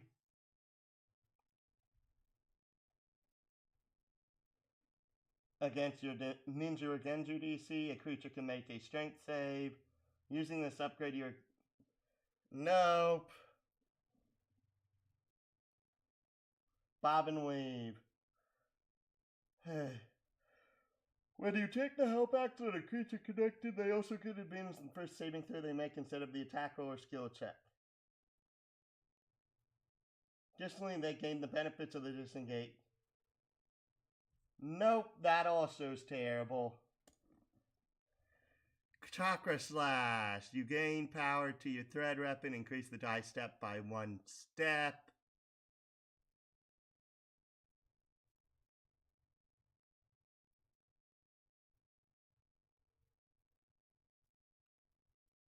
When you use thread weapon, you can wrap it into... May wrap it in existing weapon.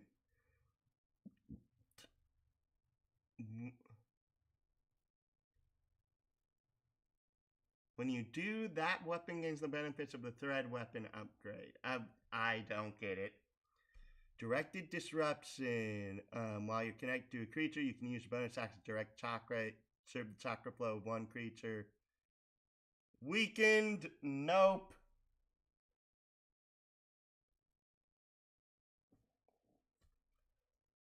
Feedback loop. Nope. I'm like, I am not bothering with half of these because of like, I've spent so long on this. Powered puppeteering. To make a creature cast the jutsu, you can spend your own chakra to make them cast the jutsu chosen. So only... nope.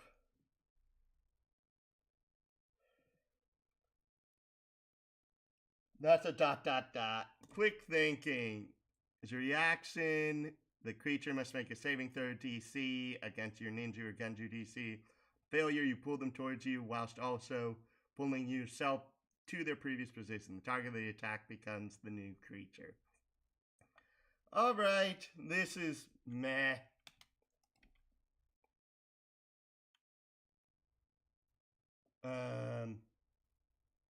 Virtuous Strings. You modify your techniques. When you cast Virtue, you add an additional die to the...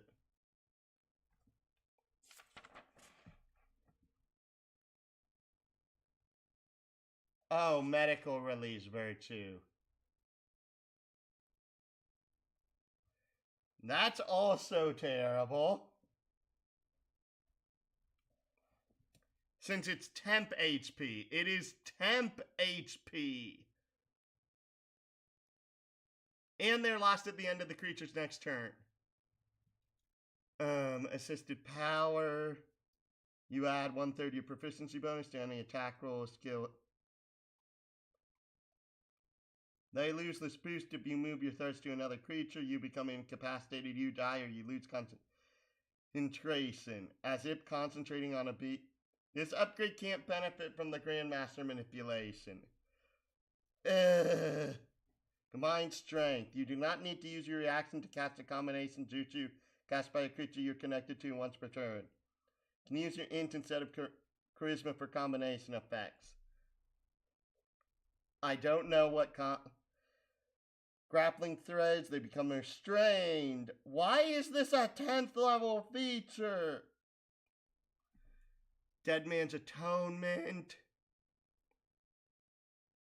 You maintain the effects on... Nope, that's terrible.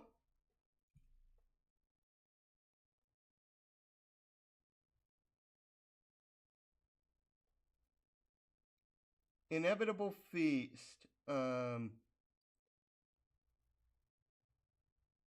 Start of each of the...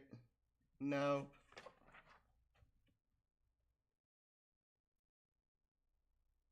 Really? Merciless Threads.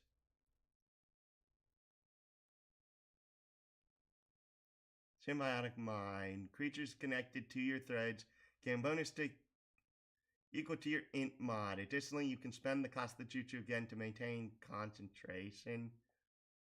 Okay, I'm going on to the general upgrades.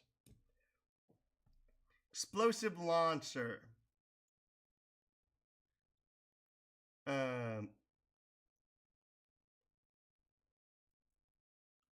An ideal armament for dealing with large crowds of foes or inconvenient structures.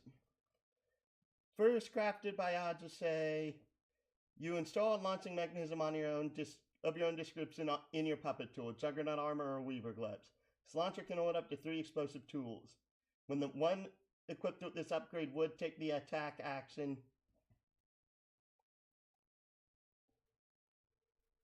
they can replace one attack with a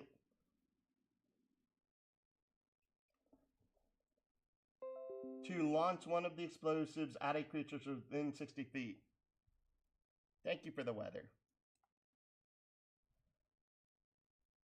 Loading this upgrade with explosives taken action. This upgrade can be taken using higher tier slots. For each tier this upgrade is above wood, increase the number of explosive tools this upgrade can hold by 1. Well, you're already putting in 3, but this explosive tools is useful.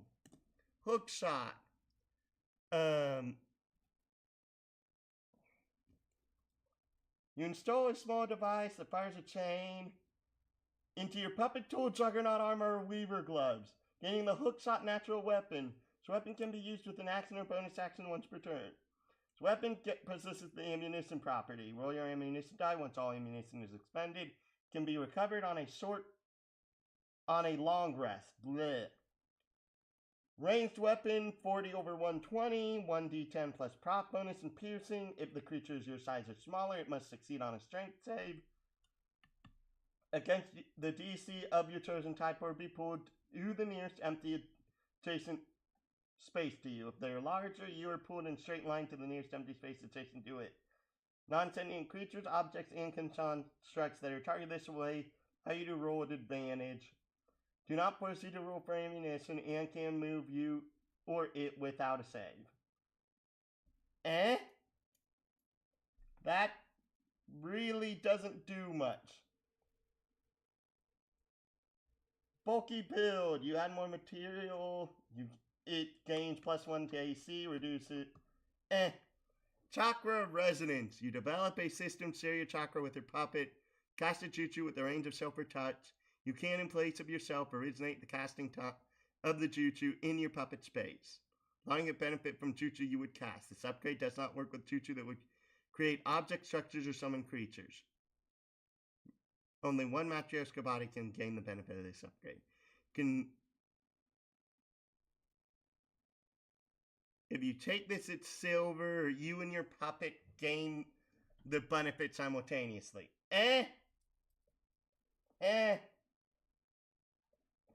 Charismatic presence. You're skilled at using your puppet tool as a way to get what you want out of a conversation. While engaged in social conversation and your puppet tool is present nearby, or you are wearing your Juggernaut armor, you can choose to give yourself proficiency in persuasion, performance, or intimidation temporarily. If you are already proficient, you gain a 1d6 to the roll. Creature can be affected by this upgrade twice per hour. Twice per hour? You must narrate the context for what you or your puppet is doing to gain these benefits. Intimidating a foreign invader, your puppet gives a threatening stare, you are trying to impress someone, or your puppet gives them a smile. This is good. Countermeasures. Your puppet tool is equipped with useful jutsu to aid you or your allies in a pinch. Twice per rest, your puppet tool may cast the release or escape technique on an allied creature. Is an action or bonus action for those who practice the white or purple. If you're the one being targeted for this upgrade, as long as you're wearing your Weaver gloves or Juggernaut, you can use this upgrade at the start of your turn. No action required once per turn. Decoy. Gains transformed jutsu at no cost, as if it was your level. While it is transformed with this upgrade, it adds any skill bonus the jutsu would give to perception and stealth checks, and your puppet is able to move without the use of strings, though it cannot attack, use any upgrade, and its ranges have.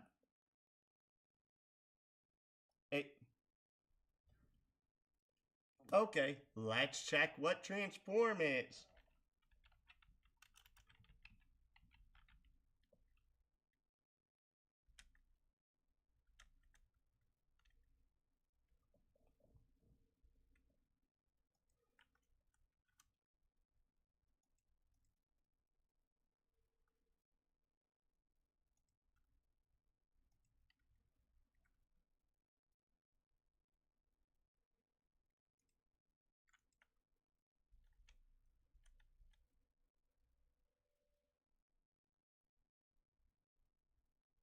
The weapon it is currently...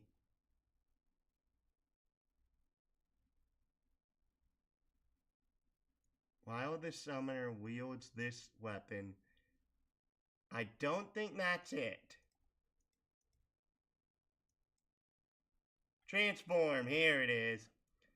This technique is taught to every student in the academy. Using this technique, the user assumes they may freely designate the specifics of their new form. This transformation is purely cosmetic and an illusion. When you use a charisma-based skill action in an attempt to deceive, lie, or guide another creature, you use this new form as long as it is relevant to your act. To enhance that lie with convincing movements and gestures. If you are not benefiting from the voice while transformed, when you use a charisma-based skill action in an action to deceive, lie, or misguide another creature. You use this new form as long as it is relevant to your act. You can add +4 to the checks made. Gain this bonus once per round or once every minute if in combat or a social scene. So that is +4. Destructive habits. Your puppet must be large to benefit from this upgrade. You fit your puppet tool with hydraulic mechanisms that can allow it to put more force when obstacles come its way. Your puppet tool now deals double damage to constructs, structures, and objects with its natural weapons, upgrades, and jutsu. If your puppet already does this, it deals triple. For those who follow the purple technique, this upgrade benefits apply to you if you're wearing your Juggernaut armor and it's an iron shell or steel fortress. That's okay.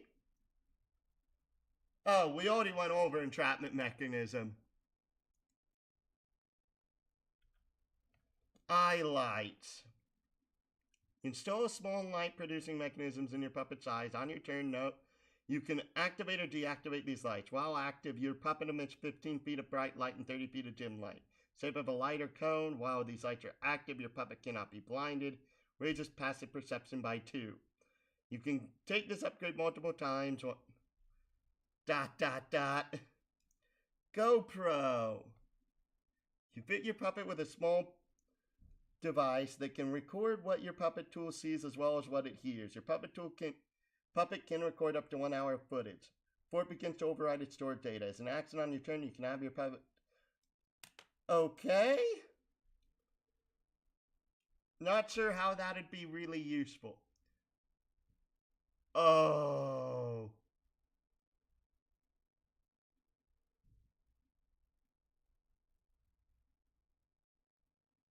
Honed edge. You have refined your technique with weapons, allowing them to become far deadlier than normal. Choose one weapon property from the following: blocking, critical, deadly, disarm, finesse, multi-attack, or reach. One weapon you or your puppet possesses gains this chosen property. This upgrade can be taken multiple times, applying to a different weapon each time. Purple.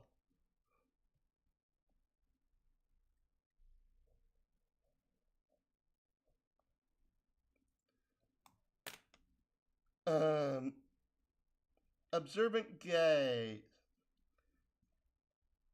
We've already went through Jutsu Chandler.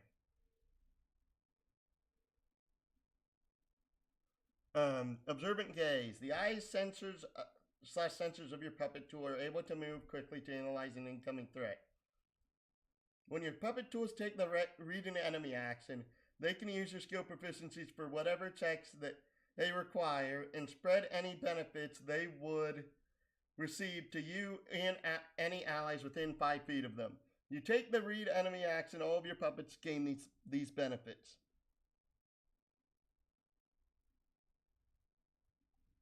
Huh?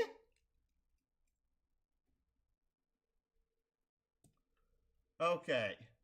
Control F. Read the enemy. You can attempt to read an enemy's actions. As a reaction, you can see an enemy performing any series of hand seals as part of the components needed to cast a genjutsu. Make a wisdom or int illusions heck versus genjutsu DC.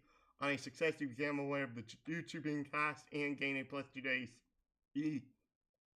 Or advantage the saving throw made to resist until the end of your current turn. Okay. Quick-footed. You invest in parts that are both lightweight and flexible. 15 feet movement speed and proficiency in athletics and acrobatics. You can take this upgrade multiple times, once for each puppet. Puppet can take a dash action as bonus action. When your puppet would dash, its jumping speed is doubled. So, okay, you can't take this as a purple. I thought you could.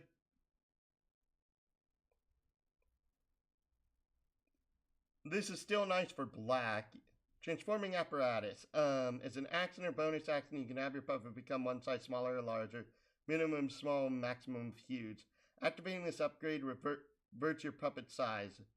Smaller, it gains 1 to dex saves and can move through spaces occupied by creatures larger than it. While your puppet, it increases its AC by 1, but lowers its movement speed by 5 feet? That literally makes no sense.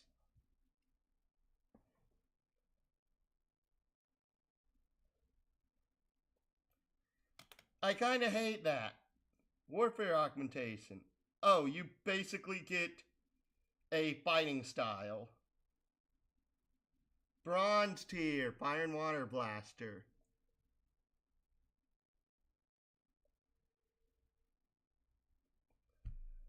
An armament first created by Tsugi Gizo. Small blaster inside your puppet armor or gloves that can be fitted with either oil or water. Choose one of the following options. You can select a second time to gain the other option. Up number of times equal to half your prop bonus per long rest. X is equal to prop bonus.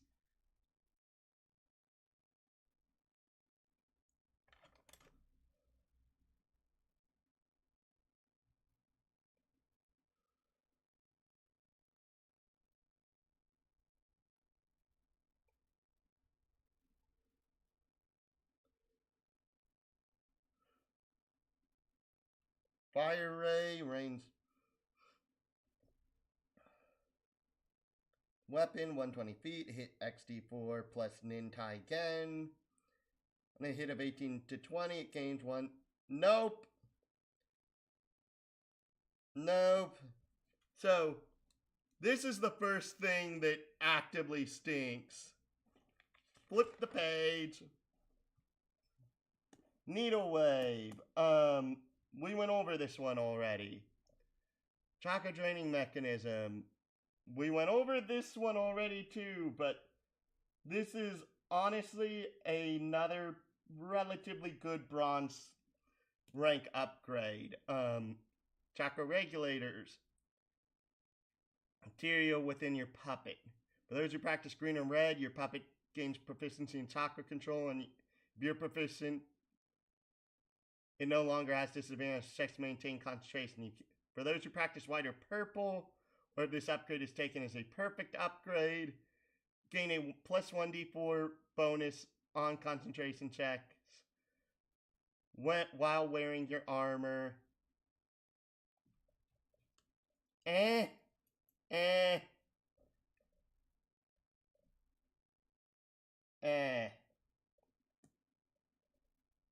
We've went over chakra ceiling trap and elemental integration. You must have at least one nature release. Your construct to conduct elemental chakra better. Upon taking this upgrade, select one nature release you possess. Your puppet now appears to visually generate this release. While in use, everyone except white. And your puppet gains resistance to your element's damage type. Water is cold. Immunity to its condition. Earth is bruised. Wind is dazed. Fire is burned. Water is chilled. Lightning is shocked. You've chosen earth or water release. Your puppet is now classified as either an earthen construct or a source of water for an allied creature within 20 feet. Later levels, you can select this upgrade as a silver tier upgrade if you also have a second nature release. If you do, your puppet now gains this upgrade's benefits for 2 nature releases. Alright, this is actually pretty good.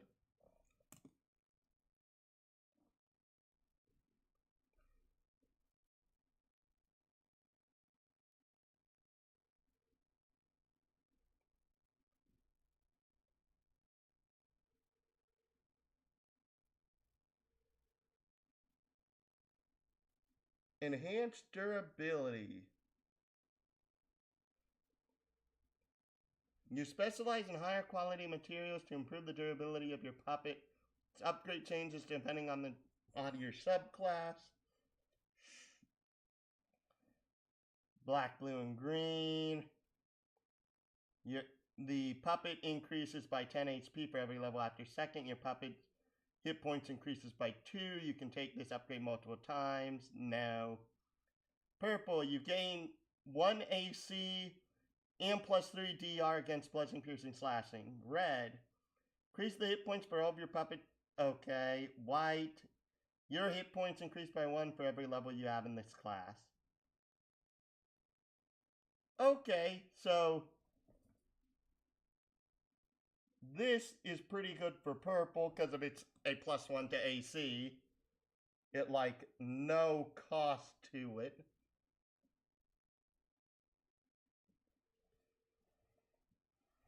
Dadgummit, why is this on the ground?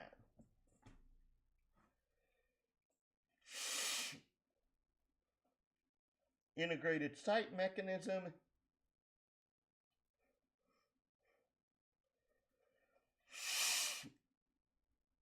You fit yourself and your puppet tool with a visual connection mechanism. As an action on your turn,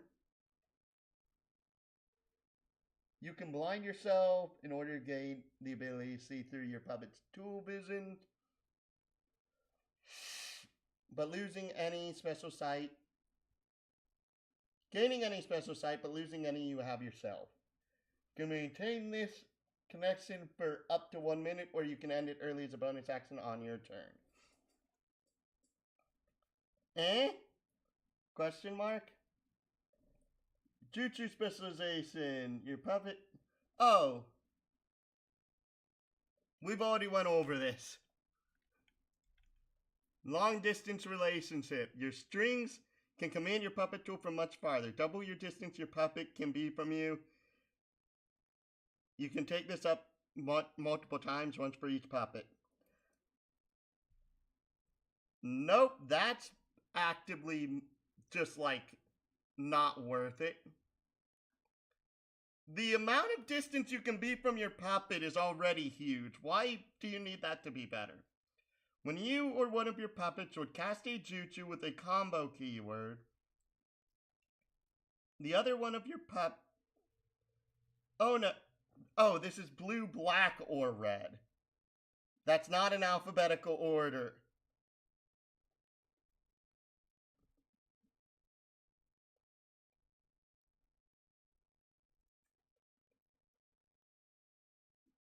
Can the other one of you or your other puppets can target one with a jutsu with the finisher keyword in the other stead, using a reaction. This does not allow you to cast multiple finishers as finishers within the same round. Take this upgrade using a higher tier for each slot above bronze. Puppet would perform a finisher. Increase the damage by 1d10.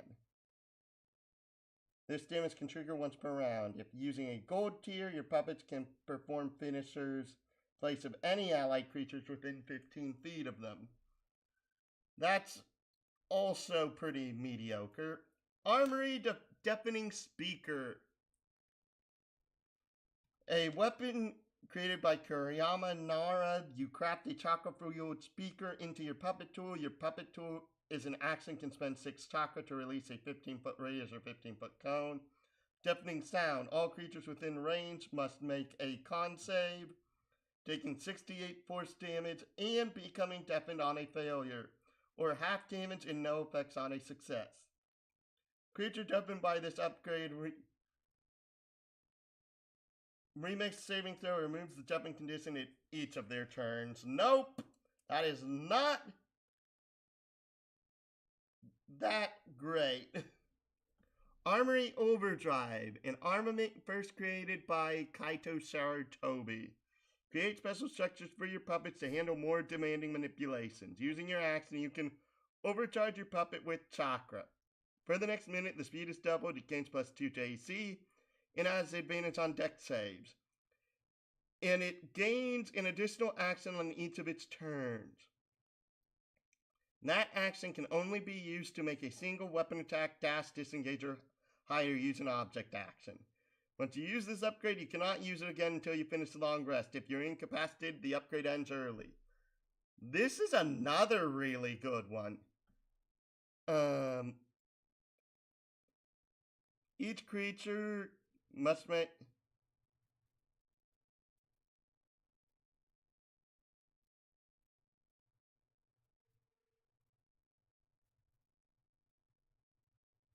Okay, 15 chakra to make a 60-foot line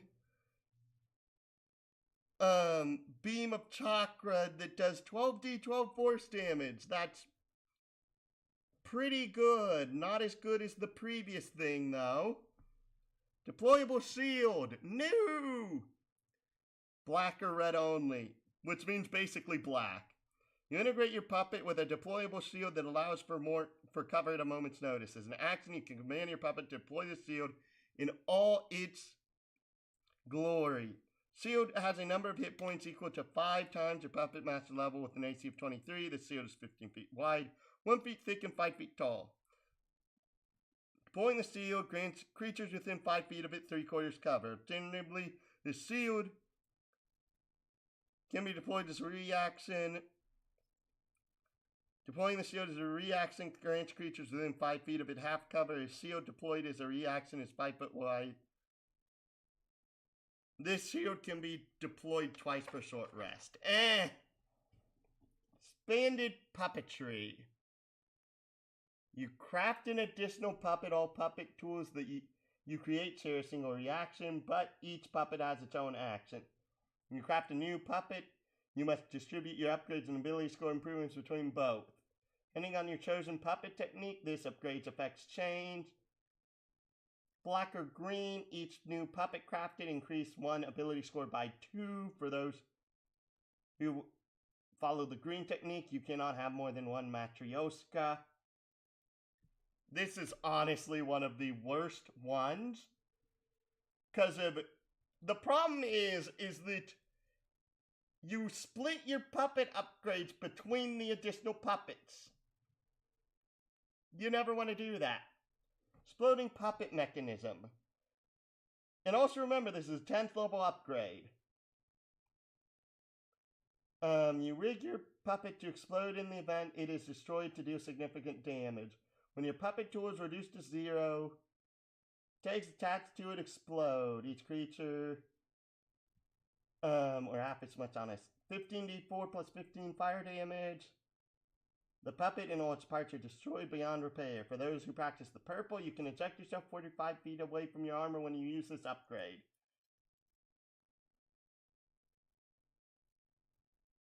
Oh, you must be a steel fortress. This is also pretty bad. Force of will. Your puppets to battle even as your mind weakens. Your puppet tools are able to act as if you are commanding them. You also do not need to make death saving throws at the start of each of your turns, till all your puppets reach 0.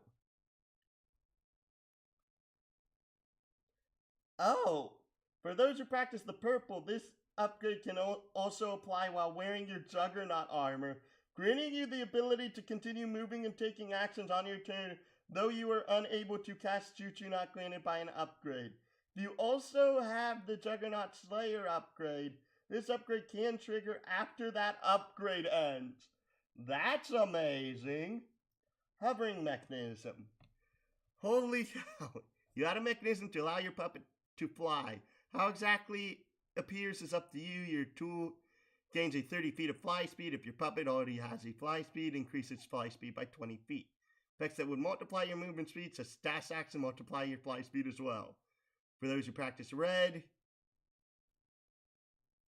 2 puppet tools gain the benefit of this. For those who practice the purple, if your Juggernaut armor is weaved or wooden, increase the flight speed by 10 feet. If a steel fortress, decrease flight speed by 10 feet. That's also really good. Gold tier, accumulated strength.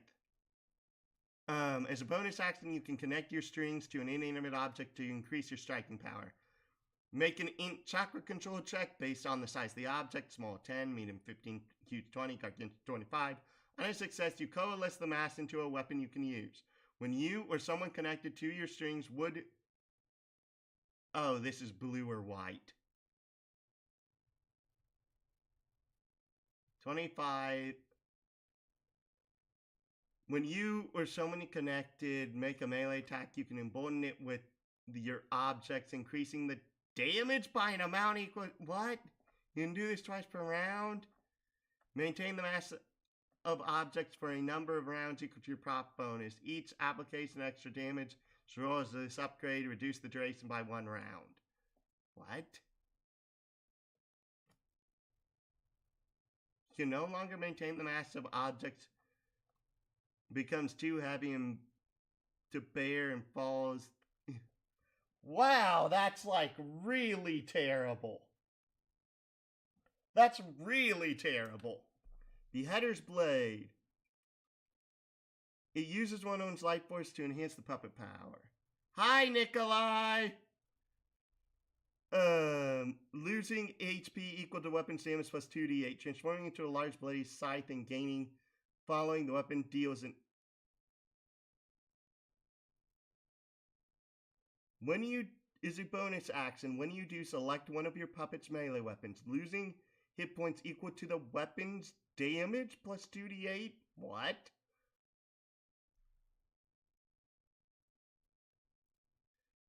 Dear, it is... Okay. Question, did you pay money for this, Nikolai? You didn't tell me this.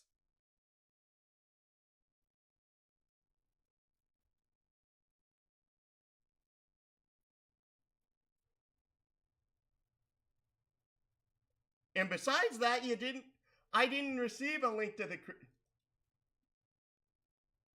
No, you didn't pay money for it? Or no, you did? I didn't ask because it wasn't something that I felt needed to be asked.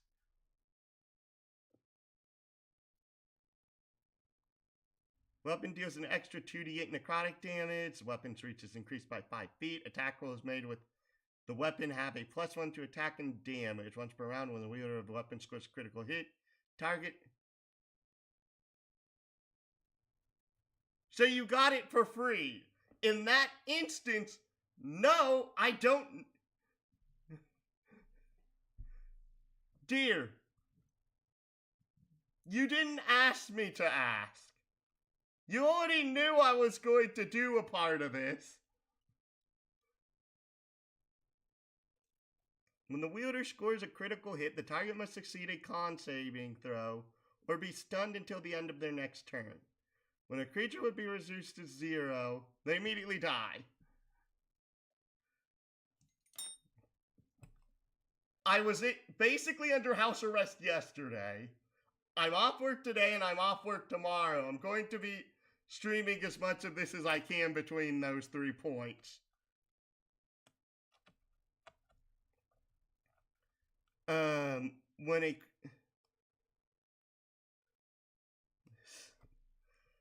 This is okay, but this is also not amazing, mainly because of this doesn't have a whole lot of synergy with the rest of the class.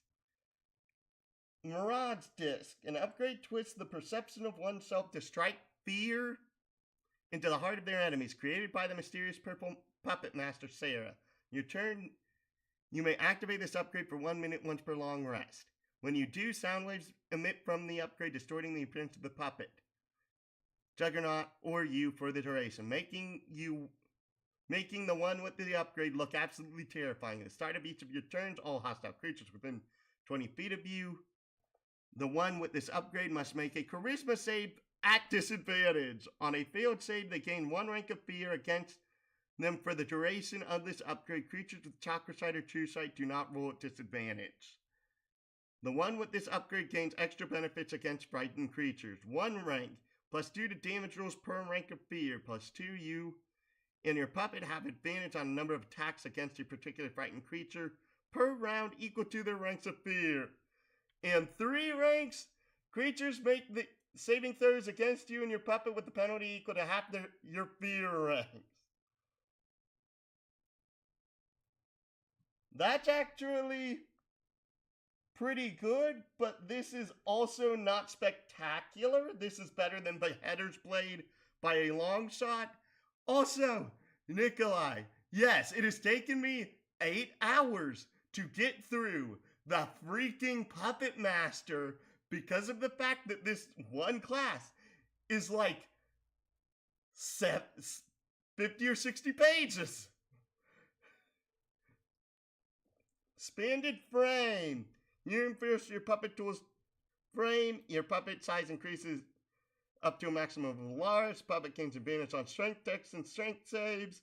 Gains 5 DR against all damage types, excluding fire. Additionally, if your puppet is large after taking this upgrade, it increases damage die of its weapons and upgrades by +1. This is okay. The problem is that you can't give this to purple. Okay, here's the funny thing.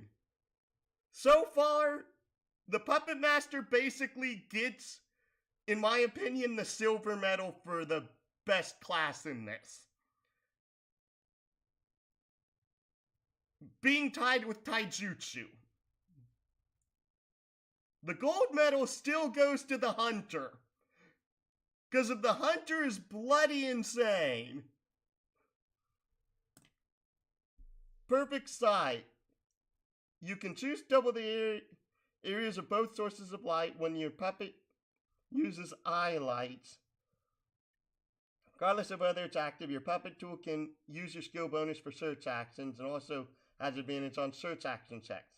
Once per turn on your turn, you can allow yourself to see through your puppet's tool's perspective and your perspective simultaneously. If either of you can see the other, you are both immune to being surprised, blinded, dazzled, and the first attack roll made against you per turn is at disadvantage.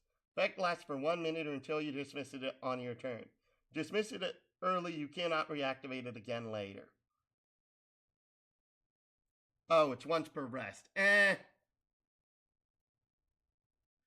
Well, it's mainly because of the Tai is straight up one of the better written classes.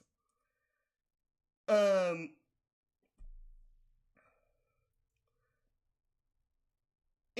my problem is that the Taijutsu does Taijutsu better than the weapon specialist does Bukijutsu.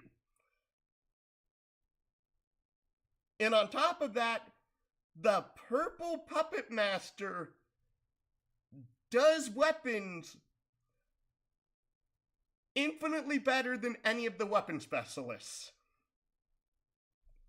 Stubborn target. Your puppet tool instinctively knows how to protect itself from danger. When your puppet tool would make a saving throw against a jutsu-based area of effect, can choose to automatically succeed the saving throw, suffering no damage or effects.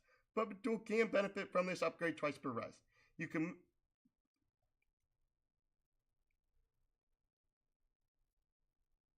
can take the upgrade. Nope, this is also pretty bad.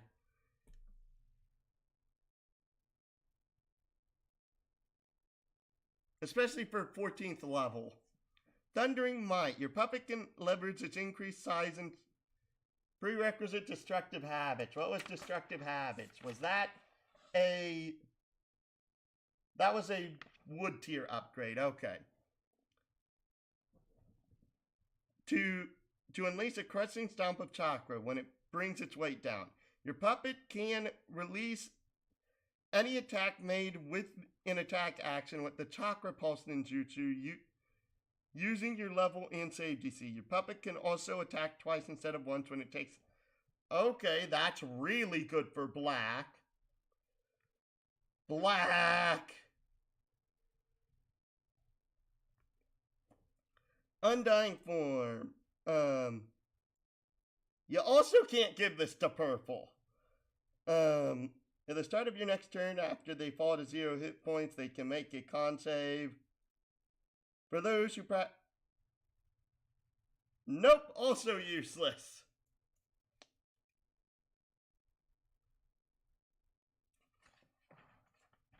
Hey, I finally got to the cooking ninja. It's 7 o'clock. 1d8 health, 1d10 chakra, light, medium, simple, cooking kit, poison kit, con, charisma, intelligence. Those are not in the right order. 4 skill proficiencies, cooking infusion. At first level, you learn to infuse a myriad of cooking tools with chakra, allowing them to be used in combat.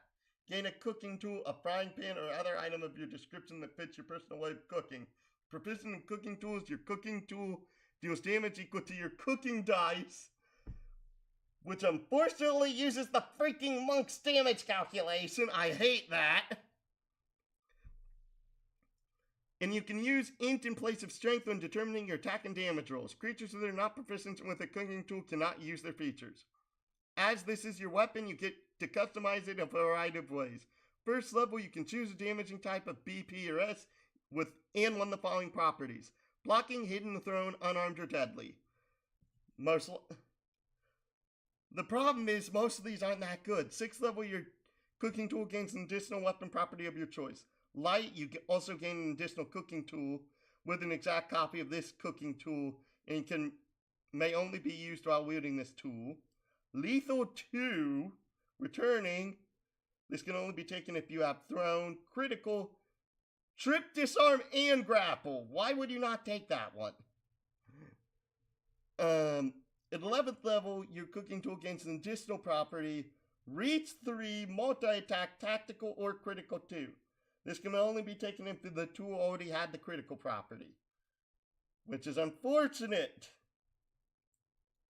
Shinobi snacks. First level, when you would take a short or long rest, you can create a number of snacks equal to your proc bonus plus your intelligence. These snacks are any design of your choice, but they contain secret ingredients that bestow a multitude of different effects. Create a snack that contains special properties, one secret ingredient, and maintains its potency for 24 hours or until your next rest, which causes to spoil losing its ability to impart its special effect. If you can tell, I'm trying to get through this. Most snacks will utilize a special die called a cooking die, which starts at D4. This die grows in size as you gain levels in this class.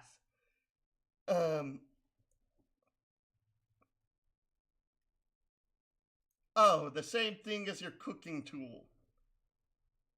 Yep. The die grows in size as you gain levels in this class, which can be found in the cooking table.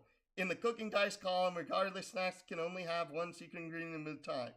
You can then choose to distribute them among yourself and willing allied creatures. To consume, you can spend an object interaction on your turn to eat a snack, or you can use your bonus action to feed the snack to someone else. Finally, a creature cannot gain the benefit of more than one snack at a time. If a snack has a duration of any kind, a creature cannot gain the benefits of a second snack with a duration unless otherwise specified.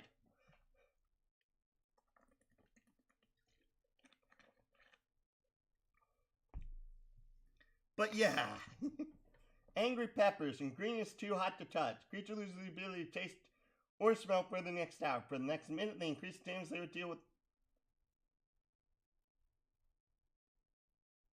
They cannot roll lower than your current charisma. What? That sucks. Banana Slammer. I know where you got that from. For a number of rounds equal to your cooking dice, you become immune to a condition that you are not currently afflicted with.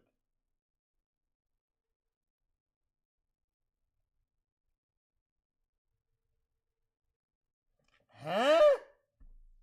It says immune to a condition. It doesn't specify the condition, nor does it specify that it says any condition.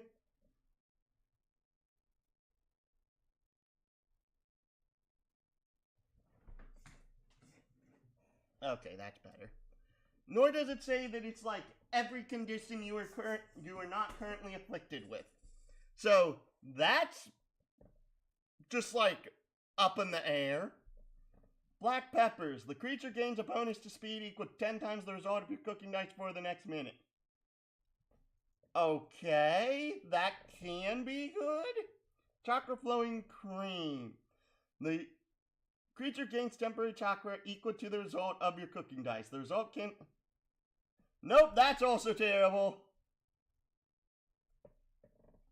Hearty sauce. The creature regains HP equals 3 times the result of your cooking dice. 11th level, the result cannot... That's okay.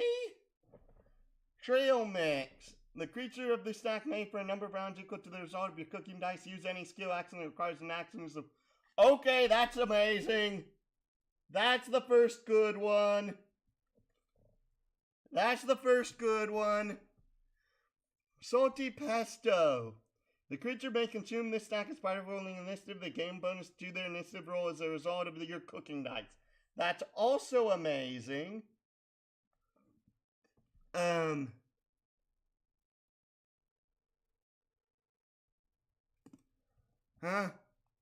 I see messages.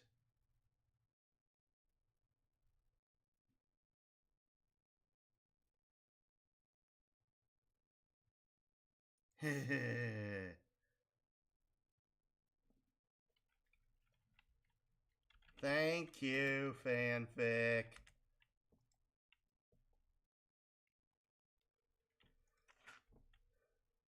Sodium rocks. The creature adds the result of your cooking die to their next saving throw. That's also pretty good, but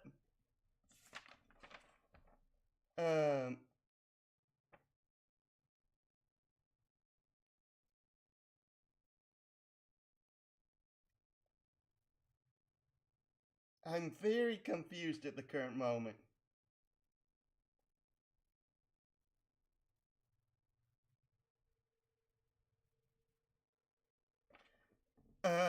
You can only have one of these active at a time, but I cannot tell when you restore these.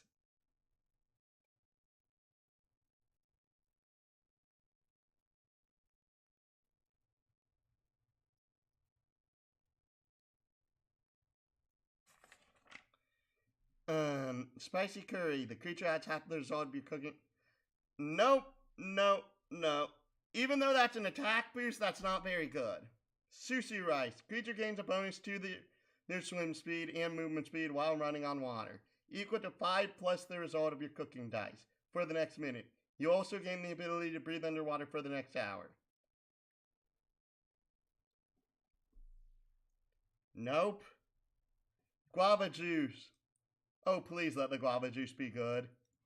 If used within 4 hours of taking a short or long rest, creature can remain awake and energized and still gain the benefits of a short or long rest without requiring sleep. Creature attempts to gain this benefit twice within a 24-hour period, immediately falls asleep and remains so for 16 hours, unable to be woken up until they complete this ingredient-induced sleep. Okay, I love it. Veggie paste. Creature chooses 2 damage types, gain resistance to 1 and vulnerability to the other for a number of turns equal to the result of your cooking dice. Nope. Cooking style. That's also subclasses. Food for the soul. You've learned to nourish the... Okay, I'm on the right page.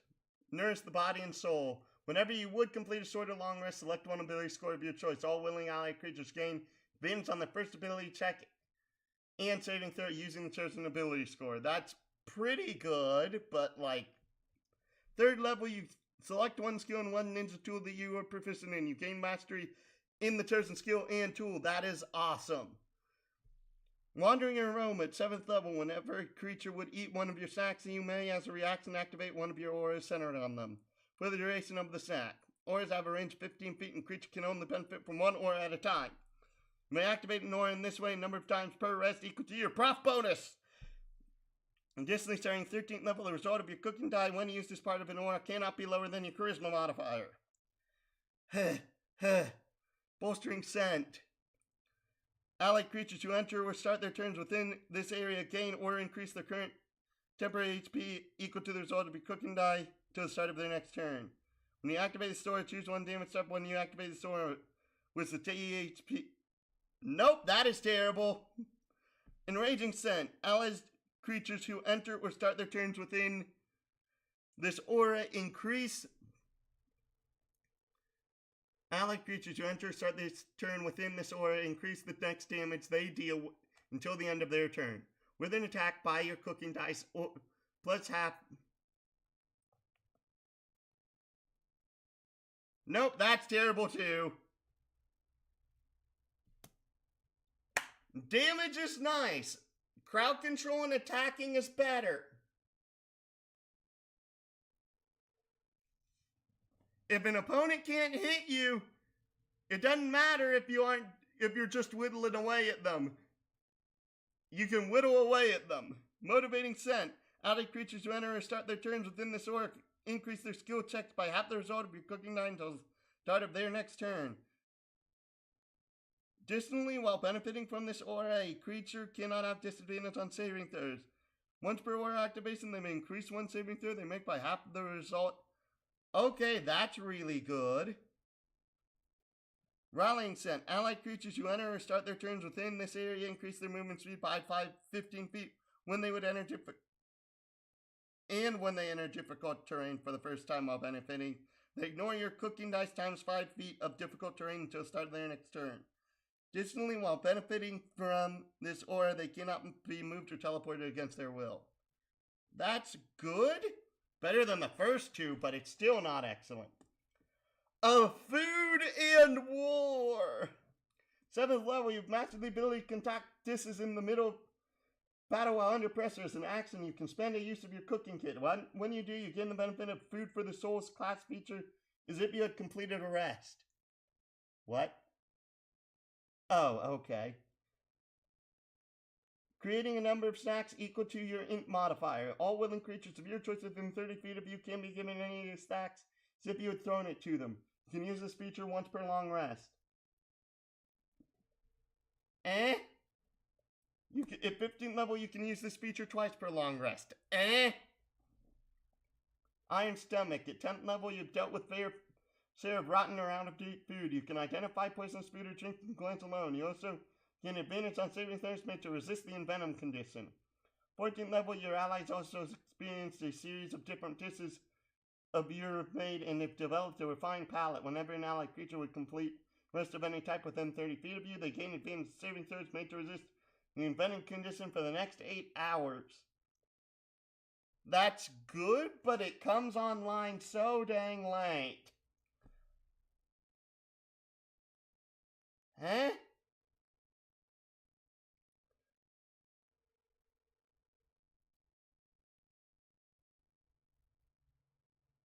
Wait, what?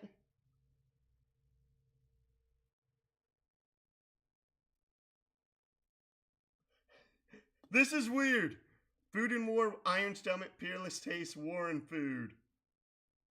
Iron Stomach, Peerless Taste. What?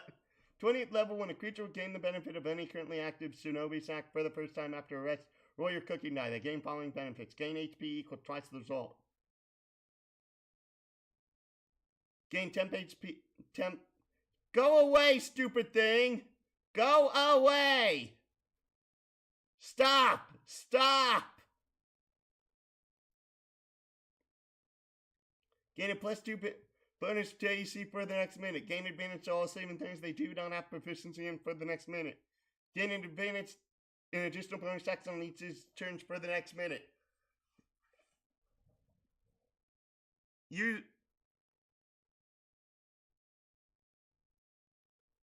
I love how there's this can't increase in ability score. Huh?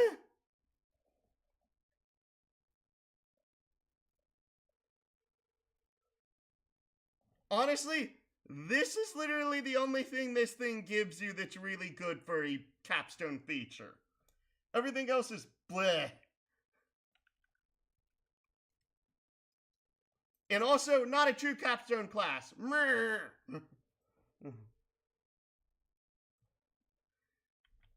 Cooking focus, battle cook. Expert combatant.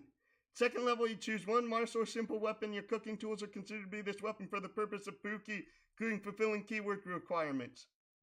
Bonus tool infusion, carving knife. You gain a second cooking tool infusion weapon, following the same structure of the original one, but with some custom unique features. The weapon is a harsh looking and mean. It has more spikes or a sharper blade. Second level, you choose a damage type between BP or S. One following properties. Your cooking tool deals damage equal to your cooking dice. You can also use it in place of strength when determining your attack and damage. Mighty Hit. Increased damage dealt with this weapon by your cooking dice once per turn. Switch mode. In light mode, the weapon has light property and gives you +2 to AC, while in heavy mode, increases the weapon's die size by +1 and gains two-handed and heavy properties. Why would you have this in anything besides light mode? Defensive block. When a creature hits you with an attack, you may, as a reaction, roll your cooking dice.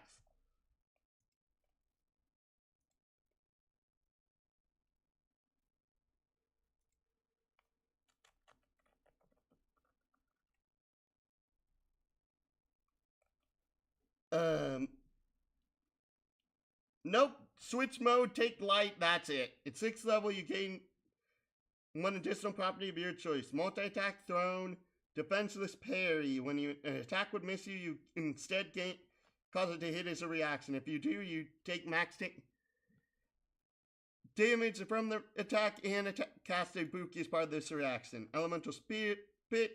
When you would make a tie or weapon attack against a creature using this cooking tool, you can as a reaction spit an elemental salve onto your weapon, changing its damage type to lightning, fire, earth, or cold, and increasing the attack's damage by 2d10, 3d10 at 7th, or 4d10 at 14th.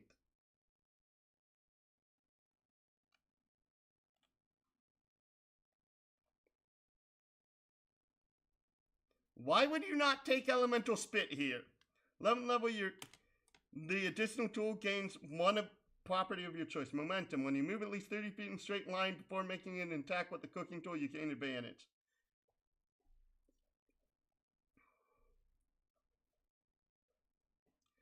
In the flow, when you damage a creature with this cooking tool, increase the damage by 1d4. And then each time you damage the creature with this cooking tool, increase the damage from this property by 1d4.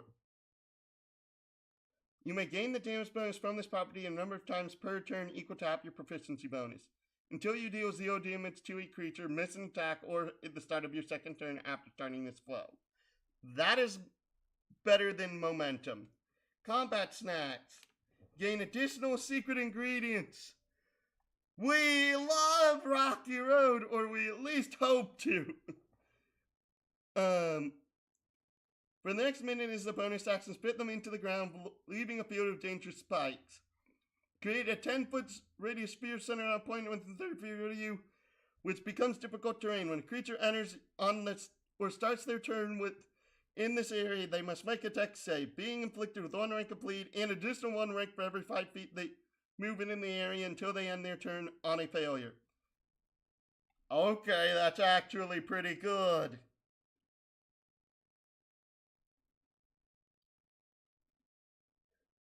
This ingredient loses their sharpness after a number of rounds equal to half the result of your cooking dice. That's pretty good. That's pretty good. Croak Madame. The creature of this stack gains a bonus to their AC equal to half the result of your cooking die or your charisma modifier if it would be higher for the next minute. Each time the creature's damage, this bonus is reduced by 1. That's okay. Red Velvet. You can eat this snack as a reaction as a creature would hit you with a Buki or melee attack within 5 feet. Compare the result of 2 of your cooking dice against the creature's damage die. If your result is higher, the attack misses. What?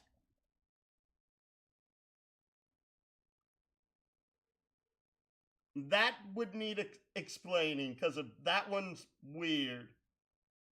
Creme Brulee. When you eat this snack, record the result of your cooking die. When you deal damage with an attack, you can select the number of damage die equal to the result. And those dice instead deal... What?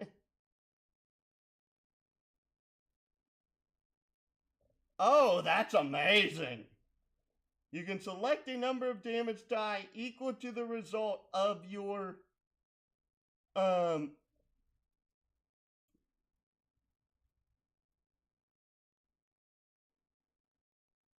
cooking dice, and they deal max damage. Spirited Fighter. At 5th level, you can use Charisma as your time modifier when casting Buki Jutsu.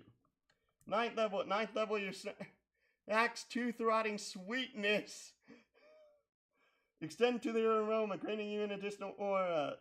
You activate this aura once and then twice at 14th level battlefield scent. When a creature would start their turns within this aura, roll 1d6 and gain 1 of the following benefits based on the result until the end of their next turn. 1, their next attack roll is increased by 2. 2 to 3, their next damage they deal is by plus 4. 4 to 5. Next time they damage a creature, ignore half that creature's DR. 6, increase their AC against the next attack they're targeted with by plus 2. Additionally, if a creature benefiting from this aura would further increase any of the bonuses granted by this aura, i.e. casting jutsu, or using a feature that directly increases your AC by 3. While benefited from the 6th option, they re-roll their benefit. That's terrible. That's terrible. Beskeet. 13th level, you can attack twice instead of once when you take the attack at... Nope, that's also terrible because it becomes online way too late. 17th level, you can now know how to strike perfectly with your cooking utensils. You gain +2 to ability rolls and attack rolls and basics made with your bonus tool infusion. Additionally, critical hits made with your cooking tools cannot be reacted to, and double your ability modifier 2 damage rolls. That's...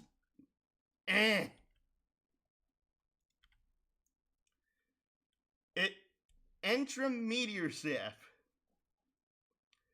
I probably said that wrong. At 2nd level, you use intent, int, or charisma instead of your dex for initiative rolls. Using skewer, you gain a second cooking tool. At 2nd level, you can choose the damage type between BP or S and one following properties. Your cooking tool equals your cooking dice, and you can also use engine place of strength. Light charge. When you take the dash action, you may, until the end of your turn as a bonus action, make an attack with this tool at advantage. Speedy. You gain +10 movement speed, and when you make it move at least 10 feet in straight line before making an attack, do an extra 1d8 damage with this cooking tool. Once per creature, up to thrice per turn. What?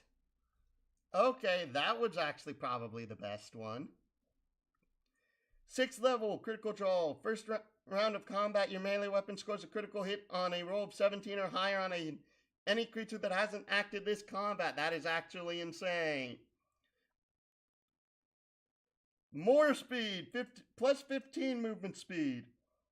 And when you move at least 20 feet before making an attack roll, do an extra d10 damage with this cooking tool once per creature up to thrice per turn. If this stacks with the previous one, that's actually really good. Precision. Increase the attack and damage rolls attacks you make with the cooking tool against creatures who haven't acted this combat by +2.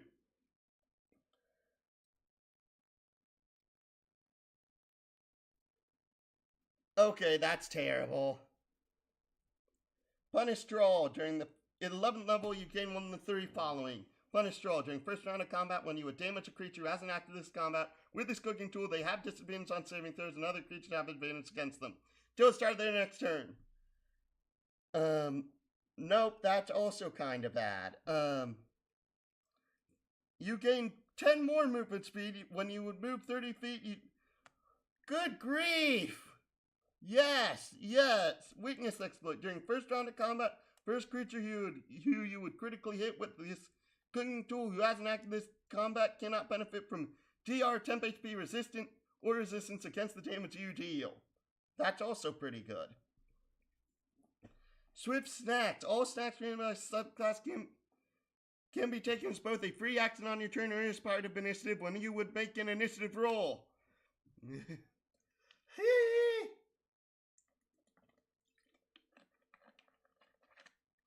Prosciutto Bursetta. I probably pronounced that wrong.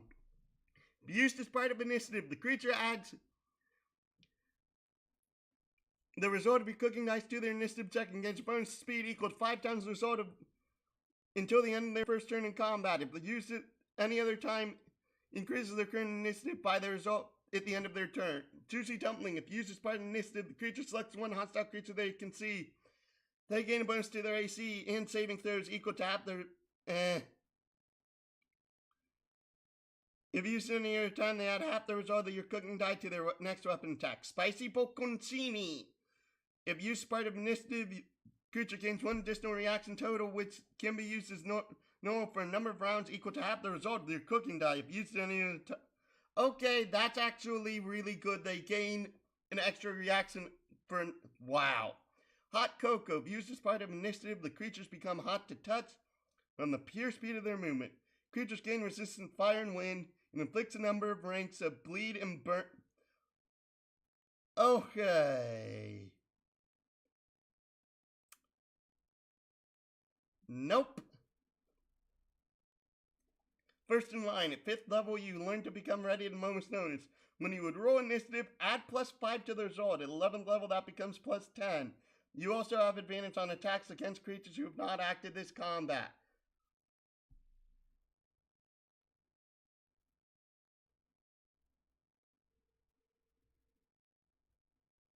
Oh, punishing Joel gives them disadvantage on saving throws.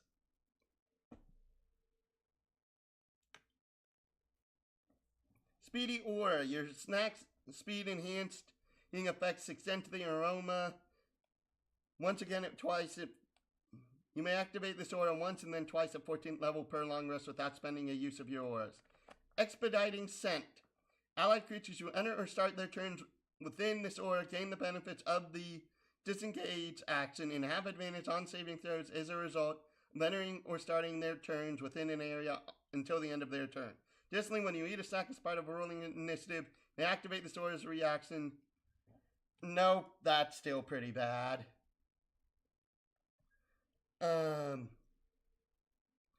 Set the table. At 13th level, you've mastered the art of preparation. When you take a ready action, or you can choose to ready a bonus action, or if you choose, you can choose to forgo spending a reaction, trigger your ready action at the cost of 1 snack. What? I do not understand this one. Before all, at 17th level, once per rest, you can add a Nope, this is also terrible. Boo, Entremeter Chef. Boo! Want to get through at least a few more of these. Petition. Here, Chef. 1, 2, 3, 4, 5, 6, 7. There's 7 more. Why are there 9 of these? Patissier, 2nd level, your constant experimentation. Once per hour, you gain advantage on your first charisma-based skill check against a creature you has eaten a snack or other food you created in the last hour. I need to look at your fluffy snacks first.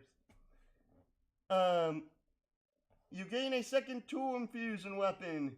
On the same structure, something big, cool, and protective. 2nd level, BPRS. Equal to your cooking die, and you can use your int in place of strength on determining attack and damage. Blocking, healing focus. When you are holding this weapon, you can charge your healing through it. When a creature would recover HP from a jutsu or feature you use, they recover extra HP equal to your... Is a reaction to being attacked while not wearing heavy armor. You can move a number of feet equal to 5 times your prop bonus, causing the attack to... No, wide guard. When you... 10 feet of you would be the target of an attack, or make a strength or dex save. As a reaction in all attacking creatures, or advantage on their saving throw until the start of their next turn, or until you move more than 10 feet away from you. That's okay. That's good. That's not stellar. Starting at 6th level, your choice of your cooking tool gains an additional weapon property of your choice. Healing up. While you're holding this weapon, you can charge your healing through it. When a creature recovers HP from a jutsu feature, they can instantly move up to 20 feet. Nope. Hero Shield. Your weapon is turned into an icon of your team. As an action, you may raise your weapon into the air, inspiring your team. All creatures you can see your weapon increase their AC by 2 and jutsu DC or attack rolls by 1 until the end of their turn. Okay, that's actually really good. Too bad it's a 6th level feature. At 11th level, whenever a creature would regain HP, you can also remove 1 rank of a condition currently at No! You may as a reaction give a creature an additional reaction until the end of their current turn.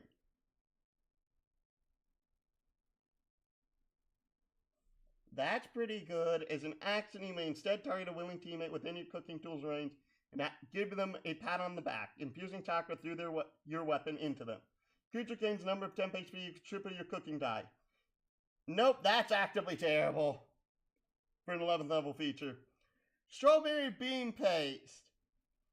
This sweet sauce enhances your snack's flavor. A creature can consume this snack as a reaction when you would take damage. When you do, you reduce the triggering damage by 4 times. Nope, that's terrible. Lemon tart. Tangy sauce sours your snack's flavor. Creature can consume the snack as a reaction when they take damage from a creature within 5 feet of them. Bouncing the attacking creature back a number of feet equal to 5 times the result of your cooking die. That's actually okay. Passion fruit. A creature can consume this snack as a reaction when you would be reduced to 0 HP, then instead reduced to 1, and then regain HP equal to the result of your cooking die. A creature can only gain the benefit of this snack twice per long rest. Okay, that's pretty good. But I honestly find lemon tart better. Orange salt. Creature gains HP equal to the result of twice the result of your cooking die plus your charisma modifier. You also gain HP equal to. Oh, this is actually a staying tool. This is nice. Gotta do cooking by the book. 5th level, thanks to your desire to help others in action for healing, you can learn any jutsu with the medical release that recovers HP or temp HP. May use charisma as your jutsu modifier for them. When you would heal a creature using jutsu this way, it's by the same action, feed them a snack. It doesn't say you can feed them a snack, no, it says you must feed them a snack. Why is there a picture of Smoker here? Why did One Piece suddenly come here? 9th, Sugary Aura, 9th level, super sweet scent. Allied creatures within this aura increase healing they receive by your cooking dice plus half your charisma modifier once per turn. When a creature within this aura receives healing from eating a snack, sort of your cooking dice cannot be lower than your charisma modifier. 13th level, they gain a rest of energy and distance in the list of effects. The creature can also gain an additional action on their turn. It must be used to make one weapon attack, dash, disengage, hide, or use an object. Use this feature a number of times per long rest equal to your charisma modifier. Sweet Miasma. 17th level, you gain an additional benefit to your charming aura. Whenever a hostile creature would attack a creature while inside your aura, you may reduce their attack roll by half the result of your cooking dice. You don't have a feature called Charming Aura.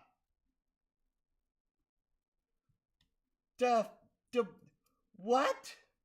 What? You do not have a feature called Charming Aura. Okay, I'm probably going to do Herbalist and then hang it up for the night. You may use Charisma in place of Wisdom for calculating your Genju. Pipe. You've augmented your body in such as you gain second tool infusion. Following the same structure, second level, B, P, or S. Using int in place of strength. Deep breath is a Okay, one problem here. You've already made this class int based. And then you're having them use wisdom. But isn't Genju your natural wisdom calc? Yes, it is. I think that this has to be a typo. Because otherwise, this actively is terrible. This is actively terrible. Deep breath is a bonus action when you cast a Genju with the inhale keyword. Range other than stealth, you can take deep breath before blowing out around you. Genju's range becomes 15-foot radius sphere centered on you. Didn't you know you was chill like that? This tool counts as poison kit with 3 charges when Gree gains the end of the long rest. For bursts of casting Genjutsu with the inhale keyword. I have no clue if that's important. Herb in the pipe. When you take a longer short rest, you may choose to jutsu with the inhale keyword at a rank that you can cast. While wielding this weapon, you may cast this jutsu once each, reducing the chakra cost by half unless they have special cost.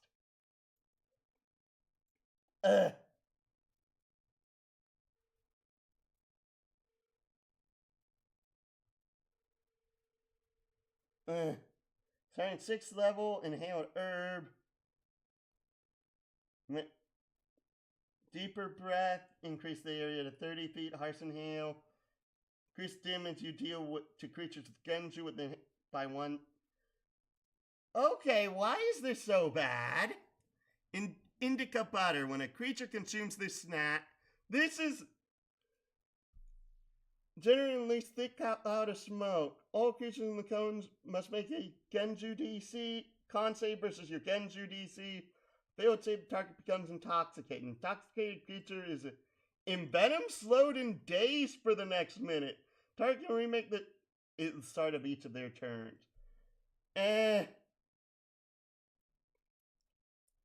When a creature uses this ability, they cannot do so again until they consume another snack using this ingredient. Sativa juice. When a creature consumes this snack, they immediately end Berserk, Charmed, Feared, Dazed, and Weakened. That's okay. That's decent. That's pretty good, because of that. It's not saying they immediately end every stack of them. Hybrid liquor. When a creature consumes this snack, their body experiences a sudden euphoria as they gain the 5 times the result of your cooking dice is 10 HP for the next minute. While a creature has 10 HP granted by this feature, they also cannot be slowed or have their movement. Nope. Conocoid salt. A creature can only take the snack when they would complete a short rest. When they do, they instead gain the benefits of a long rest. Creatures can only gain this benefit of the snack once a week. That's also really, really nice. Rest and relaxation. 5th level, you found special strain of an herbal spice. Alternative, you can choose to burn it during a rest of any type. All creatures who participate in the same rest gain additional benefits for the next hour. These 2 abilities are named Rest and Relaxation respectively. Rest. While you and other creatures near you would finish a rest while under the haze of this spice, you and all selected creatures increase your maximum HP and your current HP by an amount equal to your 2 cooking dice. This increase lasts for 8 hours or until your next rest. Nope, that's not very great. In action on your turn, you can ignite the spice and mix it with other chemicals, creating a volatile haze of smoke. All hostile creatures within 40 feet of you must make a con save versus your Genju DC. On a field, they gain 3 ranks of charmed against you. Ranks of charms inflicted by this feature are removed after 1 minute, or the creature succeeds their con save, which they make after taking damage. So, Inebriated aura. Musky scent. Allied creatures who enter or start their turns within this aura have advantage on saving throws against Choo-Choo that they are already under the effects of. Additionally, this aura is centered on May as a reaction ended early, allowing allied creatures within this aura to repeat their saving throws against Choo-Choo they are under the effects of. That's okay. That's good. It's a 9th level feature, so I ain't complaining, but it could be better.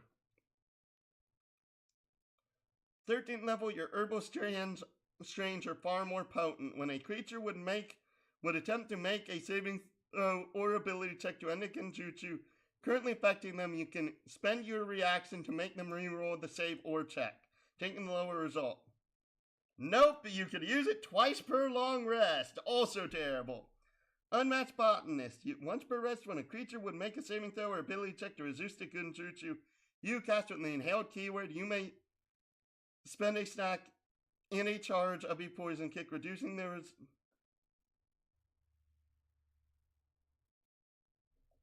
That's also terrible.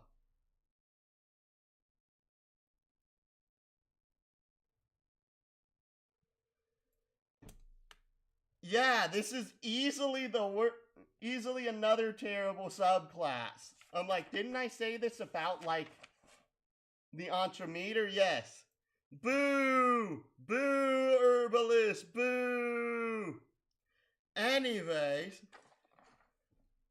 even though I have 5 more to go, I'm going to end things here for now. Why? I have to run a game in 20 minutes, my throat hurts, and I still have 80 pages left in this. Anyways, thank you so much if you enjoy my content. Please do share my content and join the Discord. It really does help me out. Follow me here on Twitch and on YouTube in order to come aboard the Starship LP when I be a hero.